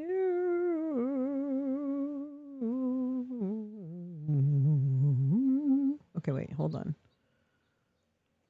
Okay, let's see if she added anything to it. Okay. Okay, we read that. Da, da, da, da, da. So the last thing she added. Oh, wait, let me make sure that's the last thing she added. Hold on. Oh, yeah, that is. That Pecker offered to augment that. That Pecker offered to augment that variant. Oh, no, I read that. Okay, well, that was it. That's all she says. That's all she wrote. That's all she wrote. Hey, you got a Flynn in space notification. Flynn in space. Ex-Giuliani associate exposes how things work in Trump government. Lev Parnas revealed Giuliani Rudiani employed a pay-to-play scheme. Holy poop buckets. Say it ain't so, Joe. Are you guys going to fuck with me in this whole like pop-up ad bullshit? Reject all your cookies. Poop face. Okay, here we go. Let's see. Oh, you've already seen it. Okay. So, let me go back and make sure you've got a good view of it. Yeah. Oh my God. Look at it's so huge. Okay, well that's fine. Okay. Let's do this. Okay, this is the New Republic. All right. Ex-Giuliani, blah, blah, blah. Lev Parnas revealed Rudy Giuliani employed a page. Blah, blah, blah, blah. A former associate of Rudy Giuliani is still dishing out the dirt on the inner machinations of Donald Trump's administration. I'm sorry, I'm a little blind. Just a little. Okay, there we go. Lev Parnas, a Ukrainian-American businessman, helped Giuliani connect with Ukrainian officials in his effort to find the dirt on the Bidens that could potentially hurt then presidential candidate Joe Biden's chances at taking the White House. That included connecting the Trump administration with an assortment of Ukrainian leaders, including the former Minister of Internal Affairs, Yuri Lutsenko. Parnas dropped an eyebrow-raising story about Lutsenko Monday night, revealing how twisted international affairs became under the Trump administration. Hi, birdies. Lutsenko told me, I'm the general prosecutor of Ukraine. I want to meet AG Barr. So I tell that to Rudy, and he's like, look, you want to meet Attorney General Bill Barr? The way things work here is you pay a lobbyist, and they will get you in there. So you can pay me $200,000, and I will introduce you to Attorney General Bill Barr. Parnas told Midas Touch in a sprawling story about Giuliani's meeting with the Ukrainian official. That evening, I go to meet with Lutsenko. They get drunk. Lutsenko is pouring his heart out to me like he can't believe what just happened. He looked up to Giuliani as his hero, and here Giuliani is basically shaking him down for $200,000 to meet with Attorney General Barr. I explained to him, listen, you know how things work all over the world. This is just how things work in the United States, Parnas added. I might come back to that. The information that Giuliani extracted from meetings with a host of Ukrainian officials transformed into a conspiracy accusing Biden of orchestrating a political cover-up up in the Eastern European nation while serving as vice president in order to protect his son Hunter's seat on the board of Ukrainian oil company Burisma. Once Biden became president, that conspiracy became the primary allegation in a Republican-led impeachment effort, even though Parnas had warned Giuliani long before that the entire story was false. The American people have been lied to by Donald Trump, Rudy Giuliani, and various cohorts of individuals in government and media positions. They created falsehoods to serve their own interests, knowing it would undermine the strength of our nation. Parnas testified at a House impeachment inquiry hearing in March. That is all, I think. That's it. That's it for that one. Yeah. Anything happening? Are we doing anything? No? Okay. We'll be right here. Wow. Yeah, I have the book. I can read that as a bedtime story. We can talk about it like a book club.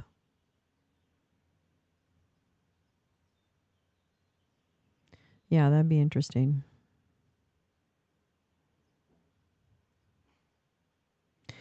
So, oh yeah, I'm also, if anybody does have any leads on where Doug Frank is going next, that would be great. I spent my afternoon yesterday between naps obsessing about trying to find him on the internet. I think his Telegram channel is gone. Gal and Clay. I think Doug Frank's Telegram channel is gone.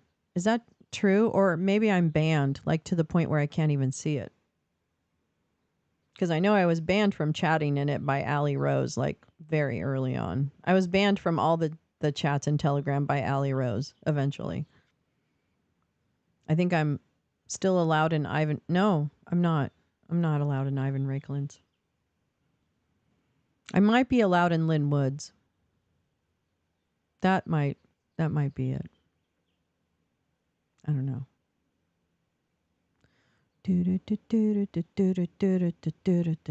Wah, wah, wah, wah.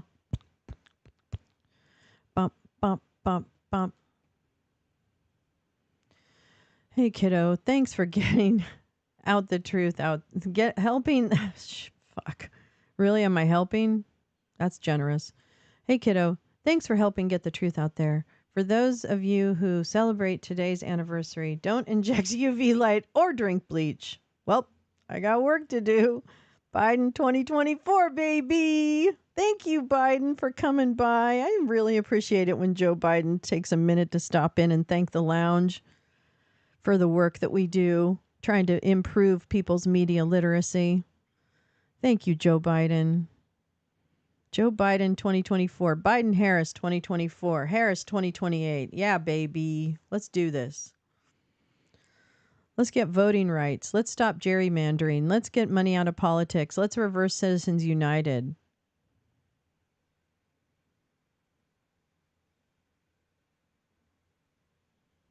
There's got to be a mathematical way to do districting that makes sense and that is relatively neutral. Or at least, I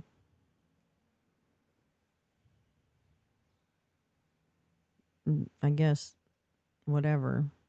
Natural distribution. You see Doug Frank events on Soup Mama. Oh, yes. Yeah, she really does. Actually, I do think I have her. She pops up on my homepage every once in a while. I'll have to check and see if she's got. Well, the thing is that she's on the East Coast, right? So I don't know if she has the. But I just really thought he used to have a Telegram channel that was really his only thing. I don't think he ever used his Twitter because I used to like tag him in Twitter like for months. Oh my God, over a year. I mean, I think I just stopped doing that in like 2023. 2 years. I don't know. That's so weird. I hate that guy. I hate it. I hate him and his bow ties. I shared a really good CNN article of all things about him and just how wrong he is.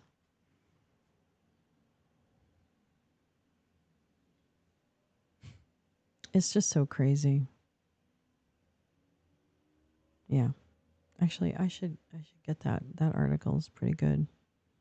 Hold on, let me see if I have that. Let me see if I have it. Oh, I don't have another thing. Pooper scoops. Oh, poopers. Just pooper scoops on that one. I don't know if I like the blue. Where's my... Oh, my phone is somewhere else. Damn it. I know. I look really tired. This is still effects of the surgery. I had really black eyes. So this will actually clear up, but it might take a month or so. So I'm actually... I mean, I am tired, but this is also like an effect of the surgery. So it's partially going to happen, going to be better. Maybe someday I'll be able to see. Maybe someday for the first day. Sue posts dozens of flyers. Oh, okay, great. Oh, Fabs. Fabs, that could be a one-stop shop.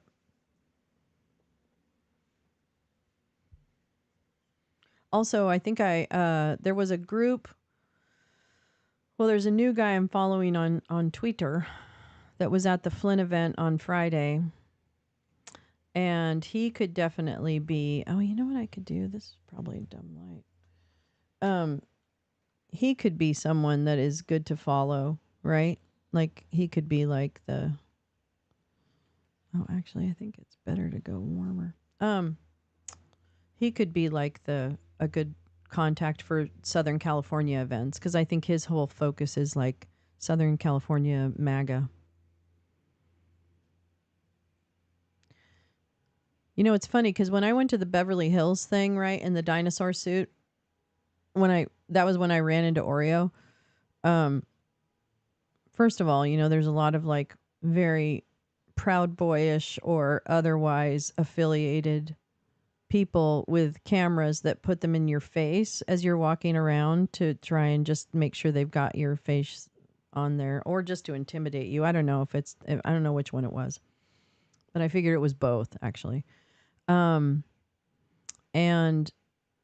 so that's one thing. So immediately, like just coming in with a sign is a provocative act to them. You don't even need to actually say anything. Although I think I did come in screaming, you know, like I normally do.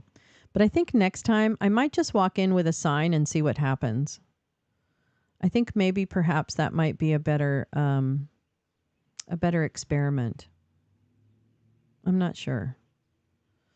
But that was the MAGA there, who are pretty much similar to the MAGA that were at the event. They're probably more the Beverly Hills, Orange County contingent than they are the Thousand Jokes, which is what we call Thousand Oaks. And, you know, kind of Calabasas and whatever else area that were at the event on Friday. Those folks were very aggressive, very very mean, you know, whatever, you know, not that mean is meaningful in that context, because that's the whole game is, you know, to be as triggering as you can be, right? So I can't begrudge them whatever tools they use to try and trigger me as a counter protester to their message.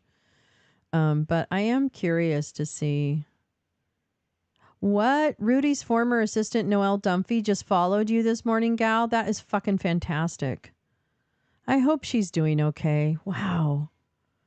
What a lot of abuse that young woman was subjected to. I hope she gets some justice. I'm sure she'll be wooed by those here in Hollywood. I have no doubt in my mind that there's multiple offers for her story. I wonder who would play Rudy Giuliani. Can we have some guesses in the chat of who might play Rudy Giuliani in the TV movie, in the Hallmark murder mystery? Can we get some names in the chat? I have one name to start us off. Kevin Spacey. What if Kevin Spacey played Rudy Giuliani? It's kind of brilliant, really, when you think about it, right? Like that actually makes a ton of sense. Gilbert Godfrey, is he still alive? I don't even know if he's still alive.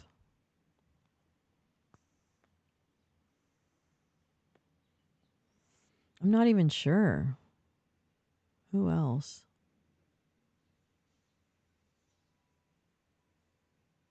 Rudy Giuliani. Let's see. Kevin Spacey would work, I would think. And he's already creepy. Yeah. Well, anyway, if you guys think of anyone, let you know, you can non sequitur, you can just drop it in the chat. It's so interesting to me. How did we get here? I don't know.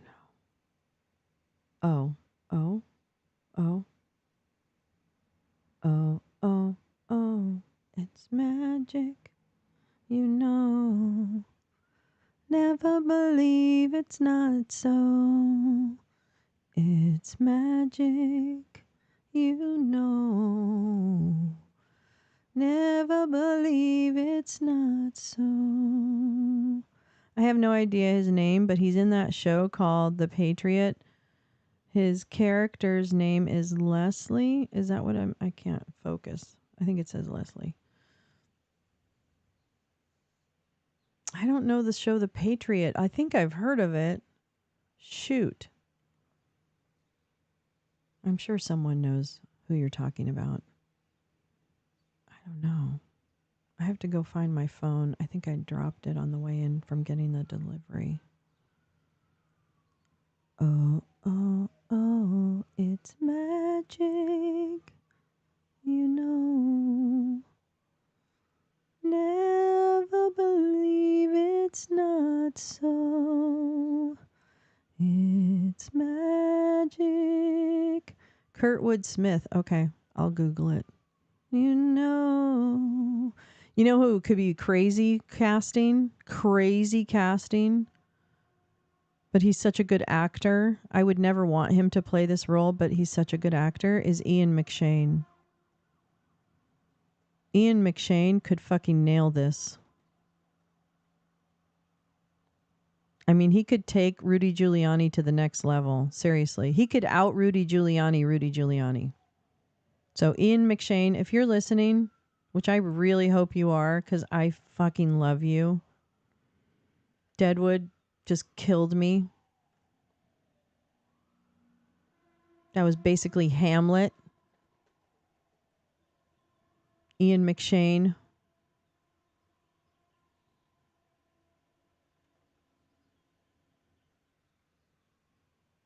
I think he would be an incredible casting.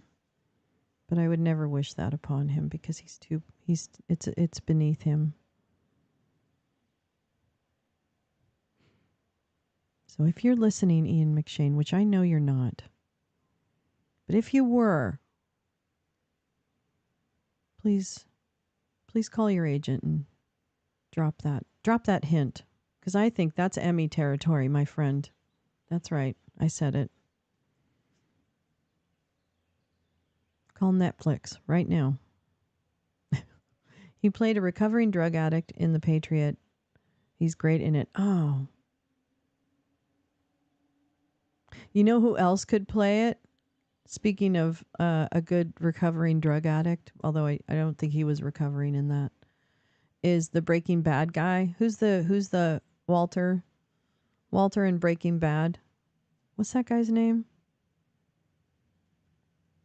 He's crazy. Oh, Bryan Cranston. Bryan Cranston, if you're listening, Ian McShane would probably get the role over you, but buddy, don't think that you're not worthy of it, because you also are very good at blending into roles. Ian would bring a certain je ne sais quoi to the role that, I'm so sorry, I think you might even agree with me, you may not have.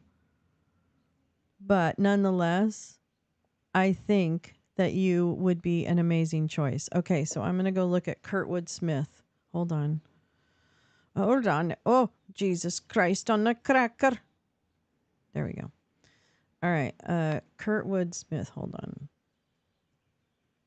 Oh. Holy poop. Yeah. Oh, I know this guy. Yes. Oh my God. Hold on. I'll show him to you. Wait, where is it? That's not it. Oops. Oh, that's not it. That's not it. Oh, man. Dang it. You guys are... Sometimes OBS is really dumb.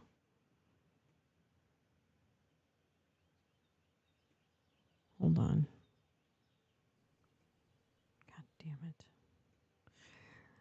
God damn it.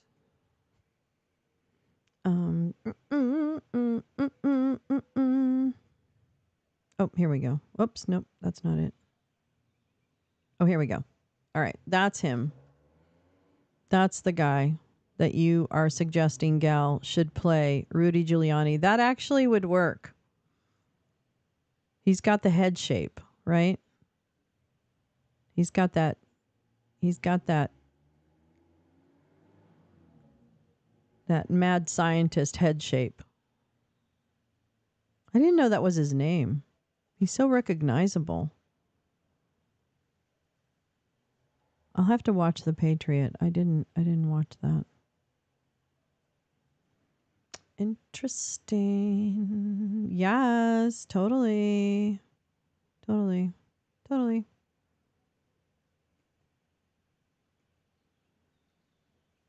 Wow. Well, we really do. We should be casting agents.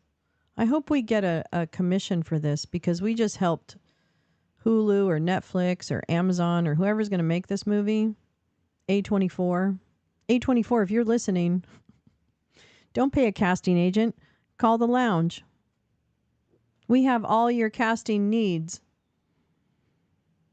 There you go. If you saw his character in The Patriot, you'd see exactly why he would be perfect. I'm going to go ahead and I'm going to go look at that. That would be interesting. I need a new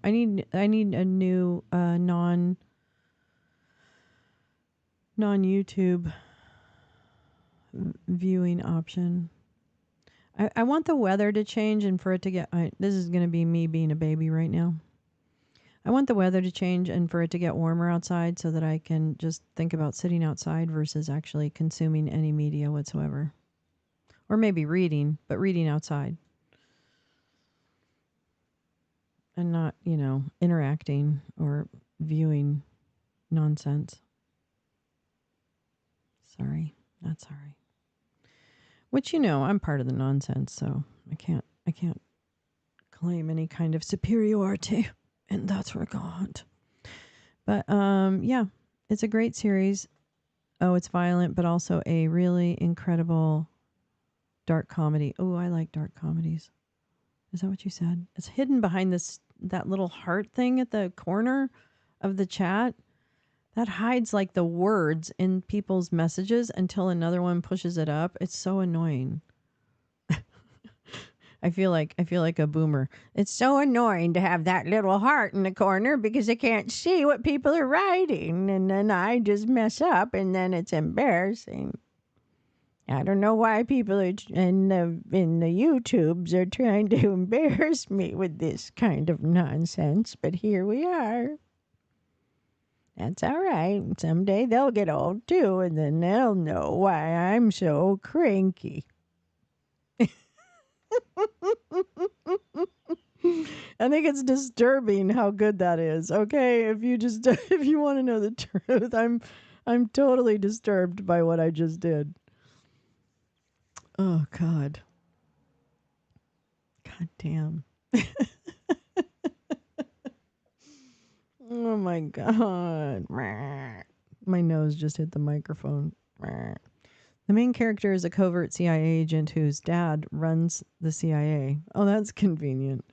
He's basically going mad and writes songs about the murders he's been asked to do for the government. Oh my God, that sound. Gal, come on now.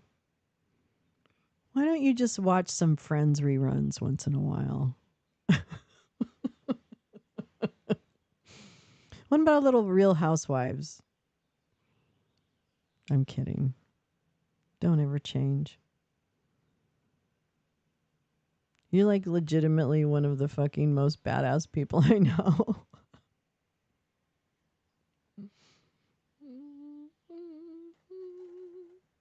Anyway. Yeah, and they're funny folk songs. Oh, I will definitely. I have not even heard of this show. I don't think. Maybe I had heard of the name of The Patriot. No, I think I'm getting it confused with something else. But yeah, I hadn't heard of that format.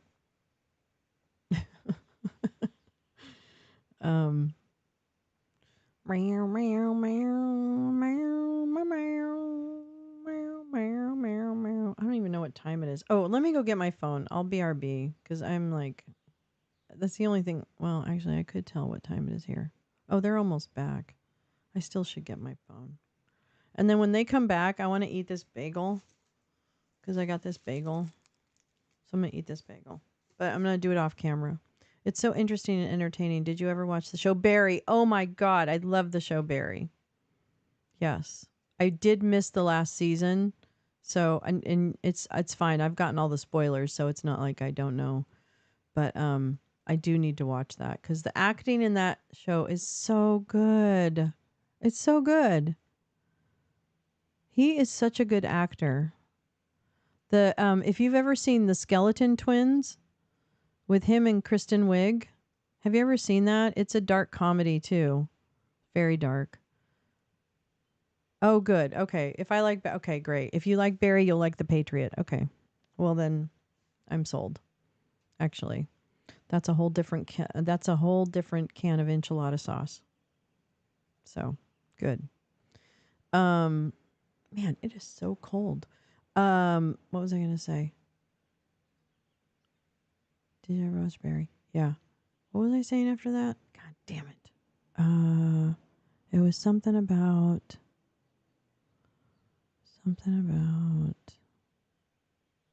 I can't remember. Doesn't matter. Anyway, yeah, that was really good. Barry's really good. Great acting. Oh, Skeleton Twins. Thank you. I get there someday. So the movie Skeleton Twins is Bill Hader and Kristen Wiig, and I'm not going to tell you anything about the story, but it is you will need to be in a fairly good frame of mind in order to consume it because it is a dark comedy, but it's so good, and their acting and their chemistry together as dramatic actors is brilliant. Oh yeah, that's right. No, I'm gonna do that after they start the action in here, so that you're not totally left with dead air. But I will do that. Thank you for reminding me, because now I can look back at chat and say, hey, what was I gonna do? Oh yeah. Not that you need to do that for everything. Oh my goodness. Thank you. But yeah, that Skeleton Twins, highly recommend. It's a movie. It's been quite a number of years since it was made. So I can't recall actually. Probably in the I don't know. I'm not going to guess. But it's probably pretty old. But it's really good. Oh, so good. I love that movie. I just love those two together. I think they're so funny. And then seeing them as a dramatic pair is just like next level, because they're terribly good actors. They're really good actors. I still think Bridesmaids is one of the funniest movies of all time. I can laugh until my sides hurt during that entire movie. Kristen Wiig to me is one of the most brilliant comedians ever. Ever. I really think she's amazing. So there's that. Kristen Wiig, if you're listening, I think you're amazing. I think you're amazing, darling. I know you were waiting to hear. But what does Lolo think? No, I'm kidding. I'm kidding. They're going to clip it and run with it. I'm just kidding. I'm just kidding. I think you're amazing. That's what I think. Yeah. So I'll go get it. I'll go get it after we start. Yeah. Oh, that's a good recommendation. Thank you, Gal, for that. I appreciate that. It's good to have recommendations of things to consume that make us smarter. I don't know. I've been thirsty for a lot of these hearings, right? Like they haven't had enough. That's right. She's in the 5 times. That's right. Gal's a 5-timer on Greg Oliar's. Yes, you are a 5. You are the first 5-timer on the Prevail podcast, which if you didn't listen to that, actually, I promoted that on my Twitter because I listened to it and it was that good, that it was so good. And really good overview, and especially the Matt Gaetz and debunking all of this washing that's going on with Matt Gaetz and his fucked up personality. So I definitely around narrative warfare and things of that nature, I highly recommend Greg Oliar's Prevail podcast. I think it comes out Wednesdays, and I think his like a blog post, Substack or whatever, which is free. comes out on Sundays. So I do recommend that. And Gal was his guest last week and did an amazing job talking about what's happening. So I do recommend that. And he did mention that you were the first 5-time guest on Prevail. So congratulations on that. Yeah, you were really good. It was really good. I thought it was quite good. Yeah.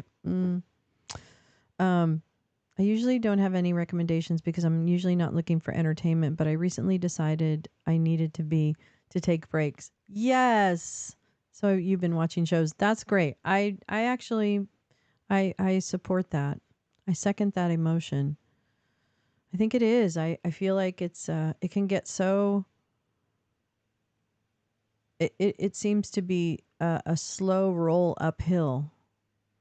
It's what it feels like to me. Like we're pushing a rock uphill, but we can't stop pushing the rock because the rock will just crush us. So we have to keep pushing it. Isn't that, I mean, that's what it feels like to me. And then sometimes there's other people pushing on the other side of the rock. And that makes it harder to keep momentum of the rock. Another really good one is based on a true story, which is so amazing. Oh, I haven't heard of that one. I'll have to check that out. Based on a true story, another show Gal recommends. The other one, too, that we've talked about, and I started it, I think I've watched the first 2 episodes. I haven't gotten to the whatever's next, is the Lincoln assassination drama. Oh, my God. Oh, Manhunt. Sorry, on Apple TV. Blech. But Manhunt. Oh, actually, I have I want to talk about Apple TV for a minute.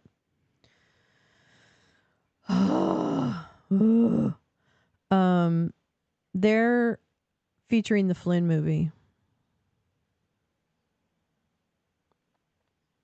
He promoted that link this morning.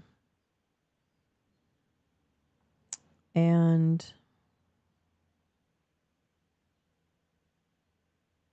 I think the dinosaur may need to send the message that that's not the type of movie that should be allowed on entertainment platforms because it's propaganda. And I'm sick of Dinesh D'Souza and the like getting their propaganda films to be featured on these fucking streaming platforms. Let them build their own websites to promote their films. That is propaganda, and there has to be some kind of regulation of media so that propaganda is either labeled as fuck or not, or subjugated, if you will, I guess. Well, that's what they'll say. Or is not appropriate for mass streaming platforms, is appropriate for, their own. The web is an open place. They've found plenty of ways to get information that to people that doesn't involve mass mainstream platforms. They've got Rumble. They show all kinds of crap. So I'm not really into censorship. I understand that to tread so carefully. And perhaps it's just that the private companies make the right decision, and that's how that's how you get there. It doesn't have to be regulated in that regard. Although I think the labeling should be regulated. And I know that's a slippery slope too. I get it. But wow, this mindfuck is real deep. It's real deep. Thinking that authoritarianism is going to be a solution to whatever perceived grievance you have. Bye, Lee. I know. Thanks, Lee. I'll talk to you soon.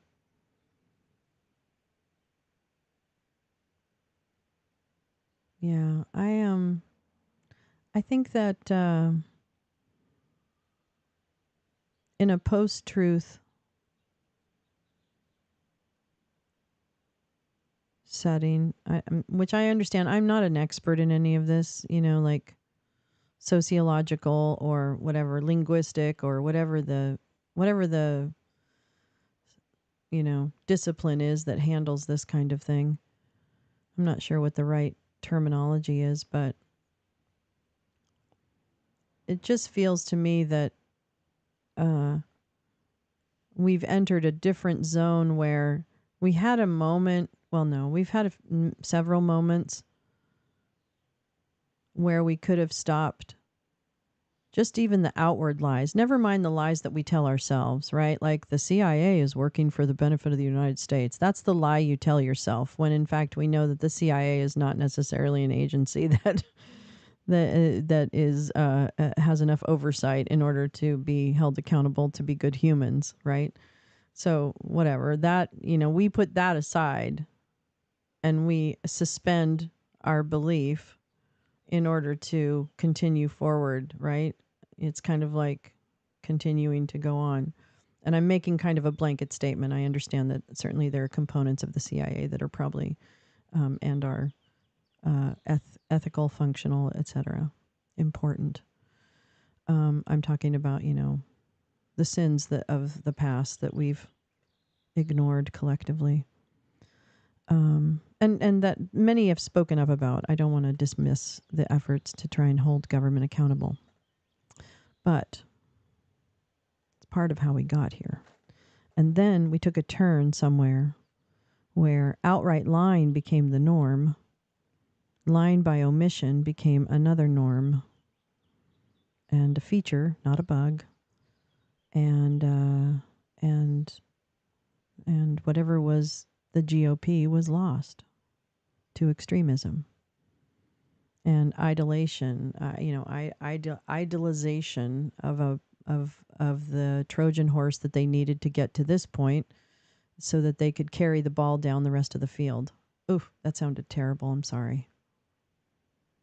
I think we should be able. So Gal says, I think we should be able to censor propaganda, but yeah, it's way complicated. Yeah, absolutely. And even if by an independent board or something, it will get exploited or taken over, infiltrated. Yeah, there's a million ways that can crash and burn.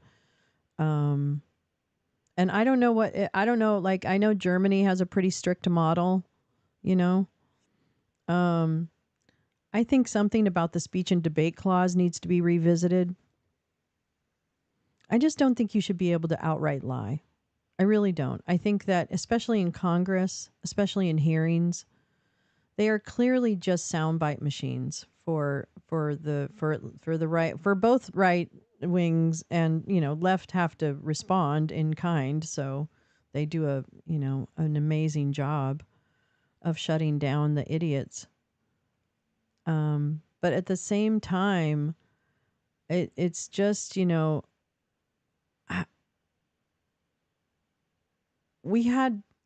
I really truly believe that when what's his name, Lindsey Graham, stood up and said, "That's it, I'm out." They had such an opportunity. They to me, and I know I'm probably stupid, so I'm not naive, but I really feel like that evening was such a moment to say, no, we reject this. We're not doing this anymore. Damn the consequences. Damn the released compromat. Damn anything that might happen to us, because their political careers are over anyway. I don't know if anyone's told them that, but their political careers are essentially over. So many of them have retired, So I think that it is they had nothing really to lose and everything to gain.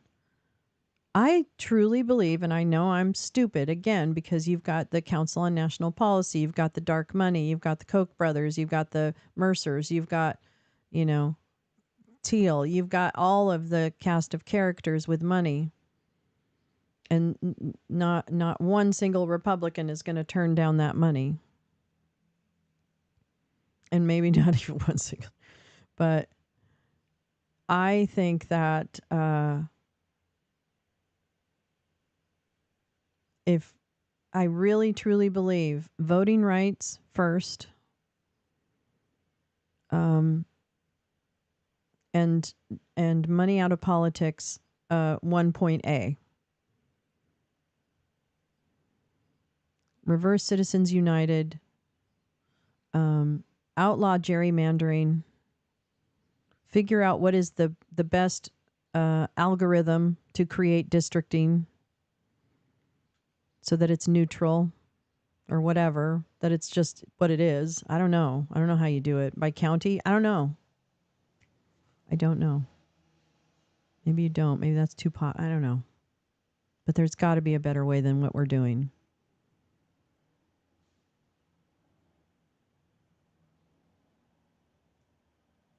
I don't know. Those two things to me are like the most impactful short-term gain triage that is actually, a good share of the legislation that could actually help us right the ship. To me, is removing money and, the Electoral College. And there are people with good thoughts about that, the Electoral College. But find a way. Find a way. We should have learned after all of these years what is broken. And I have to believe there are super smart people that know. You just went and visited your mother-in-law. COVID breakout is finally over. Good. Yeah. Hi, Jam. How are you? CIA helped Mobutu to come power in Zaire. Yeah. I mean, we know these things, right? We've Iran, we know these things. Gal says, I wrote a bill about disinformation during natural disasters. The repercussions were fines that put back into educating the public or media and social media literacy. There it is. It was scheduled with a placeholder in the Louisiana State Senate Homeland Security Committee, and then COVID hit. Oh. That's amazing, Gal. Congratulations. Jim says, I just read an interesting piece on natural disasters. Oh my gosh, my eyes are like, meh. When Trump was in office in the natural, if the natural disaster hit a blue state, Trump drug his heels to help them. One of his aides was talking about it. Yeah. Siegfried, I listened to a podcast with a former CIA agent, and he made me appreciate what they do for us. There are some very shady actors in the world and need people like the CIA to deal with them. And I agree. This is not, this is a, there are times when we really are like, oh yeah, please. Oh yes. Lawyers, Guns and Money podcast. Lawyers, Guns and Money. Thank you for that, Gal. That's a good podcast. They also have a Twitter account that's quite good. But yeah, I know. See, this is the thing. I grew up in a family that was very, anti-covert operation type stuff. But yet we don't hold them accountable for that in ways that we might hold other people accountable. So clearly, collectively, there's some kind of, willful ignorance. I don't know. Mike Taylor or Miles Taylor? Do you mean Miles Taylor, Siegfried? Because I know he's been on the circuit, right? Does he have he has a book out or something? Methinketh he hath a book. Everybody hath a book. Not just blue states. He took the longest federal response in history after Hurricane Michael. I went and spoke about it in the Florida State House. I spoke at the Florida State House about it on the floor. I got them to pass a supplemental. Cool. Gal, it is a shame to me, actually, that people aren't aware of all the stuff on the ground that you do and have done. This is a story yet to be told. Speaking of disinformation, Decoding Fox News had on her blog how they they use one man, oh my God, as an expert on 4 different things. They just use him to back up whatever they are trying to say. Yeah, I think I have seen that, although they all look alike. Miles, yes. Book is titled Blowback. That's right. That would be an interesting book, too. I don't really like to give Republicans money, although I just did. But yeah, I would like to read that. Yeah. Yeah, maybe someday. Maybe someday. I hope so. Write that book. You write that book. It's time for that book. I want to read that book. But yeah, it's that would be good. Yeah, Blowback. That's not a bad book. We should probably read that. I'd like to get like an insider's view of the White House. That would be interesting. Do you think he was angry staffer? Who do you think angry staffer is? I wonder. Because it's somebody that's still in there, right? It's somebody that's still in the White House, I think. I'm pretty sure. Yeah, he was on the weekend shows. That's right. I didn't see them, but I saw him. I passed by like, like a screenshot or something. Yeah. He was anonymous. Oh, that's right. That's right. He was the guy that wrote the op-ed. Yep. Yep. Now I remember. Now it's all coming back to me. But it's all coming back to me. That wouldn't, yeah. I don't know. It's just maybe it's a lower level staffer because they're pretty detailed, or they're kind of like administrative. Yeah, I don't know. I don't really lose any sleep over it. I was just curious because they're still going strong. Man, I remember watching as January 6th unfolded and everything. We would be watching their fucking timeline for any little mention of what might be happening inside the White House. That's kind of funny. Oh, the other thing I was going to say about what could change that might help us in a short turnaround is some kind of fairness doctrine, or going back to the days where, which I hate to say, but where reporting was really much more held to a factual standard, in terms of its presentation, and that opinion was really saved for the end of the show. And it was very clearly labeled opinion. I remember that so clearly as a kid, because pretty much at 5:25, you could check out, and then it'd be the station manager in a terrible gray suit and toupee telling you what his opinion was of, I don't know, pizza. I'm not sure what, but so that to me, I don't know. I'm spitting ideas. I have no idea, but it can't hurt, right?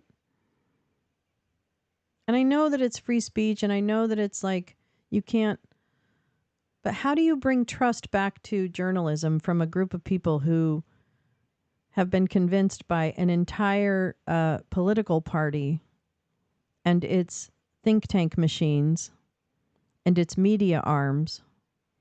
How do you bring back any institutional trust to those individuals?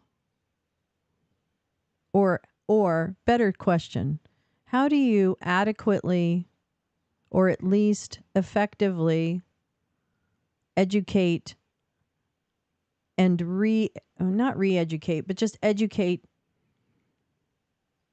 that population? Because they won't believe anything you tell them. It doesn't matter if Jesus came down and said, "You know what, guys? Trump didn't win the election." They would be like, fake news. Because it was me introducing them to Jesus, which would be truly amazing. So Jesus, if you're listening,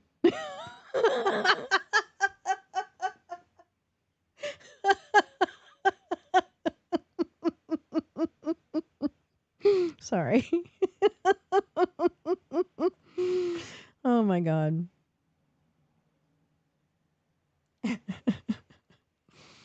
Oh. Oh my God. I can feel my blood sugar. I might have to eat some more hot tamales. I don't know. It's just like, how do we move this? How do we move this needle? I have been seeing more left-wing kind of YouTube shows about breaking down news stories. I have been seeing more of that come on my homepage. That's good. I'm happy about that.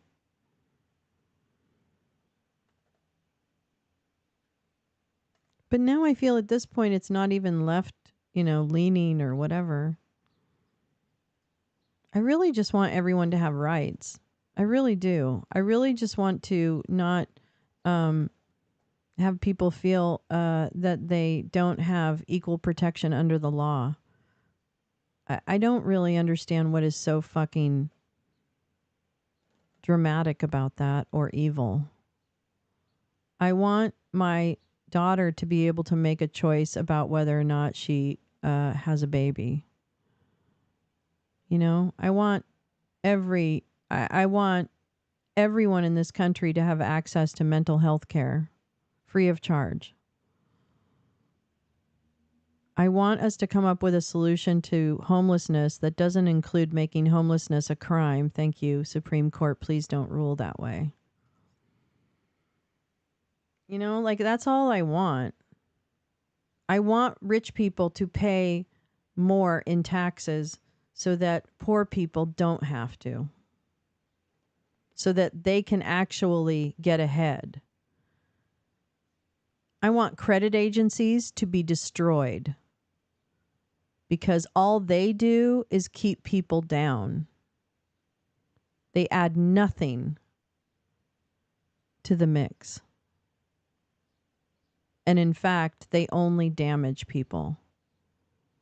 That's all I want.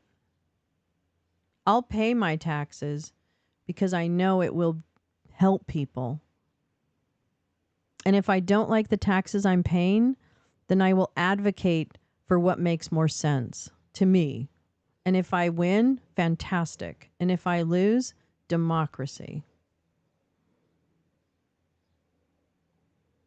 I want there to be somehow the government compensates the mainstream media to allow candidates equal time on their networks during the political season so that people can make decisions about who the candidates are and there isn't an emphasis on how much money the undead Coke gave you.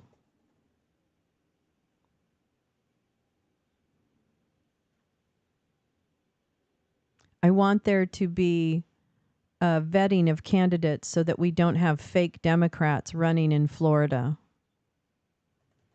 or non-existent candidates with names that sound similar to Democrats but aren't them running in Florida.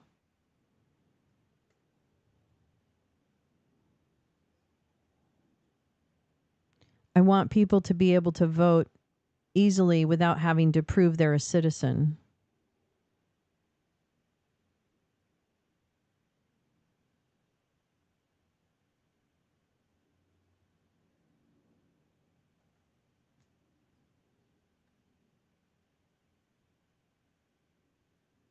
I don't think we need a Department of Homeland Security because that sounds too fascist. So figure out what it is in your infrastructure that allows you to serve those functions and do it the right way.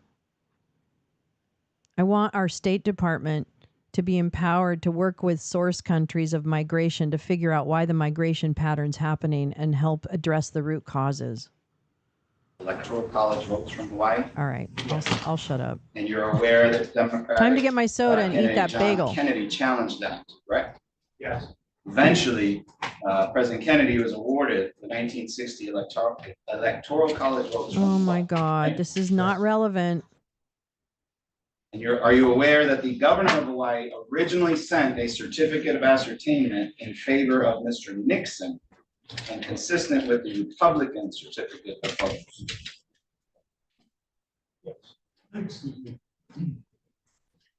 Very close to January 6th of 1961, Hawaii governor sent a new certificate of ascertainment in favor of the Democratic certificate. You aware of that? Yes. And fair that new certificate of votes happened after the statutory date set for the electors to gather and cast their electoral votes. That year was December 19th, 1960. You aware of that? I don't recall it. I may have reviewed it. So, just to summarize, so we're all on the same page. There were two certificate of votes submitted on December 19th, 1960, right? Yes. A Republican slate, which would have been the official certificate of votes as of that date, right? As of December 19th? Correct. Yes. And a Democrat or alternate slate that was contingent, a contingent certificate of votes as of that date. Yes? Maybe that was an inartfully stated question. Yeah. Sorry. Let's look at it. May I approach on? Yeah.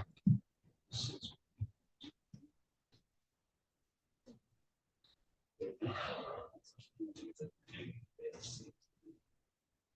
going to hand you what I'm marking as proposed defense exhibit D. Is it D? E. Excuse me. What did you say? E. You recognize the document I just handed you?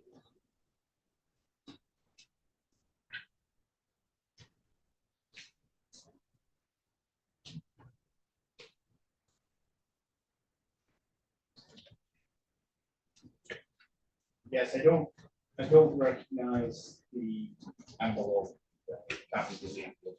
Okay, so there's 5 pages to the document I handed you, correct? Yes. The first 2 pages are the actual certificate of vote, the Democrat contingent certificate of vote, right? Yes. See where it says at the top, Yeah. Democratic Yeah. electors? Yeah. Okay. You see at the bottom, it says the persons voted for John F. Kennedy. Yes. All right, and that document is signed by 3 individuals and is dated. No, it's dated December 19th, 1960. And it's at the end of the end of the first paragraph on page 1. There.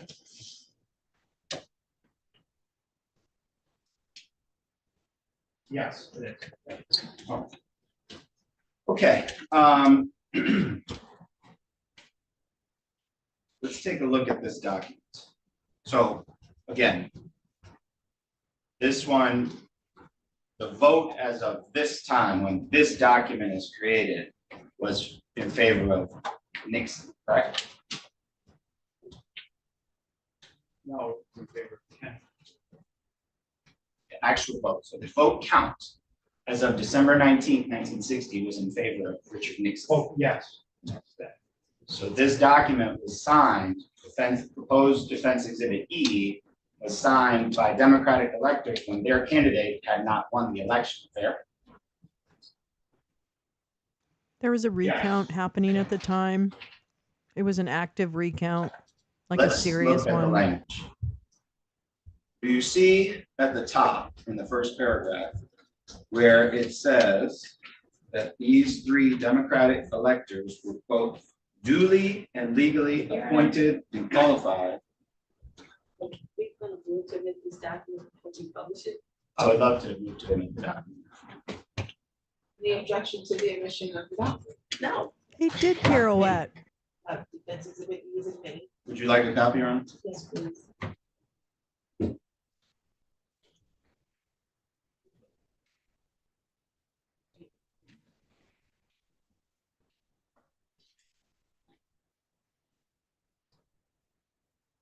Do you see at the top of defense exhibit E where it says that these 3 Democrat electors were, quote, duly and legally appointed and qualified by and for the state of Hawaii, as appears by the annexed list of electors made, certified, and delivered to us by the executive of the state. Do you see that? Yes. Were these 3 Democrat electors the duly and Major in legally law, minor in appointed dance. and qualified electors for the state of Hawaii on December 19, 1960? It appears so. Okay. And as of December 19th, 1960, would you agree that the executive of the state of Hawaii is the governor of the state of Hawaii? Yes. Did the governor of the state of Hawaii deliver to the Democrat electors on or before December 1960 a certificate of ascertainment declaring them to be the electors for the state of Hawaii? I don't recall that. Is the certificate of ascertainment with this? It's not. I don't recall that, so that, I don't recall. Okay. If they get. You don't recall that we just went through it before, and I know you said you didn't have the date, but that the governor of Hawaii issued a revised or new certificate of ascertainment in favor of John F. Kennedy on January 4th, 1961. Yeah. Are you aware of that? Yeah. Okay. So if that's true, the governor of Hawaii issued a certificate of ascertainment to the Republican electors in Hawaii before December 19th, 1960, right? I don't recall the specific date, but yes, I know that they delivered those. Okay, and then it changed, because something happened after December 19, 1960, right? Yes. The election, it flipped in favor of President Kennedy, right? Yes. You're aware of that. Yes. So a new certificate of ascertainment was provided by the governor of the state of Hawaii in favor of the Democratic electors, right? Yes. So my question is, on December 19, 1960, This Did should be stopped. these electors, Okay. these This Democratic fucking electors shit who should be signed fucking Census stopped. Exhibit E, It's have not the a same certificate of goddamn ascertainment situation. declaring them to be the duly appointed and qualified electors for the state of Hawaii. Well, the certificate of ascertainment was provided by the governor. After December 19, 1960.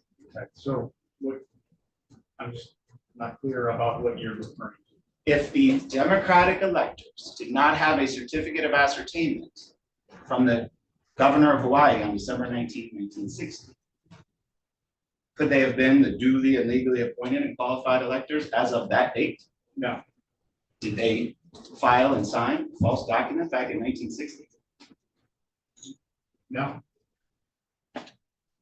No. And then, because they had the certificate of ascertainment. They didn't. That's what I'm telling you. No. There They was only had a certificate of no. votes. The certificate Are of you vote. telling him or are you asking? Right. Did Really? they only What have the the certificate fuck? of votes as of that date? Sir, this, I don't know because I What don't did I have just all the do? material here in front. Well, shut this woman we're down. gonna Shut have him to, we're down. gonna have to Not, focus a little bit. Judge, because shut you this know the dude history. down. I'm So we're getting gonna go through it real angry. slow. All right. Damn it. Made me so December mad. I turned off 19, my camera. 1960, right? Do you know the significance of that date? I'm not familiar, well, yes, I do know the significance of the fact that they gathered and signed a document on that day.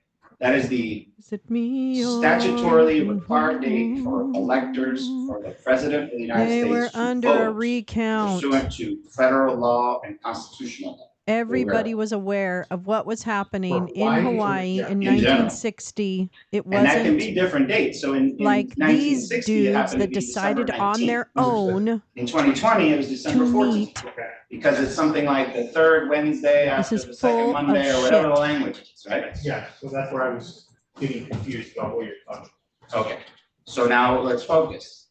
In 1960, Yeah, let's. December 19, 1960, that's the date that the electors had to vote, correct? Yeah. Okay. On that date, President Nixon was ahead. He was the one who was declared the winner of the state of Hawaii as of December 19, 1960, correct? Yeah. The governor of Hawaii, prior to December 19th of 1960, issued a certificate of ascertainment naming Republican electors for the state of Hawaii as the duly appointed electors for that state, correct? I hate Okay. all Now, these people. Something happened after I December 19th, hate 1960 all these that people. changed the It was results a of the recount. election. Are you aware of that? It's my understanding the electors met together. Okay, The, hold on. the Republican and Democratic electors met together. They did. Okay. So I'm they- not asking they- about they- I understand that. Oh, but You asked the context question, so matters. Trying to tell you what I know. Yeah, but you're, well, So That's so not they helpful. met- so they met together. well, it's not helpful because you're not answering my question. So you can, Well, it's not helpful. you can because it's not elaborate, but I addressing mean, I didn't the ask you points who that was I- together. Oh, go ahead. Yeah. Oh, sorry. Chad, Yeah, I you would need to ask back that the the fuck witness off. be allowed to answer the question. And I know it might not be helpful to Mr. Cooney, but it's still an answer. Well, And I would ask that You he be can't allowed stop to him from complete his answering because his answer is not helpful. To the extent he's not answering your question, that's different. yes. But if he provided an answer and you don't like it, that's the risk you take when you ask the question. No, and I, it's fair, and we can have the question read back if we need to, but I don't think I asked the question that elicited were they together The question was, did something happen on or about December 19th? after.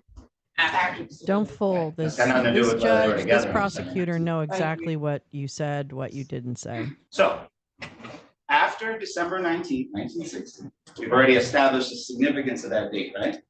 Yes, After that date, there was a recount, correct? yes.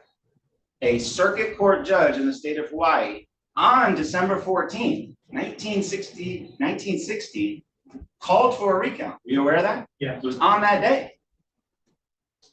I'm aware of the recount. Thank you for providing the data. All right.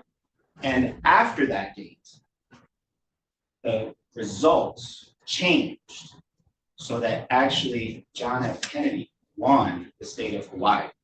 Are you aware of that? Yeah. And after that, because clearly that happened after December 19th, 1960, fair? The recount The recount was before. was after December 19th, 1960. Was Does he after know December that for 19th. certain? Right? Okay, You aware of that? yeah, All right. I'm just trying to keep I track know. of this conversation. I know. It's, All right. And so if that happened after, the governor of the state of Hawaii is not going to issue the new certificate of ascertainment until he knows the votes flipped, right?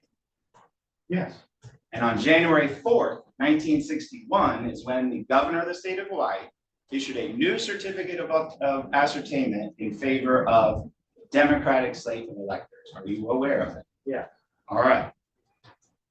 So my question is, if, now that we have established This is not working that out on for December him. 1960, Democratic electors did Just not say have what a I want you to certificate of say. ascertainment in their hands, in their possession. So were they the duly and legally appointed and qualified electors for the state of Michigan on December 19, 1960? For the state of Michigan? Sorry, for the state of Hawaii on December 19, 1960. they didn't send the document in saying that they were. That document didn't travel to DC prior to January 5th. January 6th. January 6th. Of 1961. Okay, but I'm not asking you about that. So let's focus. The document itself. That's not You got it right in helpful to front of you. me. Defense Exhibit E is the certificate of votes. That one happens to be the Democratic certificate of votes, which is a contingent or alternate slate. Would you agree with that as of that time? Yes, at that time, yes, it was an alternate slate, but they weren't presenting themselves as an alternate slate. Or I'm sorry, as the electors. They were presenting themselves, as my understanding, as the alternate slate. Fair. But let's look at the face of the document, okay? I just read it. Let's read it again. First paragraph. No, it's We because are, it is the these three document. Democratic electors were It quote, is because duly that and is legally the document appointed to and use, you qualified motherfucker. It's by not the and for cover the state sheet. of Hawaii. Let's stop there. I hate On these December people. 19, 1960, is that a true statement?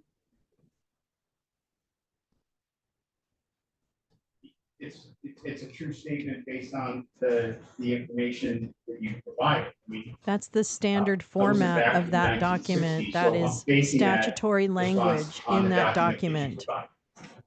Basing what response? I don't think I've heard a response. yet. Yeah, I said it's a true statement. It is a true statement. Yes, I just said that. Okay, so on the face of this document, Defense That's Exhibit what E, it said. Defense Exhibit E, it's your opinion that Object. this is a true Objection, document as of the date relevance. it was signed, correct? Objection, relevance, I don't know what true objection, document, what kind of true Objection, document it was relevance. at that time. What I do know is what I'm reading in front of me, which is presented to me now. What it was back at that time, I can't answer. Well, you're gonna have to answer, with all due respect. So let's focus. Okay, Chad You- might need a Snickers, People's okay? Because he's Exhibit starting to 14 annoy the fuck out of Was me. essentially used the Cheesebro, excuse me, going straight. Ken Chesbro, when you interviewed him, told you he used the 1960 Hawaii precedent as an example when he drafted the 2020 alternate elector certificate of votes, didn't he? That was part But he used that as an example, of it. right? All right.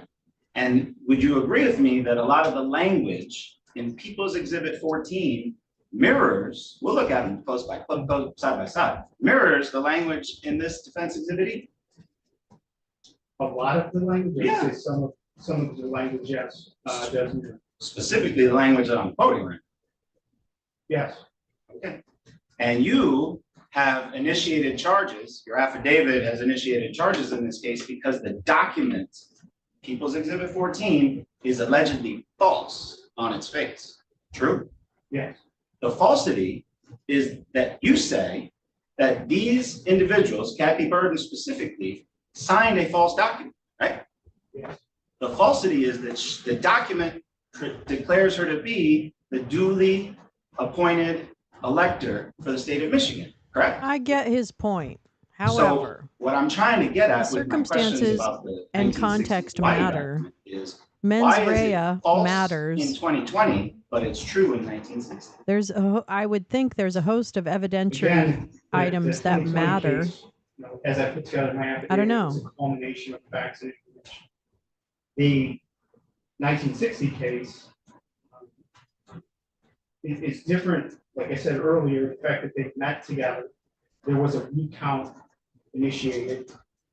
I was not aware of any recount in 2020. I was not aware of any evidence to suggest that the Democrats, electors, Republican candidates for electors met together to cast their votes for the person in their party. Okay, people got along a little better in 1960 than 2020, so I'm not sure how relevant that is. Whoa, but- Move to strike. whoa. Yeah, move to strike that fucking Um, commentary, you fucking prick.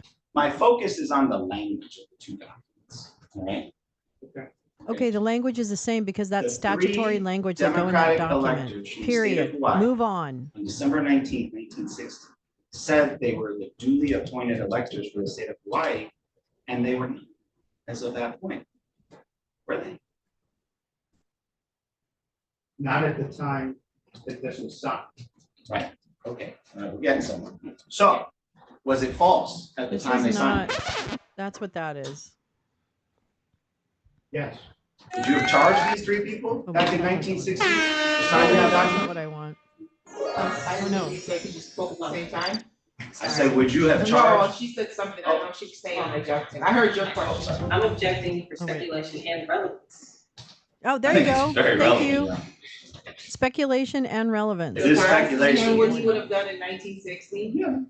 If he's presented these facts as an investigator who's been assigned to investigate whether a crime has been committed, and he saw that somebody, for his testimony just now, No, signed no, a no. document Stop, and it was stop, false stop, at the stop, time. stop. It's the same Stop, document. stop, So stop, what do you stop, charge them back stop, then? stop, stop. I'm Different curious. In the context. state of Yeah, Michigan, no, obviously, because because the our laws are context is not completely well. different. And with all Thank due you, respect, counselor. the Sit the facts, fuck as down. have been laid out repeatedly on this record, are different. Well, I So- think that if the court allows the question and he answers, he can obviously indicate that, Yes.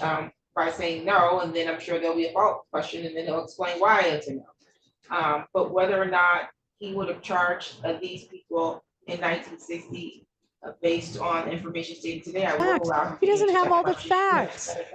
Yes. He doesn't have all why the don't I answer facts. that Oh, question? okay. He wasn't No, I there. don't have, I mean, all I have in front of me is a document. For me Exactly. to speculate on whether or not. I Based would on charge- one again, we document. talked about this. Thank I you. don't Thank you, charge, sir. okay, I gather the facts we talked about that. You presented me with one document. For me to say that I would charge based on one document, no, I mean, in an investigation. It's we try fucking to gather ridiculous. facts, information, evidence, interviews. So that's the process that I would use. So to answer your question, again, no, I wouldn't, because I'm only looking at a document, trying to make a judgment call based on one single document, without one single interview, without one single search warrant, or any other physical evidence.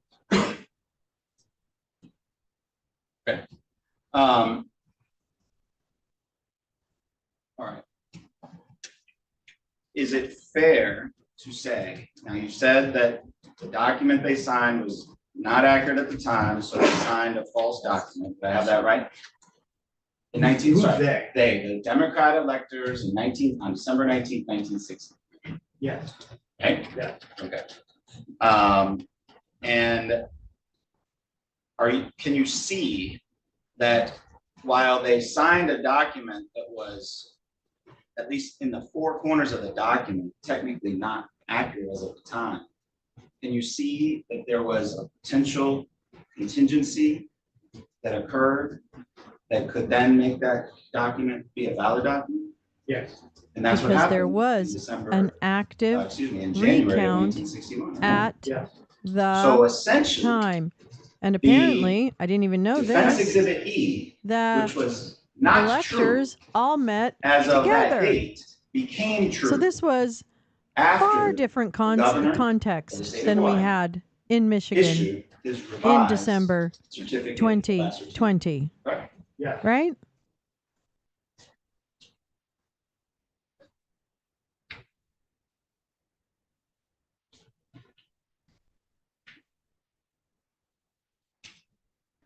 All right.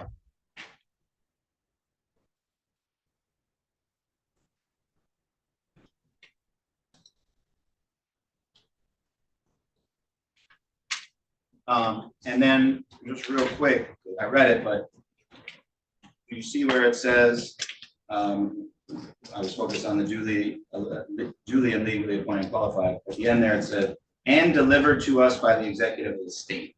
You see that? Sorry, it's in the first paragraph, I believe.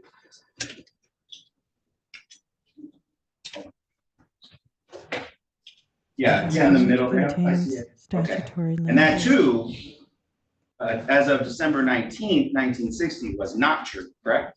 Yes. But it became true on January, if we assume January 4th, 1961 is the date that the governor issued the new certificate of ascertainment, it became true later, correct? Yes. Is that kind of by definition what a contingent document is all about?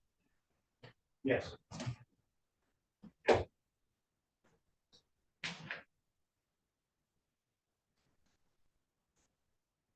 Sir, would you agree with me that there are certain similarities between Defense Exhibit E and People's Exhibit 14? Yes.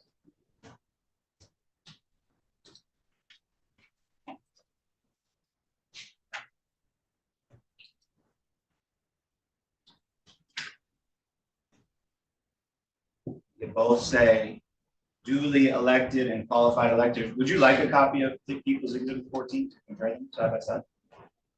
Yes.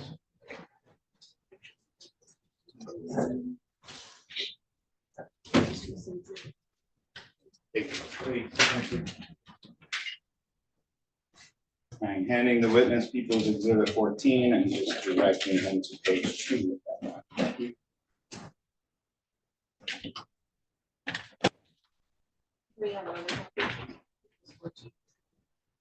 I have an extra.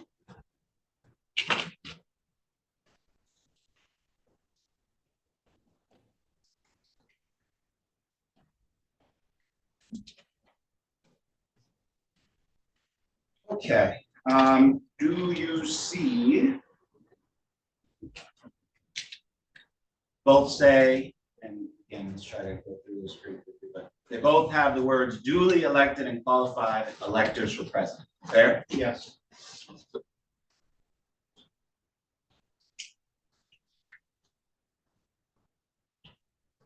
And this document doesn't have anything about receiving anything from the governor or the executive of the state of Michigan, right? The People's Exhibit 14.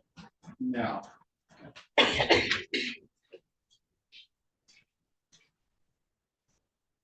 The technicalities are killing me. Bottom line it, Junior.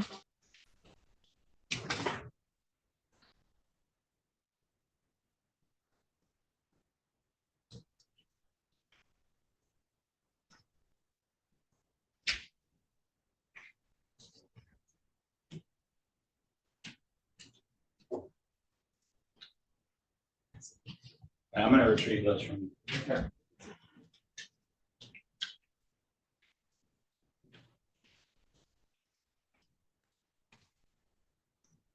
Yes. Okay. I think even Junior's getting tired of his own bullshit. All right. Sir, you know from your investigation that Kathy Burden didn't orchestrate any of the events that occurred related to the alternate electors on December 14th. You know that this is just a right? farce and I don't even know why You know I'm she just here. showed up Can I that go day get a to sandwich? Stu Foster's request. Yeah, she did show up. And if anybody was behind the scenes orchestrating things, it was people like Laura Cox and Stu Sandler on the MRP side, fair? Yeah. And Sean Flynn and Mike Roman at the national level. Mike Roman. And Mr. drink. Flynn and Mr. Hi, Roman were Tina. acting at the direction Mike of the Roman Trump was campaign. mentioned. Tina's here. Every Yeah. time Mike I believe Roman's they're- mentioned, Tina is Sure. nearby. Sure, those are just a few of the people, right? Yeah. And yet Kathy Burden faces 8 felonies in this case, and the people I just mentioned haven't been charged Oh, with the anything. babies. Yes. Never interviewed Sean Flynn, No. never interviewed Stu Why Sandler, not? No. never interviewed Mike Roman. No. Oh. Isn't it true that Why? you, in your affidavit, Is it because they're all either facing ignored or federal left charges? out I haven't heard some about Sean exculpatory facing federal evidence related charges. to Kathy Burden?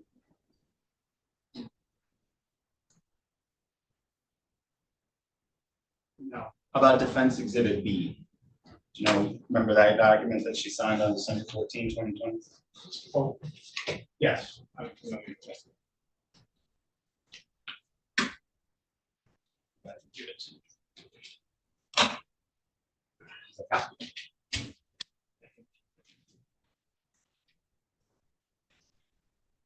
Sir, is Defense Exhibit B contained anywhere in the affidavit you presented to the magistrate judge seeking charges in this case? No. Why not? This is a separate document.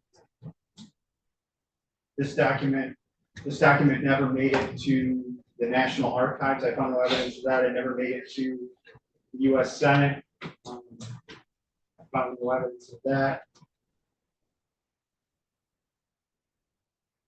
And the document that I received in the course of my investigation was blank.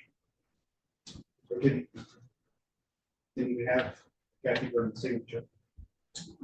So I was wondering, because I didn't see the signed version in discovery, so you didn't even have that? But I had the document. The blank The document? blank document. The blank document was provided to me by Troy Hudson's counsel, Eric Gloucester. Right. You mean you didn't have this Blank. document? Yes. That's it. Not the signed. I No, moved for a You know that mistrial, Your exists. Honor. Okay.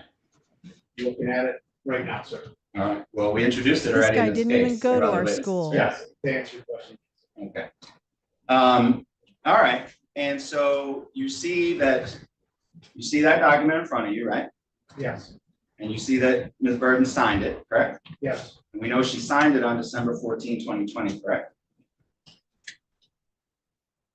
yes, And we know that because it was notarized, correct? yes, And it was notarized by Henrietta Toe, correct? yes, And Who's that great Henrietta Toe notary? is an MRP employee, right? Oh, Yes. really? And she How was present on convenient. December 14, 2020? yes. Oh, that's convenient. That's very convenient. So she must have agree with me notarized that things right this there. Notarized document. Defense So this is Exhibit just B, basically, yeah, very clearly Your Honor, has my conditional client did language in it, but the other people are the ones who made her do it. Yes. Oh, You no, they see where didn't it says actually the make her Republican do it. alternate But they're electors, the- quote, would Well, cast their actually, votes Your Honor, I on don't Tuesday. know. She did it. Yes. The end. Go to jail, Kathy. Would you agree with me that notarized documents take on Not greater our legal Kathy. significance I love our than those Kathy. that are not?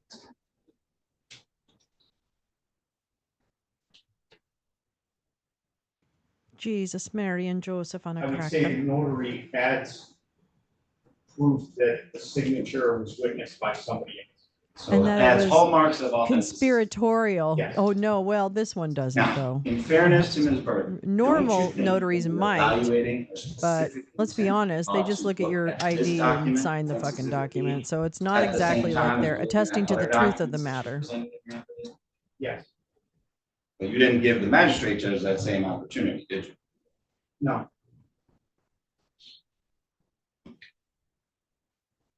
What? I didn't have it, the document with the signature. What? Do you remember when you Rewind. first saw the signed document? Rewind that. Well, I allowed to, you know, we had met in some sort of attorney process. Me and you? Yes, Okay. so. I gave it to you? Am I allowed to talk about that? No. That's The fine. answer is no. Sure, okay. Yeah, so that was the first time that I saw it. Well, I'm glad you got it as part of your investigation. So you got that after July of 23 when you filled out your affidavit, correct? Yes, After charges were filed, correct? Yeah. Does that document in any way change your opinion of Ms. Bird and her specific intent in this case? no, Doesn't. no, there's two documents that were signed by Mrs. Bird. Huh. One document is intended, just as what it says in here. Todd It just says, moved back. Todd Claude, his partner in crime. I mean "You are law. available to me to perform your duties, Just as took a little. I'm residential gonna get back elected." here. The other document So. did not say that, but both were signed. Again, Wait, what's the other one? this document didn't go to the Senate in the National Archives. Hey, gal, if you're still This here, I document, just want to tell you, I I think had you're really no a. evidence to Certified suggest badass. This That's document right. was attempted to be delivered to the Capitol, state issue I Capitol. love technology. So the defense exhibit B is not a certificate of votes. A certificate of votes get mailed to Washington DC pursuant to federal law, right? Right, I understand. That's not what defense exhibit B is. So when you keep talking about the fact that it's not mailed, that's kind of besides. It's a little bit. We're trying to establish funny, Kathy Burton's this feeling intent inside. on December 14, 2020, between about noon and 1:15. Fair? Yeah. And Ms. Burton signed defense exhibit B between noon and 1:15 on December 14, 2020, correct? Yes, And so she signed a clearly contingent document at that time, right? yes. And then another document was placed in front of her, and her signature appears on the signature page, right? Then I went People's right into a Exhibit Supreme 14, song. right? You don't really need me. Alternate, You just keep the alternate me elector hanging pages as well. on. There's 3 pages that appear. You say alternate elector pages, do you mean the replacement? elector? I'm sorry, the replacement. Yeah. Okay, so okay, we'll get to that if you want to. That's where Mr. Renner was one of the replacements, Yeah. right? And I forget who the other one was. Doesn't matter. Okay, so that's over here. Thompson. All right, but It's a great song.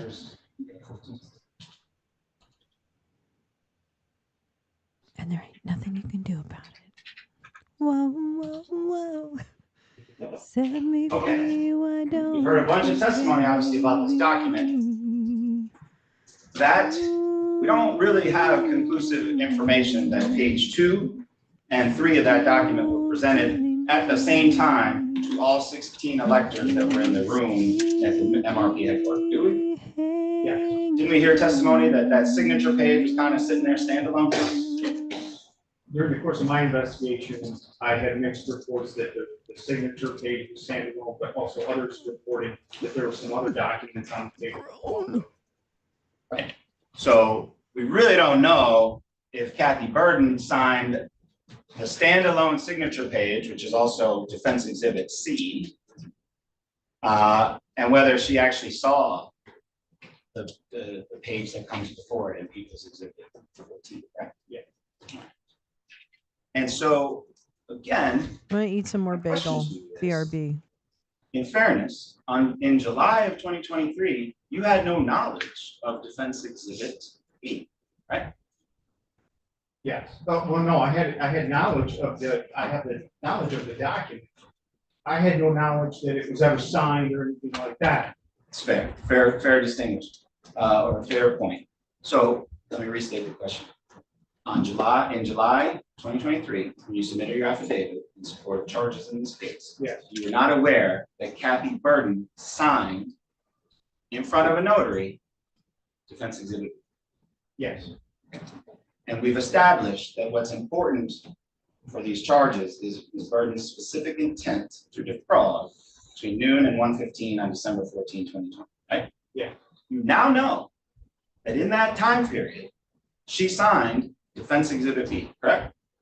yes, And that document is clearly contingent in nature, right? yes. My question to you is, does that change your opinion of Ms. Burden's specific intent? Has been asked and answered. Please answer that. And may I have it again? He said, no, he gave the reasons why. Still no? Yes. Still no. I. Judge, this is stage, we can move on. Okay. All right, you kind of focused on mailing of the documents to Washington DC, right?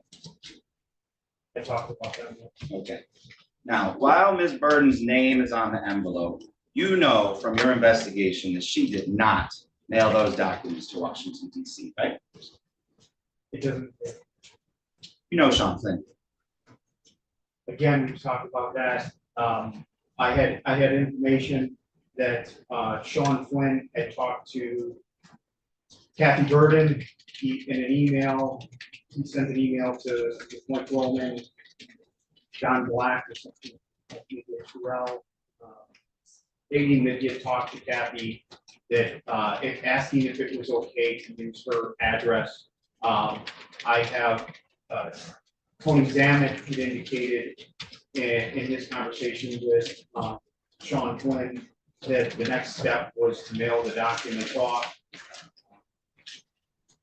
But I didn't have, I don't have, physical evidence to show who exactly was at that post office at that, when we talked to the postal inspector. Right, no, I know. I saw that in your affidavit at paragraph 25, where you talked about going to the post office and all that. So we know it was mailed from the East Lansing, Michigan Post Office on December 15, 2020, right? Yeah. And you know that that happened around the early afternoon, around 2 or 3 p.m.? I would have to look at that. All right. Now, I know the emails you're talking about where Sean Flynn tells Mike Roman and others that he talked to Kathy Burden, but you know he didn't talk to Kathy Burden, don't you? We went through that. Sean Flynn texted and connected with Stu Foster. He asked Stu Foster to reach out to Kathy Burden about her address and making sure that was correct. And then Stu Foster then This communicated guy's back a to terrible Sean. interrogator, Right? you know what I mean? Now that you're recalling it, I don't recall. All right, let's But take, as you're recalling it, do you recall it now? I don't, if I could refer to my notes. Well, I don't know what notes you refer to, but if you have notes that confirm that, sure, you can look at that. What? Or have, You have part of notes? the report. What? Handing you a text string between Sean Flynn and Stu Foster. Bagel up. So you had this at the attorney process. I did not, But, sorry. you provided this to us at the attorney process. I don't What group recall from Missouri? I wonder. I'll have this to look being that part up. of my I didn't know investigation. that. This document and your signed document by Kathy Burden here, you presented to us at the attorney proper. That was the first time that I saw it. Okay, So as you're refreshing my memory, yes, I remember you doing it. are these now part of your investigative file? They're an exhibit, yes. Do you dispute their authenticity? No, Is this in fact communications between Stu Foster and Sean Flynn on December 14, 2020, and December 15, 2020. Well, I don't, I have what I'm looking at here is, and I haven't read all of it, but what I'm looking at here is a screenshot of a text message.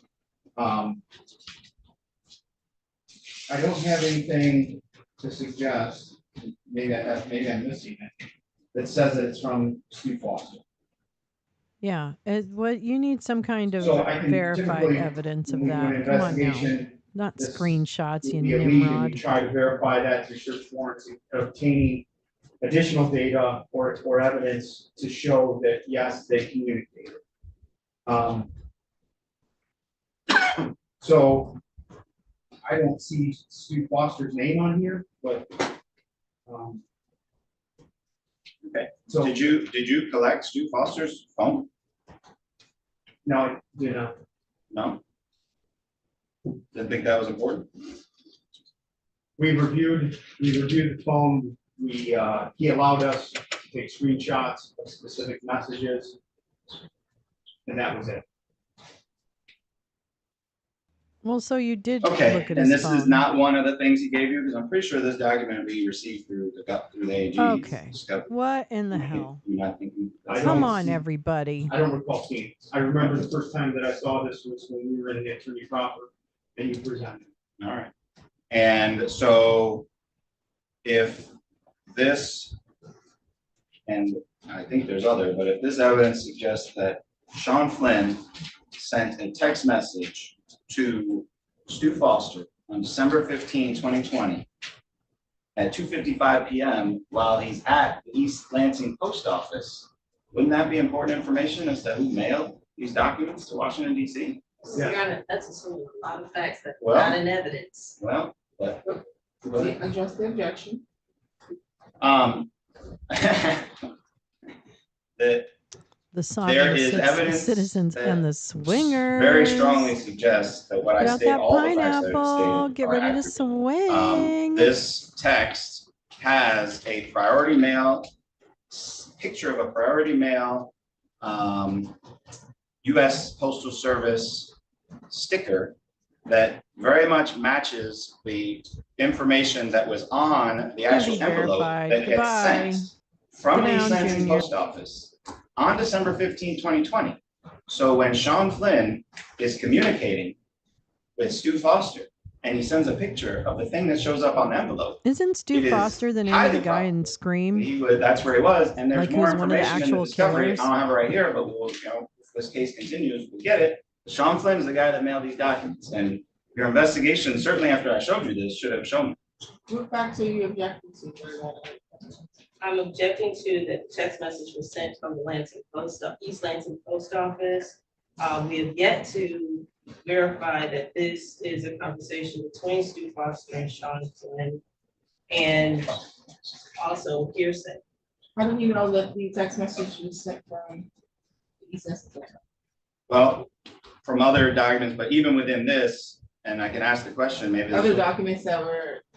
What Just other produced in documents? discovery, not in the. What other record yet. documents? But I will ask a question, does I think somebody testified to, does the fact that the blue border behind the priority mail give you any indication that this is where that picture was taken? You see the blue behind the sticker? Yeah. Are you aware that the East Lansing Post Office has a blue counter? No. You're not aware of that? No. Every post office has a blue counter. Almost every one of them. All right. It's in their style guide. I'm pretty sure. But in Oh context. my of- God. I'm gonna. To address if this is between. I could be a better Stu Foster lawyer. and Sean No, I Flynn, can't. I'm just I kidding. mean, in context, you read it, right? It says, it starts with, you gotta call Troy, that would be Troy Hudson. You're not addressing the objection. Oh, sorry, what's the objection? I'm sorry. Yeah, she said it is assumed fact that's not an evidence. One was whether or not, how do we know this was sent from the East Lansing Post Office? I don't think that we've been able to establish that. What's the other one spoken? That this is a conversation between Stu Foster and Sean Flynn. The witness has said that he cannot identify that this is a conversation between those two. He has stated that, and he said that if he had something else that could identify, or maybe it's in his notes, but that's not been identified. So That's fair. the objection system.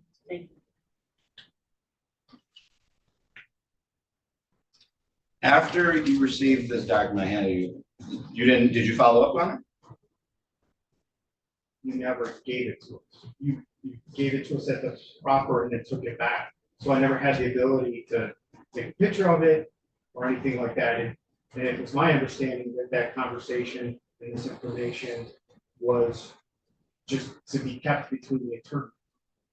So you didn't leave me with any investigative leads. Is it follow up. possible that Sean Flynn is cooperating? Okay. Well, certainly you were Is that presented with what's information. possible? Is that one or suggested both of that Sean those Flynn two was the dudes person who mailed these documents are on December 15th, cooperating with the 2025. DOJ on the I have larger information that election suggests that he interference was case? involved in the mail. Is that Yes. possible?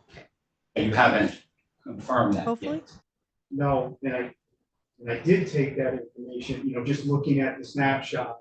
And again, focusing in on Mr. Chesbro's evidence and paired them up, which, okay, Mr. Chesbro presented an email that was similar in nature. What's the frequency, Kenneth? So That's our to third your song. photo that you presented to I don't us, know that song. I You mean, didn't go back to. I don't remember. I don't remember the words. No, Steve Foster didn't want to talk to me. Oh, hold on. The second time I reached out to him, he made it clear he didn't want to participate. All right, but I mean, you've executed a ton of search warrants in this case, and if you felt that he had information that was relevant to your investigation in his phone, you could have very easily gotten it, right? I wouldn't say very easily, no. I mean, there's a process in order to secure. Strike very easily. You could have gotten an image of his phone if you had wanted to. Yes.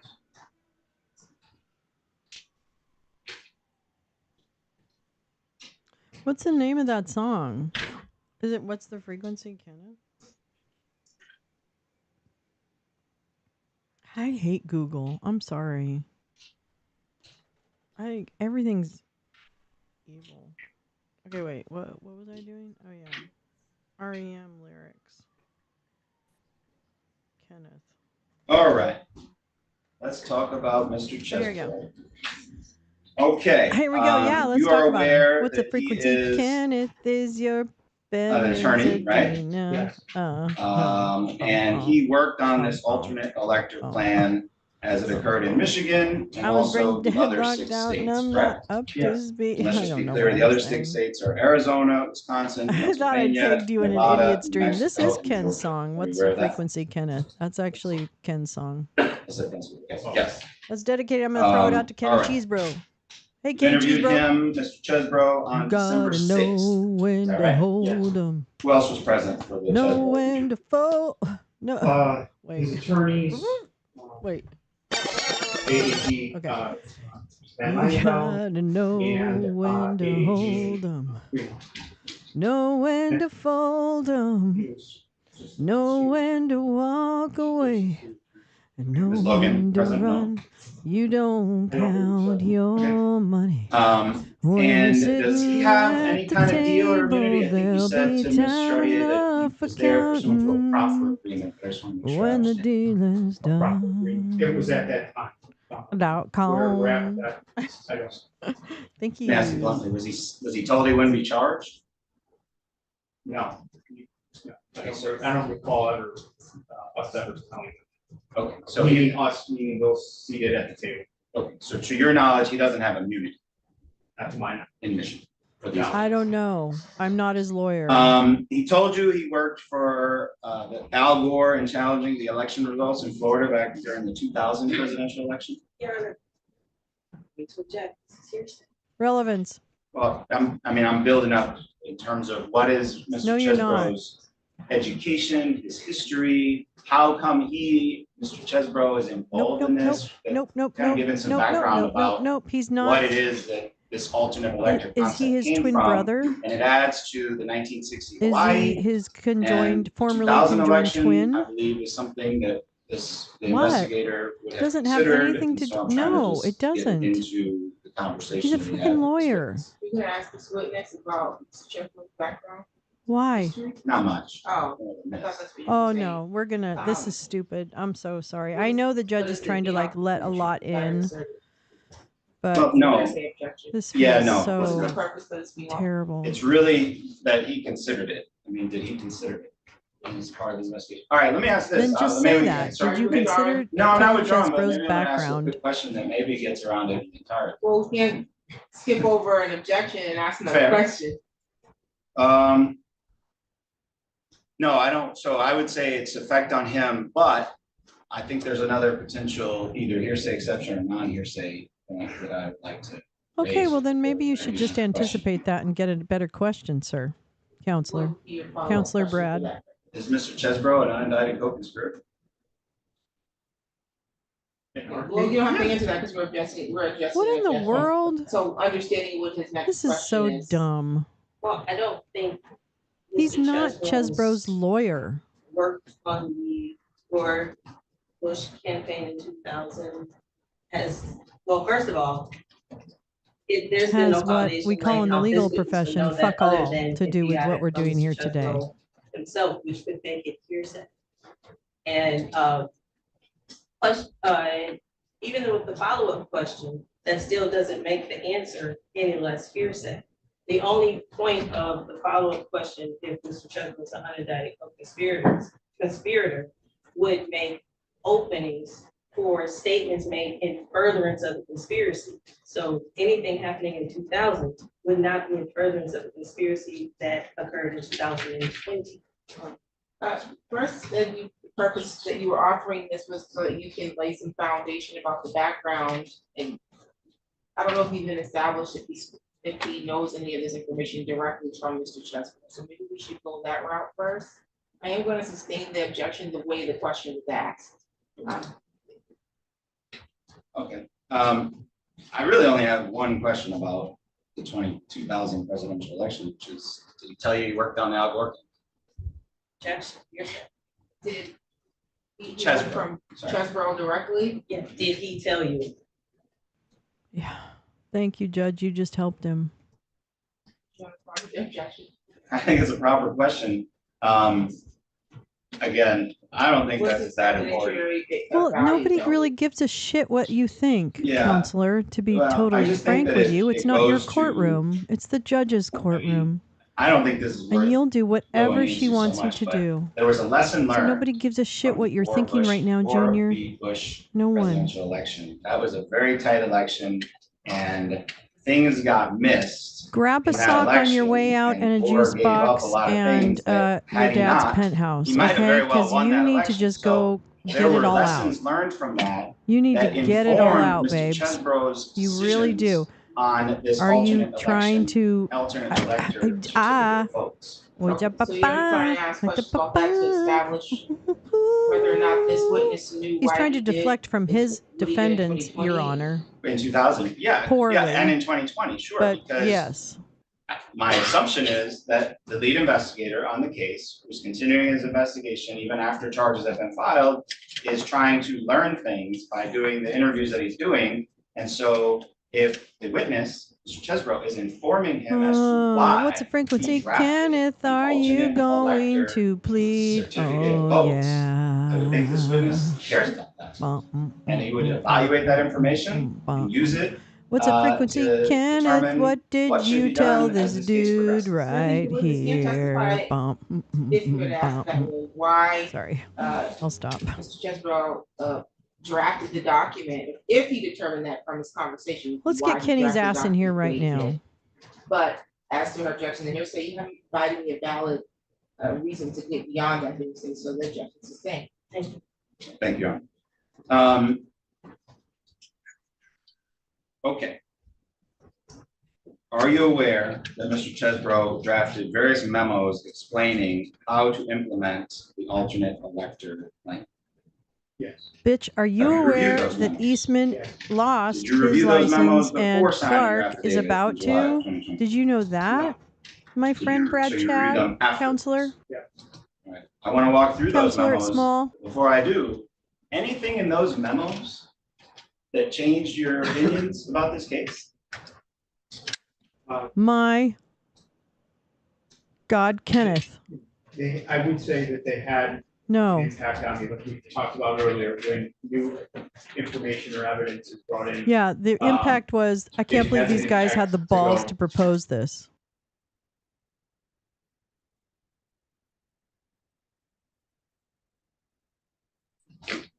I was able to determine that.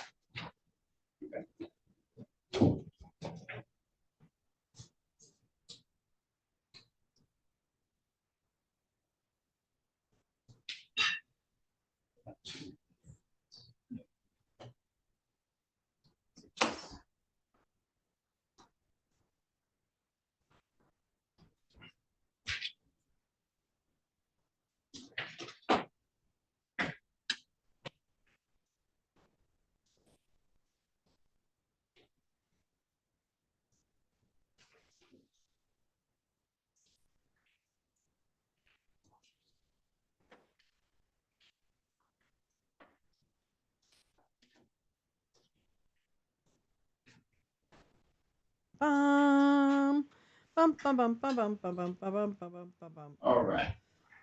I am approaching the witness and handing him what I've marked Well, aren't as you now, proposed Mr. defense exhibits Cranky F, Formal? G, and H. I ask you to take a look at those. What happened to the and- Chester Cheater over there? Because now you're just Cranky and Formal. See if those are documents that you followed with me.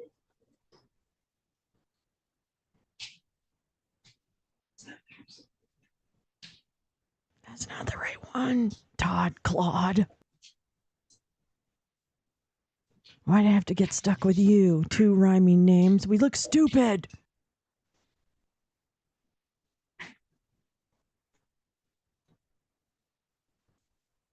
Yes, sir. Okay. Goddamn stupid. We're never going to get laid. I'm going to take a shot, Your Honor. I move for the admission of defense exhibits. I'm going to take a F, G, and shot. H at this time. Shoot your shot, counselor. Okay, then I'll do it. Because it's I didn't have any dumb. foundation, so I won't do it. I was just trying to cut this short. You know, meet the next lawyer who's going to lose his license, everybody. Brad Chad. And his partner, Todd Claude. Counselors at law.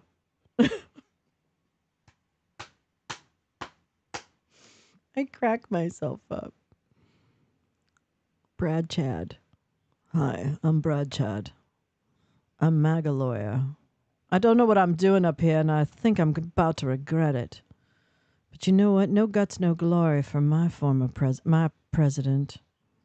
I'm gonna give it all, and that means my entire livelihood and the college education for little Kitty over there, my daughter, who's only 3. My wife hasn't worked because I told her no wife of mine is going to work outside the home, and so now, when I lose my license, we're fucked. Goodbye, private school. Goodbye, country club membership. Goodbye, bar parties. Goodbye. Goodbye, marriage. Kitty will have to go to public school. It'll be terrible. She'll be teased for her homeschooling beginnings. I don't know. It shows on camera this morning. Yeah, just pull this out. Ms. Lundgren, can you hear us? Oh, damn. Just, thank you. She can hear us. Okay. Come on, remember these good things. Did we just discover that Michelle dropped off the fucking Zoom? Was there an Okay, objection? fantastic. Yes, well, one, they haven't been admitted yet, so I'm going to object to counsel reading from these documents, and they're also hearsay. So, I Well, thought here, you were gonna lay some foundation. Yeah, and here I'm clearly going on the effect on him because he said after he read them, they did impact him. And so I want to explore how. He did say they did it. Can you just But I believe ask we him can that just- then? That question can be asked and answered without eliciting hearsay statements within this document. Well, look, Your Honor, I think these statements are fair. They were things that this witness either did and certainly should have evaluated as part of his investigation, ongoing Nope, nope, investigation. nope. This nope, is nope, about nope, the nope, person nope, drafted mm. document Womp, womp, that is the basis for Nope. the state's Nope. charges here. And so to Nope. understand what the drafter of the document was contemplating at the time he created the documents is very relevant. And I would That imagine is it has to be very hearsay relevant to this defined. witness. That is and should be hearsay very relevant to the defined. court in making its find over decision. That is like, Well, but I think it's it important in is. the He's witness. not It offering doesn't- for the You sheet think of hearsay facts. is He's offering for important? the fact Oh that my it God, wasn't in the sheet I'm of gonna, facts. Somebody just The kick this state- guy, please. The effect on the listener does, the document does not. You said, say, repeat that? So the fact that the witness read the document and the effect that the document had, that comes in as testimony. This does not come in as substantive evidence because it had an effect on the We've listener. not admitted the evidence. He's questioning him about it. I think he's trying to lay a foundation to get it admitted. He's questioning about statements that was in there and how I assumed that affected Agent Shock when he was making the decision. And this is again, a document that purports to provide information as to what the drafter of this slate was thinking, I suppose. That's, I think, some critical information. The objections over here. Thank you.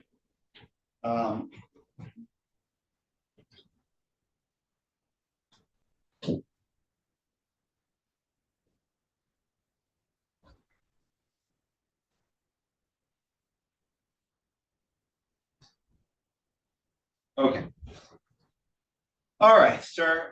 So here, what I'm doing is, so I want to know, not only did each of these memos, whether they impacted you, but I want to know specific portions of the memos impacted you in the course of your investigation, right? So what I'd like you to do is I'm going to direct your attention to Page 13. Let's just the guess what second page is. paragraph under summary, first paragraph Oh, under summary. damn. Okay. Summary, that's probably like page It 1 or 2. states, you know, again, I want to know if this had an impact on you. Jimmy Jordan. That, quote, if a Jimmy court Jordan. decision, friend, or perhaps a state legislative determination goes in Trump's favor after December Oh, that's 14, right. The 2020, FBI settled but with before January 6, 21, Larry Nassar's 2021, victims, which only we've real talked about. deadline Why is Chris is Ray December still in that 14th fucking deadline to job? pass the Because electoral. it was his Did you see that? watch when all that shit went down. A court's decision, That's right. that's in summary. I'm sorry. It is the second paragraph. I'm sorry. So I just want to stop you. I'm You were sorry. asking him if this particular paragraph is what, or had an effect on him, or, oh, I'm sorry. Yeah, it's my fault. I didn't orient you correctly. So under summary, it is the second paragraph under summary. See where it says January 6th? In the third line? Yes. That's where I was reading from. Okay. A court decision or perhaps a state legislative determination rendered after December 14th in favor of the Trump-Pence slate should be considered time. Do you see that? Yes. Do you see that this language focuses on something that would happen after the electors voted? Your Honor, I would ask that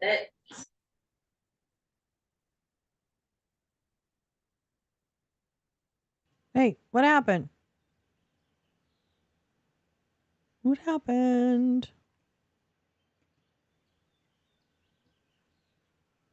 I think it's frozen. can Let's you do read it. that, can you, Oh, come on. sentence yes, for Okay, context? sorry. Yes. They I'll read the sentence, but my point remains. If we're gonna start How citing do- rule of completeness, this That's document. how this is we too just much. read one sentence out of a paragraph and that gives us context. Exactly. how do we read a portion of a sentence? How do we read? I exactly, let's agree, get no, it I in. agree, we can't read a portion of the sentence, but if you're gonna give me some context, I might need to know what the whole paragraph is talking about.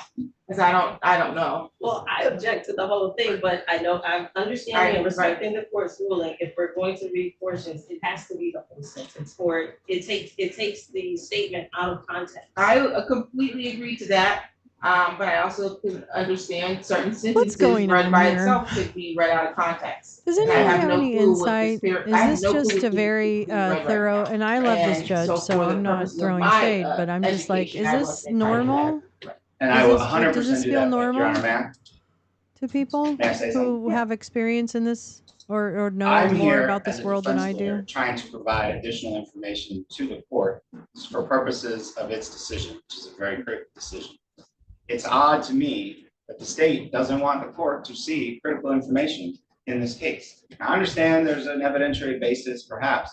However, if we're talking about context and completeness, and again, I don't want to be somebody who's reading sentences out of a memo out of context. I read a memo in a certain way. I pull out certain pieces of it because they resonate with me. Other portions might resonate with you differently. So I am all for this court seeing these three memos in their entirety. I think the memos are critical. I think they're crucial to the court's determination. They go into the contingent nature of this document, which has been part of a defense theme. And I'm not sure why we're keeping away from the court. You may. Your Honor, the court has heard a lot of testimony. There are a lot of decisions in this case, but the rules of evidence are there for a reason.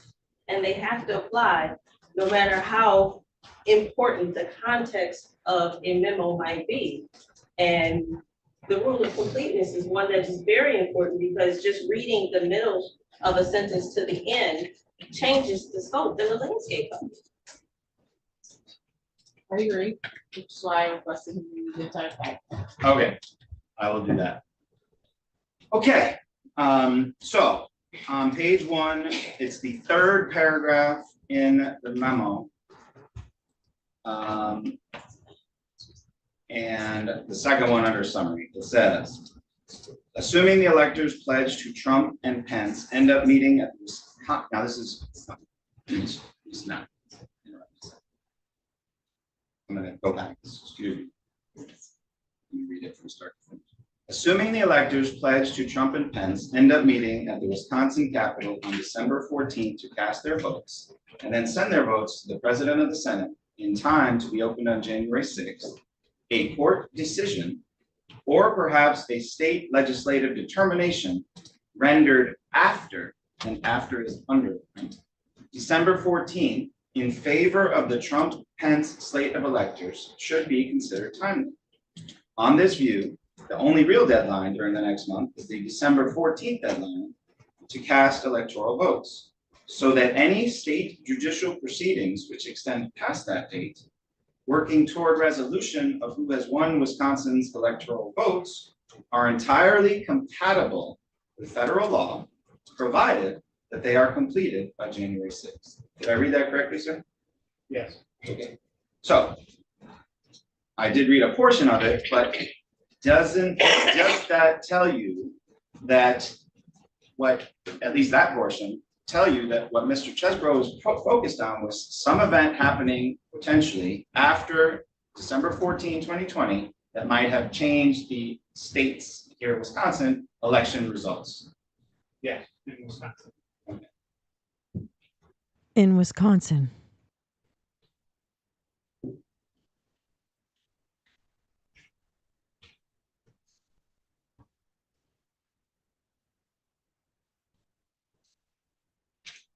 Maybe someday. Okay. In Wisconsin. Did you hit a brick wall, sweetie? You okay? You need a I was juice gonna read a box? portion, but I'd like to, I guess, read for completeness, the top of page 2. I Ooh, was only now gonna he read bit a off little more bit, than he I'll can read the chew. entire paragraph, first paragraph. You still on your. I'm sorry, yes, you I'm on still your reading from proposed Exhibit F. proposed exhibit. The other date of particular significance is the date that the 10 Wisconsin electors pledged respectively, to Trump, Pence, and Biden-Harris must meet in Madison to actually cast their electoral votes, if those votes are later to be eligible to be counted in Congress on January 6th.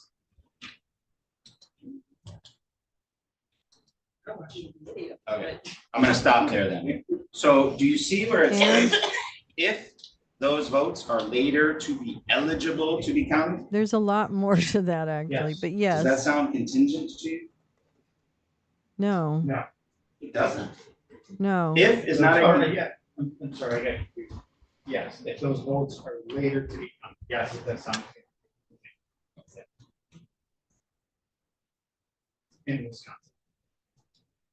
well, this letter, this memo is written to Judge Trupis, who's in Wisconsin, you testified already, right? Yes.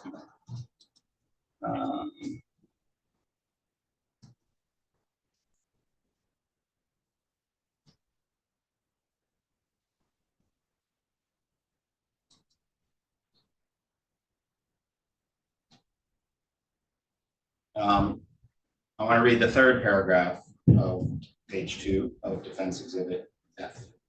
Prudence dictates that the 10 electors pledged to Trump and Pence meet and cast their votes on December 14th, unless by then the race has been conceded, close friend. It is highly uncertain, given the language in Article 2, requiring that all electors throughout the United States vote on the same day, whether Congress could validly count electoral votes cast on a later date. You see that? Yes.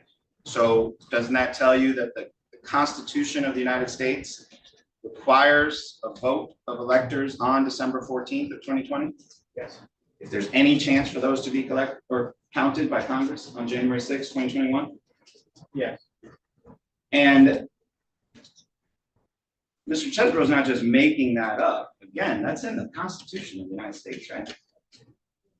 Your Honor, I'm gonna object. That's- Then why did Hawaii do it on the 19th? How he knows- There were circumstances that dictated Well, I that. think he followed it up with, that's in the Constitution, so. If it's in the Constitution, I think this is the question. Yeah, if you don't know, that's fine. I would, But that's in the first part, you can't speculate as to if Mr. General made something up. But he followed up with the question, is that it's in the Constitution, so I that's was why I'm objecting. allowing it. Yeah, I was just objecting to the first portion. We can get some. The date that the electors have to vote is a constitutional requirement. Are you aware of that?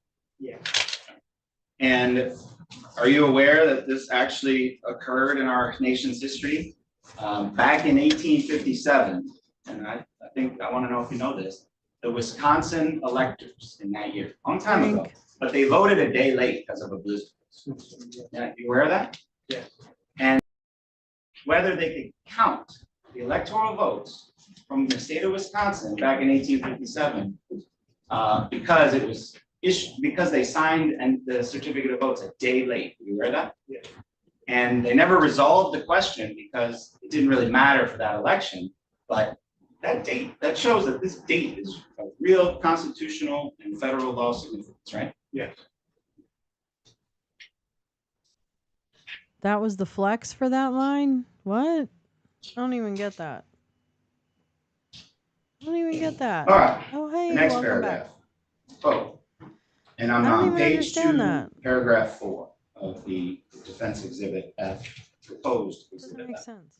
It may seem odd that the electors pledged to Trump and Pence might meet and cast their votes on December 14th, even if at that juncture, the Trump-Pence ticket is behind He's reading in the from the vote count, Cheese Bro and no memo. certificate of election has You been know, issued from in favor I guess of from Trump and Pence. Wisconsin. I don't know. However, a fair reading of the federal statutes suggests that this is a reasonable course of action. Did I read that correct? Yes. That statement in fact? Ask John Eastman. Ask John Eastman if it does. Do you Actually, think really, can we get what John Mr. Eastman on the Chesbro phone? did Anybody? here Can they in- just like in dial him up? creating Maybe an Jeff alternate Clark. slate for 2020? Maybe was a Jeff's fair having reading some of federal second statute. thoughts. Maybe Clitta is having some second thoughts right now. Anybody want to get her on the line? Maybe Jenny? Come on. You're asking for my opinion? Yeah. On what he did is fair. Yeah. I don't see it as fair. That's my opinion. Sure. And you've testified before that this is not easy stuff, right? Yeah. And people have differing opinions, right? Yes. And there are legal scholars on one side of this No, debate. no, no, no, no, no, no, no, no, Yeah. no, and no, legal there scholars aren't. on the other side. No, Sure. no, there aren't. Those legal scholars just got disbarred. That main legal scholar on the other side of this debate, he's fucked. He's foobar. He's done. Done. Fried. Ready to flip. John Eastman is cooked. Your hero. The king of the mountain when it comes to these crackpot All right, legal let's look at, theories. I'll try. These legal windmills. Let's look at proposed defense exhibit G. Proposed defense exhibit G is another later memo from Ken Chesbro to, again, James Trupas dated December 6, 2020, correct? Yes. And you reviewed this document? Yes. Again, you reviewed it after July of 2023. Yes. Do you see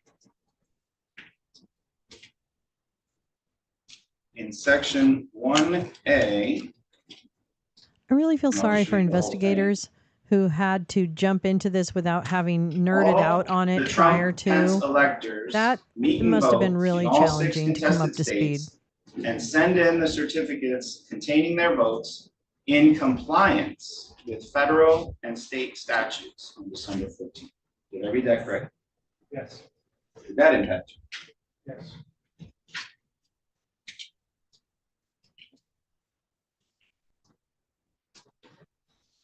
At the bottom of page 2 of the memo, where it's section 2, see that messaging about? Section two. Uh, Section C. Sorry. No, page 2. Sorry, Okay. bottom of page 2. Okay.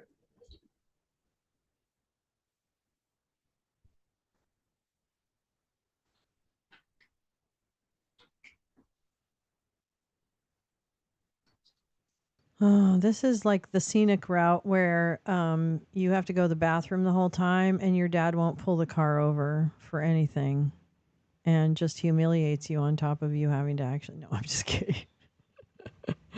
Although, yeah, dad was resistant to pulling the car over, which actually now as a parent and driver, I kind of I'll read the whole understood, thing. but you know. If the Trump At the time, campaign it felt ends up pretty deciding to extreme. have all of its electors But vote on nonetheless, December this is kind 14th, of what that feels even in like since states he in which referred Trump to has this not as a been declared scenic the winner, route.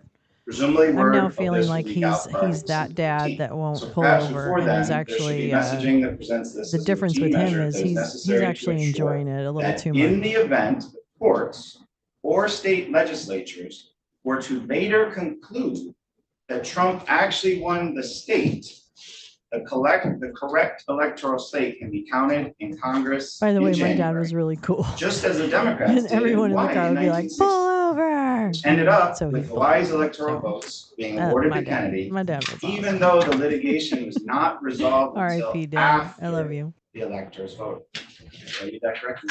Yeah. So we see here that Mr. Chesbro is relying on 1960 Hawaii, right? Yeah. And do you Which we see just the debunked. words in the correct? event the Yes. courts or the state legislature were later to No. conclude that Trump actually won the state? Nope. Yes. Yeah, he can But write. our- He's our actually document didn't have- unindicted, or Right. whatever. Right, we're He's gonna in get to that. trouble Okay. for that, sir. Did you know he's actually? But I read getting- that correctly, correct? You know he's in trouble for what he wrote, right? You understand that, right? Do you understand that? All right, last Are one we- on this one. Do you get that? Bottom of page No? 4. Okay. All right. Kind of goes into the Some tells me reason you'll find for out, illustrious, Brad Chad. casting I an think you're going to alternate be up Republican before slate your whose orient was disciplinary unclear. board pretty soon here, buddy boy. All right. Well, actually, I'm gonna do a little bit more. Were you aware, did you read this CNN article by Van Jones and Larry Leslie? It's in the memo. Oh. It's in the middle of there. I was gonna go to the bottom of okay. it. Yes, I see it. What you're saying now. So you read this. Let's see, November 4th. Yes. Yes, I did review that. And I'm asking because, again, if I have to read the whole paragraph, I need the rest of it for context because it starts with given such prior statements. So the prior statements are above, and it talks about the CNN article. That's what I'm trying to ask. Okay. So, did you read the article? Yeah. Okay. Are you aware Why? that article came out? Why is he testifying about differences in other day people's after testimony? The election, November 4th, 2020. What is going on here? That it came out on November 4th. Okay, fair. There. Okay. I Yeah. got the date right. I don't recall the specifics of the article. I remember reviewing the article. Do you remember that this is, again, it's CNN, it's Van Jones. This is at a time where Pennsylvania was looking like it was going to go in Trump's favor. No. You aware of that? Okay, I'm gonna I eat don't some recall. hot And dogs the article right now. talks about I'll the be right use back. of alternate electors by the Democrats. Are you aware of that? I don't recall. You don't remember that in the article? No, that's what I said earlier. I don't recall. I remember reviewing the article. I don't recall the specifics of the article. Do you remember anything about your investigation, whether it's in this article or otherwise, where there was some brainstorming on the Democratic side about the use of alternate electors? I don't recall. Because Would they that almost did. influence or in any way, So now they're cause just trying you to gild the think lily differently for the about next this case time, if you knew Jim. that the Democratic side was considering the use of alternate electors? mean, I could, I could play what else and shit else all day long. I'm focusing on Michigan here and the information that I had in front of me. So I don't recall that information. But as any amount of information that comes into my review, I mean, things like this document that we're reading, yes, it did. All right, let me read the last paragraph, and again, I needed to do that because it at least puts this into some context.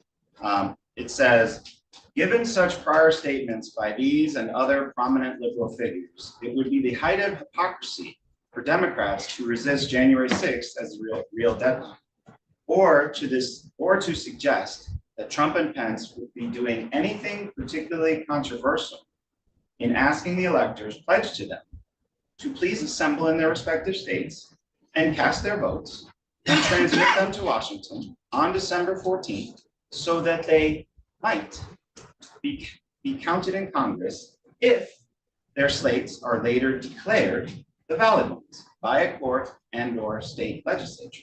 Did I read that correct? Yes. Aren't the words that are used by Mr. Cheesebro in this paragraph that I just read? If, so they might later declare to be the valid ones by court, aren't those very contingent on the future event happening between December 14, 2020 and January 6, 2020? Yes.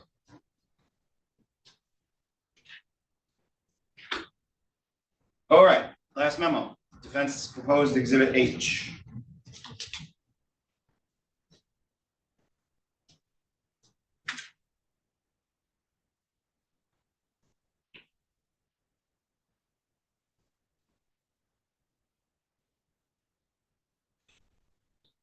I'm just going to read the first sentence. I'm sorry, strike that. This is a memo from Ken Chesbro to James R. Trupis dated December 9th, 2020, correct? Yes.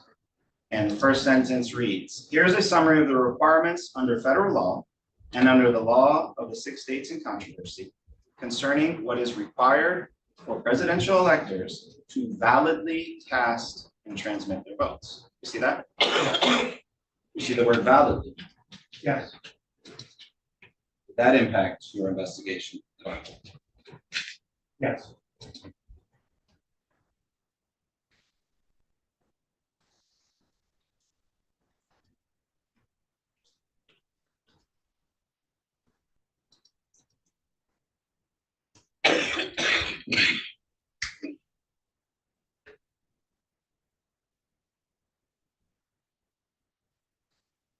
All right, this is a little repetitive, but I think consistency is important in what Mr. Chesbro was writing about this document that he drafted, the certificate of votes, which is people's.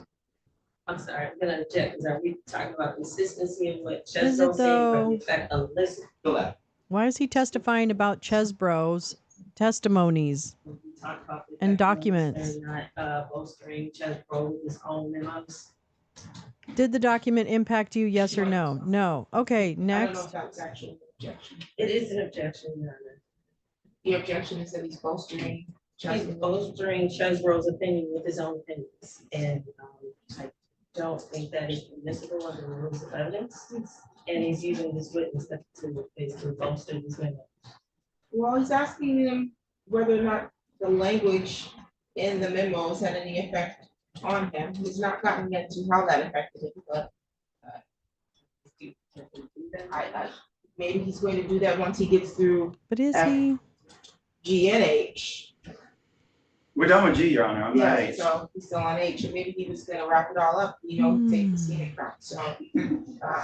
Okay, Maybe that's now what's going he's on. one of those people who kidnaps you in the horror movie and won't stop driving you around. And then hopefully at the end you escape. But sometimes those movies fake Second and fuck you paragraph, out and fucking fake you out. I mean, and at the end everybody dies. It appears that So, even though none of the Trump hello, Pence cabin in the electors are woods. currently certified as having been elected by the voters of their state, most of the electors, Just possible saying. exception of the Nevada electors, will be able to take the essential steps needed Sorry, to spoiler validly alert. cast and transmit their votes.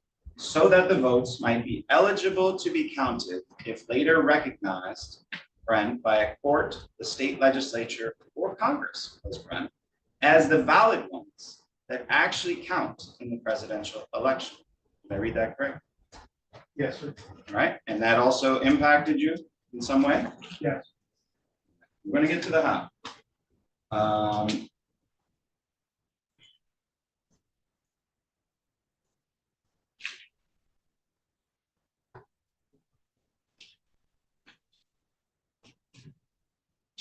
All right, take a look at page 2, and I can read it if you want.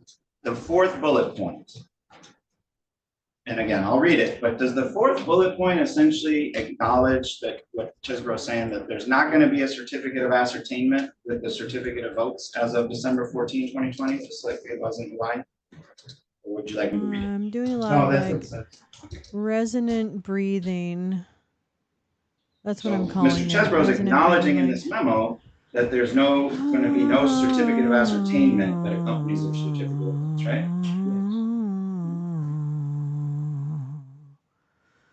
And we went through that for the 1960 case is the Democratic alternate certificate of votes You just make up a song that didn't is like your entire become breath, but valid like or of legal meanders. significance until the certificate of like any ascertainment notes you came on want. January 4th. Doesn't really matter, but I'm just trying to breathe through Yes, this it makes because sense. we've been down this road before. So it's just that. Ah.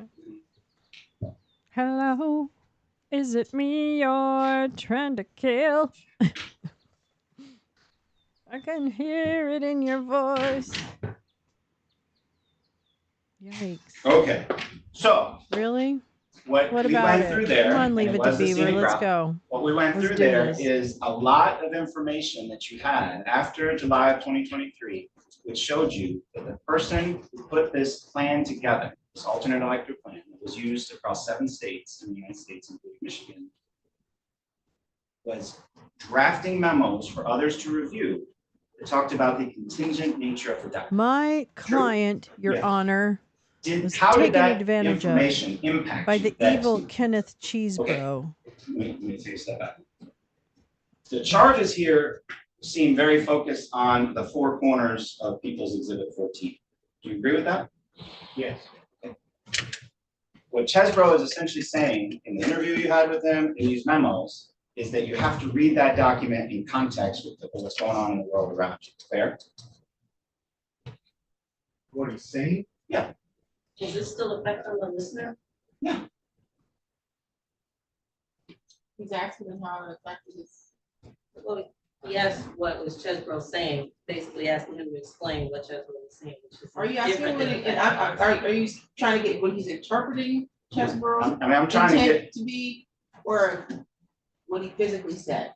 so where I look, I mean, I think I can get there the way I'm going, but I'll just state it bluntly. Agent Schock filed an affidavit in this case in July of 2023. He did not have the benefit of an interview with Mr. Chesbro. He did not have the benefit of the 3 memos that Mr. Chesbro drafted about this document that is very offensive to the state of Michigan. And what I want to know is, after he reviewed this stuff, did it matter? That's Well, I'm the asking it now. question. So we'll withdraw his previous question and we'll take that. Let's do that. Did you hear it? I don't know if I can do it as good as that. The second question, yes. All right, what's your answer? I said yes. It mattered. Yes. How did it matter? It's more investigative leads. And would you say that the guy who drafted this document believed that document to be contingent on a future event is very significant to your investigation? Yes.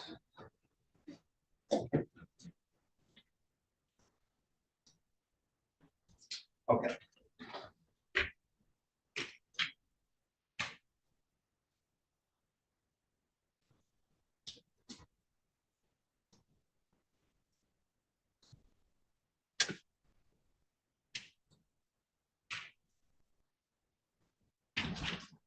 Just a quick about the certificate of votes being married up with the certificate of ascertainment issue.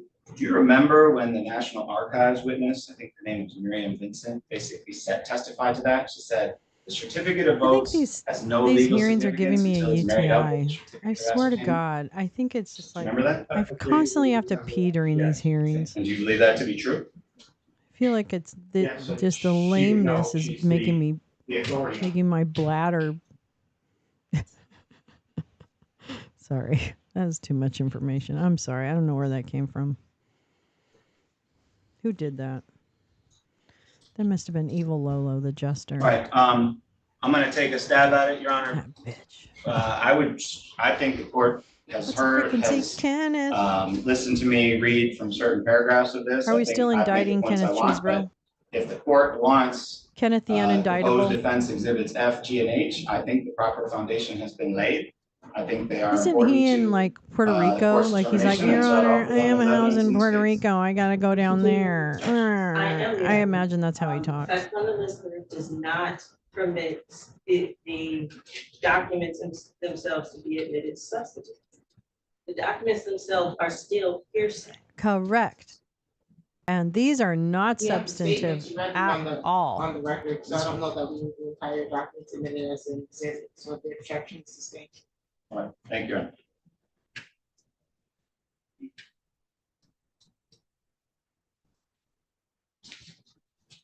Okay, so. I really think the Mr. judge is Chesbrough just trying to told let you that he everything in drafted that the she thinks language is in a way reasonable of the so that she certificate has of really H, the full the Equals picture. Exhibit I 14 don't and the I don't other begrudge. I know opinions she's across the other incredibly states smart. I in a love way this to be judge. compliant with the So, law. but Is that what he told you? it's still sometimes I hard to don't remember hear. specifically what he told me, but I do remember that he tried to create similar documents that were already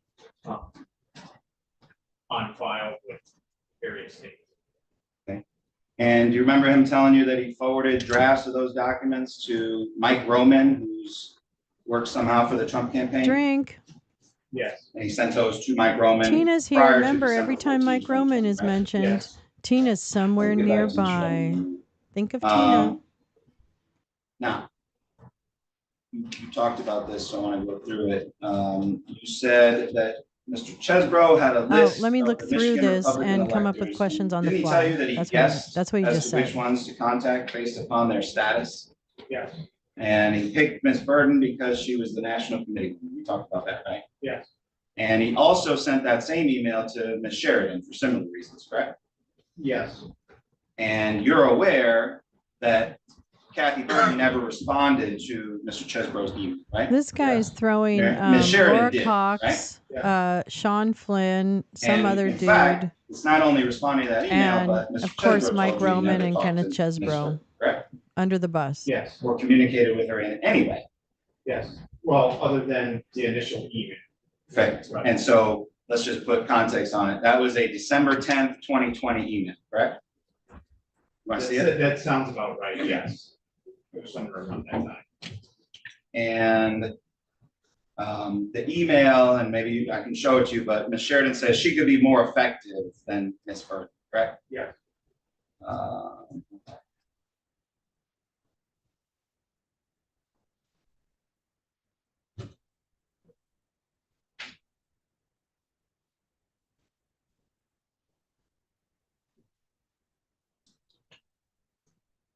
Okay. Did Oh, his mom is at home right now Mr. going, Chesbrough God damn it, explain Brad to you why Chad. he didn't You are think making the Chad there had to name be disgraced. conditional language directly in the certificate of votes? Do you remember him explaining that to you during your interview? I remember it was a point of discussion. Yes. I don't remember the specifics of it, and it had to do with, I think it was Pennsylvania. But I remember that being a point of discussion. Okay. Basically, he told you that conditional language is not necessary under federal law, and he used this Hawaii 1960 certificate of votes as an example, right? Drink, One we but just don't went through. drive. Defense Exhibit E. I don't remember him specifically saying that it wasn't required as a condition of law. I don't remember that. All right. You've mentioned Pennsylvania, right? Yes, I remember talking about conditional language. I can refer to my report, but Let's see, I might Every show it to time you they real said quick. something true, it would be. So you're aware that the a Pennsylvania safer alternate drinking game. Republican electors raised an issue about conditional language, right? yeah, And they raised that issue to Mr. Chesbrough? they raised the issue. I don't know specifically if Chesbrough was looped in on that communication. You don't remember emails about that, or he's very much involved? Yes, no, he was involved in drafting back and forth, communications. Whether or not it was with Pennsylvania, somebody specifically in Pennsylvania, that I don't recall. It was, I believe it was somebody else within the group of people. that In he another was state, communicating with. because, again, he is Do you remember investigating whether it was from Michigan. Mr. Chesbrough or just your investigation generally that these Pennsylvania alternate Republican electors raised this request for conditional language to go directly into that document because they thought their attorney general might prosecute them for political reasons? I do remember, yes. But you're saying you don't remember that it was Relevance. Mr. Chesbrough that actually made that change to the Pennsylvania document? Relevance. Objection, No, relevance. that's not what I'm Objection, saying. relevance. Oh my God! He, Make it stop. I believe he made the changes, but who he was in communication with over in Pennsylvania. Go get I don't my recall that. Power Max Oh, that's good. aid Okay. drink. But you're aware he made the change to Pennsylvania? Yeah. Give me the strawberry kiwi one.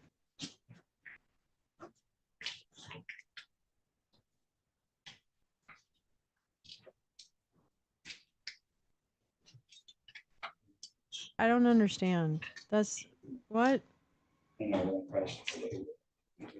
What? Your Honor, should I, okay, the Your Honor. G, F, G, H are not in, so I should go to I, even though those are in the minute, right? Yes.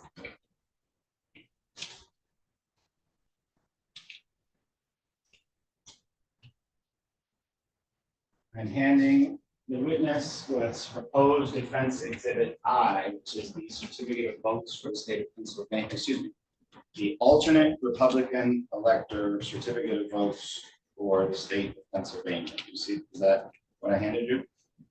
Yes, Do you see the addition of conditional language in the first paragraph, we the undersigned? yes, Okay. Are you aware that Mr. Chesbrough made that change? yes, You've seen that in his emails, correct? yes, Are you also aware that Mr. Chesbrough suggested that all the states, all 7 states, including Michigan, do the same just to err on the side of caution? Were you aware of that? Wait, are you throwing Chesbrough remember under the somebody bus, did. or are you I- giving him a seat at the it front of was the Mr. bus? I Chesbrough. don't I understand. remember hearing, We're- yes. I'm hearing 2 different things out of And- your mouth. The purpose and the idea was, if we're doing it for Pennsylvania, why not do it for the other 6 states, right? Yes, Pretty reasonable kind of follow-up, right? yes, Are you aware that on his own, Mr. Chesbrough unilaterally made that change to the New Mexico Republican alternate elector certificate of votes?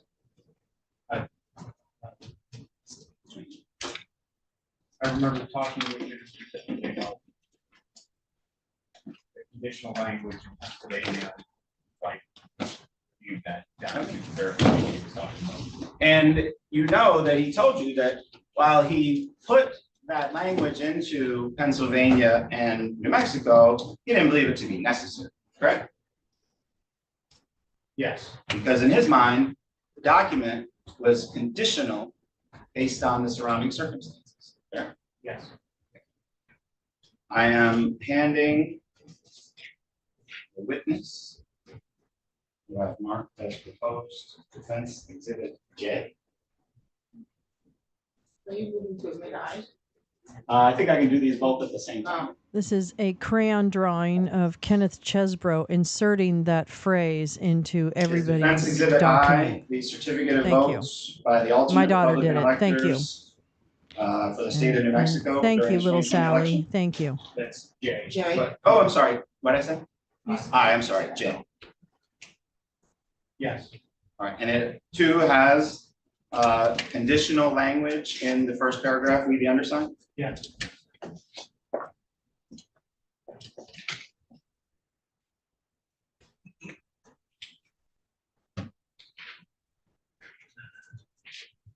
Okay, Brad, Chad, what's your point? Come on, bottom line it. Bottom line it. Now, Mr. Chesbro wanted to make that change, Okay. add the conditional Everybody's language. got to pee. To the Hi, Michigan Snowden, how certificate are of votes. you? Didn't Oh my I don't God. recall that. he didn't tell you that? I didn't say he didn't tell me that, I just said I don't recall Do you recall seeing that in emails or text messages or anything like that? that. I'm sorry, go ahead. We talked about a moment ago that he suggested that you change in all the states. Fair. Okay, I don't recall a specific conversation about Michigan. Fair enough, and that's a fair, so, he told you that he wanted to change all 7 states, including Michigan, in terms of adding. Yeah. Yes.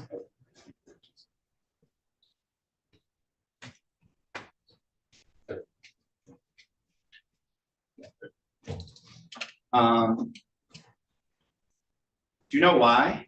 It's like the first time I've done Conditional that language never made successfully, its like way on into a, the Michigan well, a certificate second of try. votes? People's Exhibit 14? Not really first try. I believe somebody objected to it, but I don't recall who that would have been. Like Roman? It sounds familiar, that meeting, I I know that. Okay, he so was having this guy discussions doesn't with Roman on know. that topic. Certainly wasn't Kathy Burton. Objection, She wasn't relevance, consulted in any way objection, about hearsay, that objection, documentation. speculation, asking the witness to speculate. I Isn't don't it know true what that that Mike objection Roman is. I was don't the one get who this. refused to I add, have a to headache. have that conditional language added to I the have a Michigan headache. Republican alternate certificate of votes? It may have. Who's Mike Roman? It was a Trump campaign aide, It's a little bit funny. his, This feeling I want to say it was election day operations. inside. Do you remember Mr. Chesbro describing him as the key figure to make sure all the electors showed up on December 14th, 2020? There you go.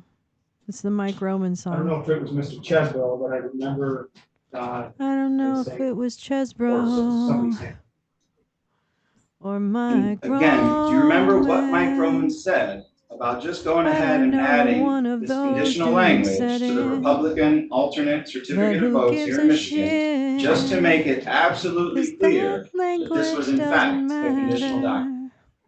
matter. It doesn't make just Roman one said? That's diff. I don't know. That was You read it, bad. it's kind of hard to forget. Sorry. Oh, they can all know be what? good. Well. I'll read it and then I'll show it to you. Are you gonna refresh his recollection? Sure. I am handing the witness. I don't like this guy. Okay. I don't like this Has been lawyer. marked I feel like he's a smart ass. as defense exhibit, proposed defense exhibit K. Anybody know this guy's name? This douchebag? And I ask you Brad to Chad? identify. He's not really what Brad that Chad. document- What's his real name? this is a screenshot. I'm into Mike disbarments these Roman's, days. I don't know what the. Not that he face should be of the disbarred, but you know, I cell phone understand vigorous um, defense, blah, blah, blah, blah, blah. I get it. I'm just cover that kidding. just has on it all video information. It's basically the information portion of his cell phone. When you're looking on info, it's on. Okay, is that Mike Roman's picture? Yes, You said you'd never interviewed Mike Roman, right? that's right. Do you recognize proposed defense exhibit K as a text exchange between Mike Roman and Ken Chisholm? Yes,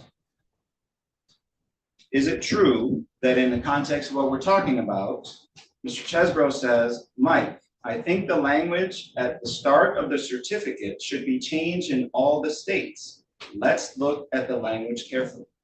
Did I read that correctly? yes, you did. Is that talking about, again, the date of that text is December 12th, 2020 at 2:17 p.m. Is that correct?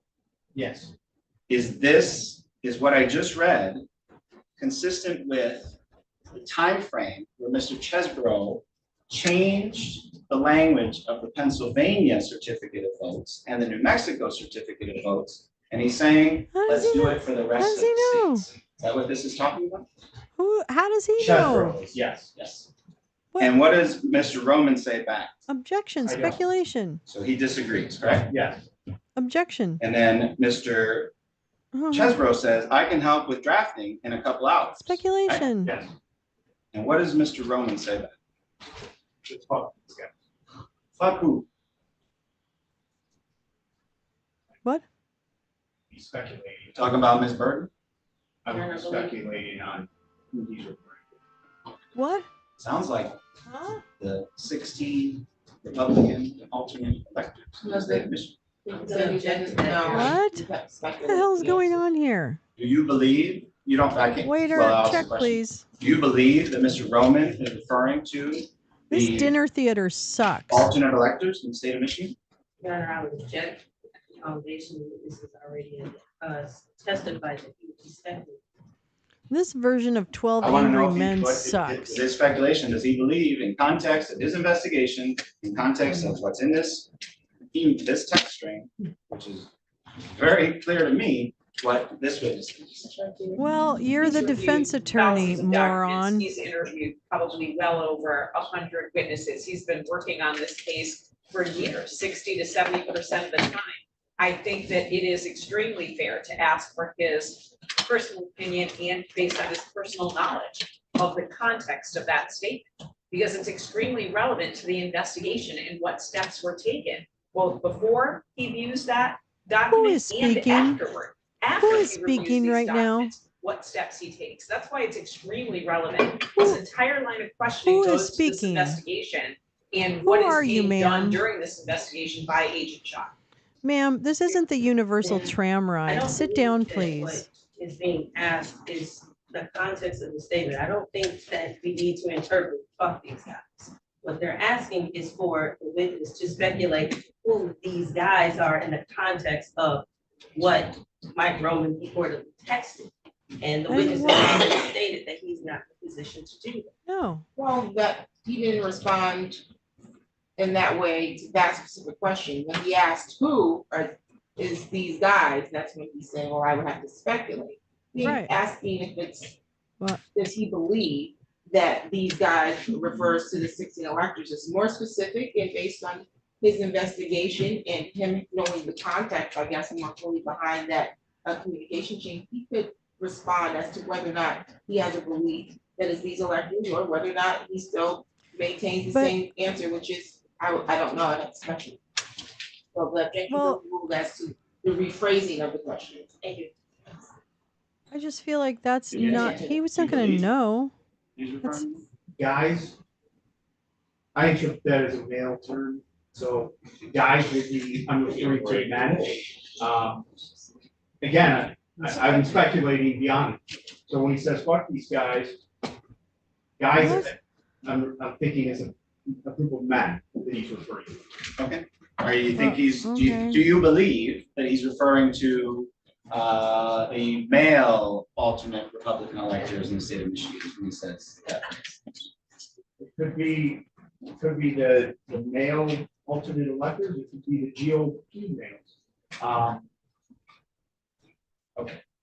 Bottom line, after you saw this text, you know that the No, reason why really? I'll conditional believe it when I language is see not it, in the Junior. certificate of votes is because of Mike Roman, right? Yes, sir. And you didn't go and interview Mike Roman, did you? Drink. No, I mean, isn't he the bad guy here? So aren't Yeah. we like, I this didn't is what say that he's I done. didn't He's follow. run through it's I didn't- everybody I didn't else's interview. fault except for But he's his the bad very guy. innocent, I mean, if there's a bad sweet guy old here, lady it's client. Mike Roman, isn't it? the investigation is ongoing. Did he? Okay. Maybe you should charge Mike Roman and not a retired. Maybe you should farmer. stop testifying. Strike, yeah, strike that shit. That's right. That's right. We're gonna make a motion to admit, IJ. I'm asking for this 407. And I'm gonna pause you in a minute. I'm almost done, Your Honor. But I will go ahead and move those exhibits into evidence. Any objections to IJ? And I will object as to what are they being admitted for? Because it's hope it's not the truth of the matter. or the substance of the truth of the substance, truth of the contents, that it's just for, what's the other reason? What's the other reason? The truth of the matter, or Your Honor, the people have no objections to I don't know, I and J. whatever. However, K is hearsay, and I do not recall hearing any line of questioning the foundation laid for effect on the listener. And so the people would object to the admission of K. It's hearsay. Yeah, is that what it is? I&J Admitted for the effect on the listener or a reader? Yes, Your Honor. Your Honor, this is, I mean, so this witness just said the investigation is ongoing. I should be a He fucking essentially paralegal, insinuated although I that don't, Mr. I would Roman rather might smoke be weed. charged. That's how I took it. Certainly. Well, no, and That's I- not true. I could not be a paralegal. I don't think. 100% ruled it no. out because he said the I can't go to the investigation's ongoing. grocery store May not be Ms. Roman, it successfully. could be a number of people. Could be. And so, you know, this document, if, if he's, I assume, well, let me ask, is Mr. Roman an unindicted co-conspirator in this case? Yes. So it's not hearsay as a co-conspirator statement at a minimum. I think this has to come in, certainly for context, John. This is the guy who prevented this document from having language that would have avoided these charges altogether. The document in and of itself, Are you when trying read to in help the context, is prosecution? contingent. But if that Okay. language would have been there, none of us would be here, right? I'd be Well, careful. the Mike objection was Roman's to really hearsay a is bad for- dude. Offered for the effect of the Weird, listener. but bad. Okay, the objection is overruled, K comes in. Thank you. Mike Roman hates Tina. Okay, Mr. Schock, Chesbro told you that it was unfortunate about some of the things that were done by the Trump campaign that were not in accord with what he thought they should be doing. Remember him telling you that? Yes.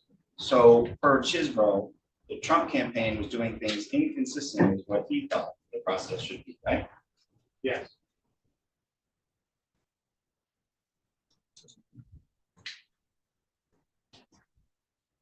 Mr. Chesbro also told you that he would not have sent what he sent to the electors had he known the Trump campaign had a broader agenda than what they told him. Remember him telling you that? I do not. You don't remember him saying that? I don't. I can refer to the notes and sure read. Well, if they were keeping things from a Well, guy like can't Chesbro, he? No. imagine. Can't he point it to the notes where he said that? Strike. What the fuck is happening? Like, you just don't talk about that shit. It's fine. It's Wow. Oh, it's not fine. You remember Move to Ken strike. Chesbro telling you directly that he absolutely quote, feels misled by the Trump campaign? Yes. He's starting to feel the same. Move to strike. That can mean a lot of things. This is ridiculous. Brad, Chad, sit down. 4:11, we're beginning additional testimony today. And so we are back tomorrow, 8:30 in the morning, back in my original courtroom. You guys, that includes ladies. Make sure you get in there early. I'll try to see if they can adjust the temperature. I'm not sure what they can do in there to help it be a little bit more comfortable. I made the guys comment on me because my mom says that when I say that to her, I say guys, I'm. And so unless there's any additional matters for today, we are adjourned until 8:30 tomorrow.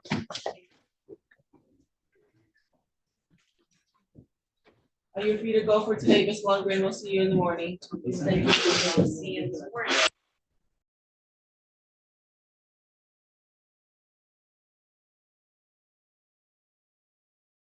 Okay. Oh, sorry about that. Okay, so 8:30 in the morning their time. Okay, so I'll be on tomorrow morning with this funness, this fun in the sun. And yeah, I should probably figure out, like, I want to make sure nobody has to jump through hoops in order for me to stream it. So, but stay tuned. Because that's the plan, Stan. Don't need to discuss. Gus, just lock up the key. I don't even know. Lock up the key. I don't even. In a Gata Davida. In a Garden of Eden. There's a bathroom on the right. There's a bathroom on the right. That's what I thought it was when I was a kid. But I think it's because my brother told me that's what it was to make fun of me. And then I thought that's what it really was. Oh, Jesus Christ, in a cracker. What are we doing? Stop playing shit. What are you doing? Oh, I see what you're doing. I see what you did there. Sorry, everybody. YouTube. YouTube likes to force shit down your throat. Anyway, you probably didn't hear it good. I'm glad because it scared the shit out of me. But, so tomorrow morning, please join me. Please join me. I don't know if we're ever going to do I don't know if we're doing a space this week, gal.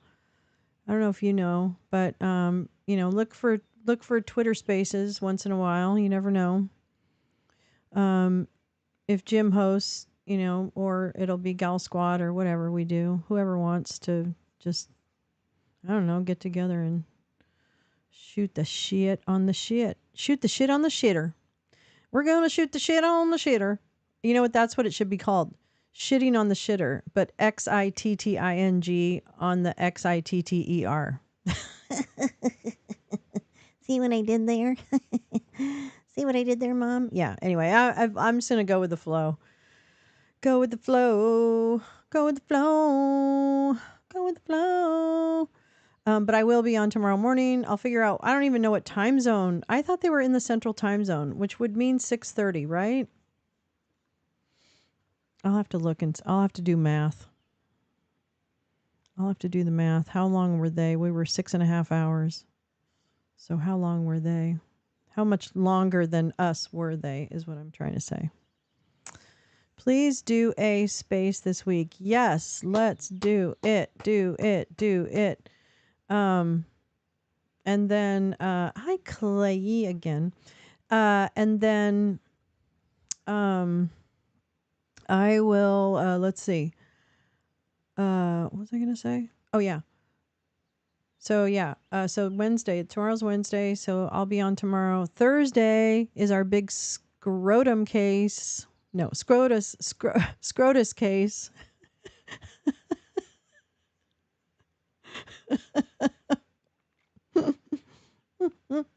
Supreme Court rigors of the United States. The Scrotus.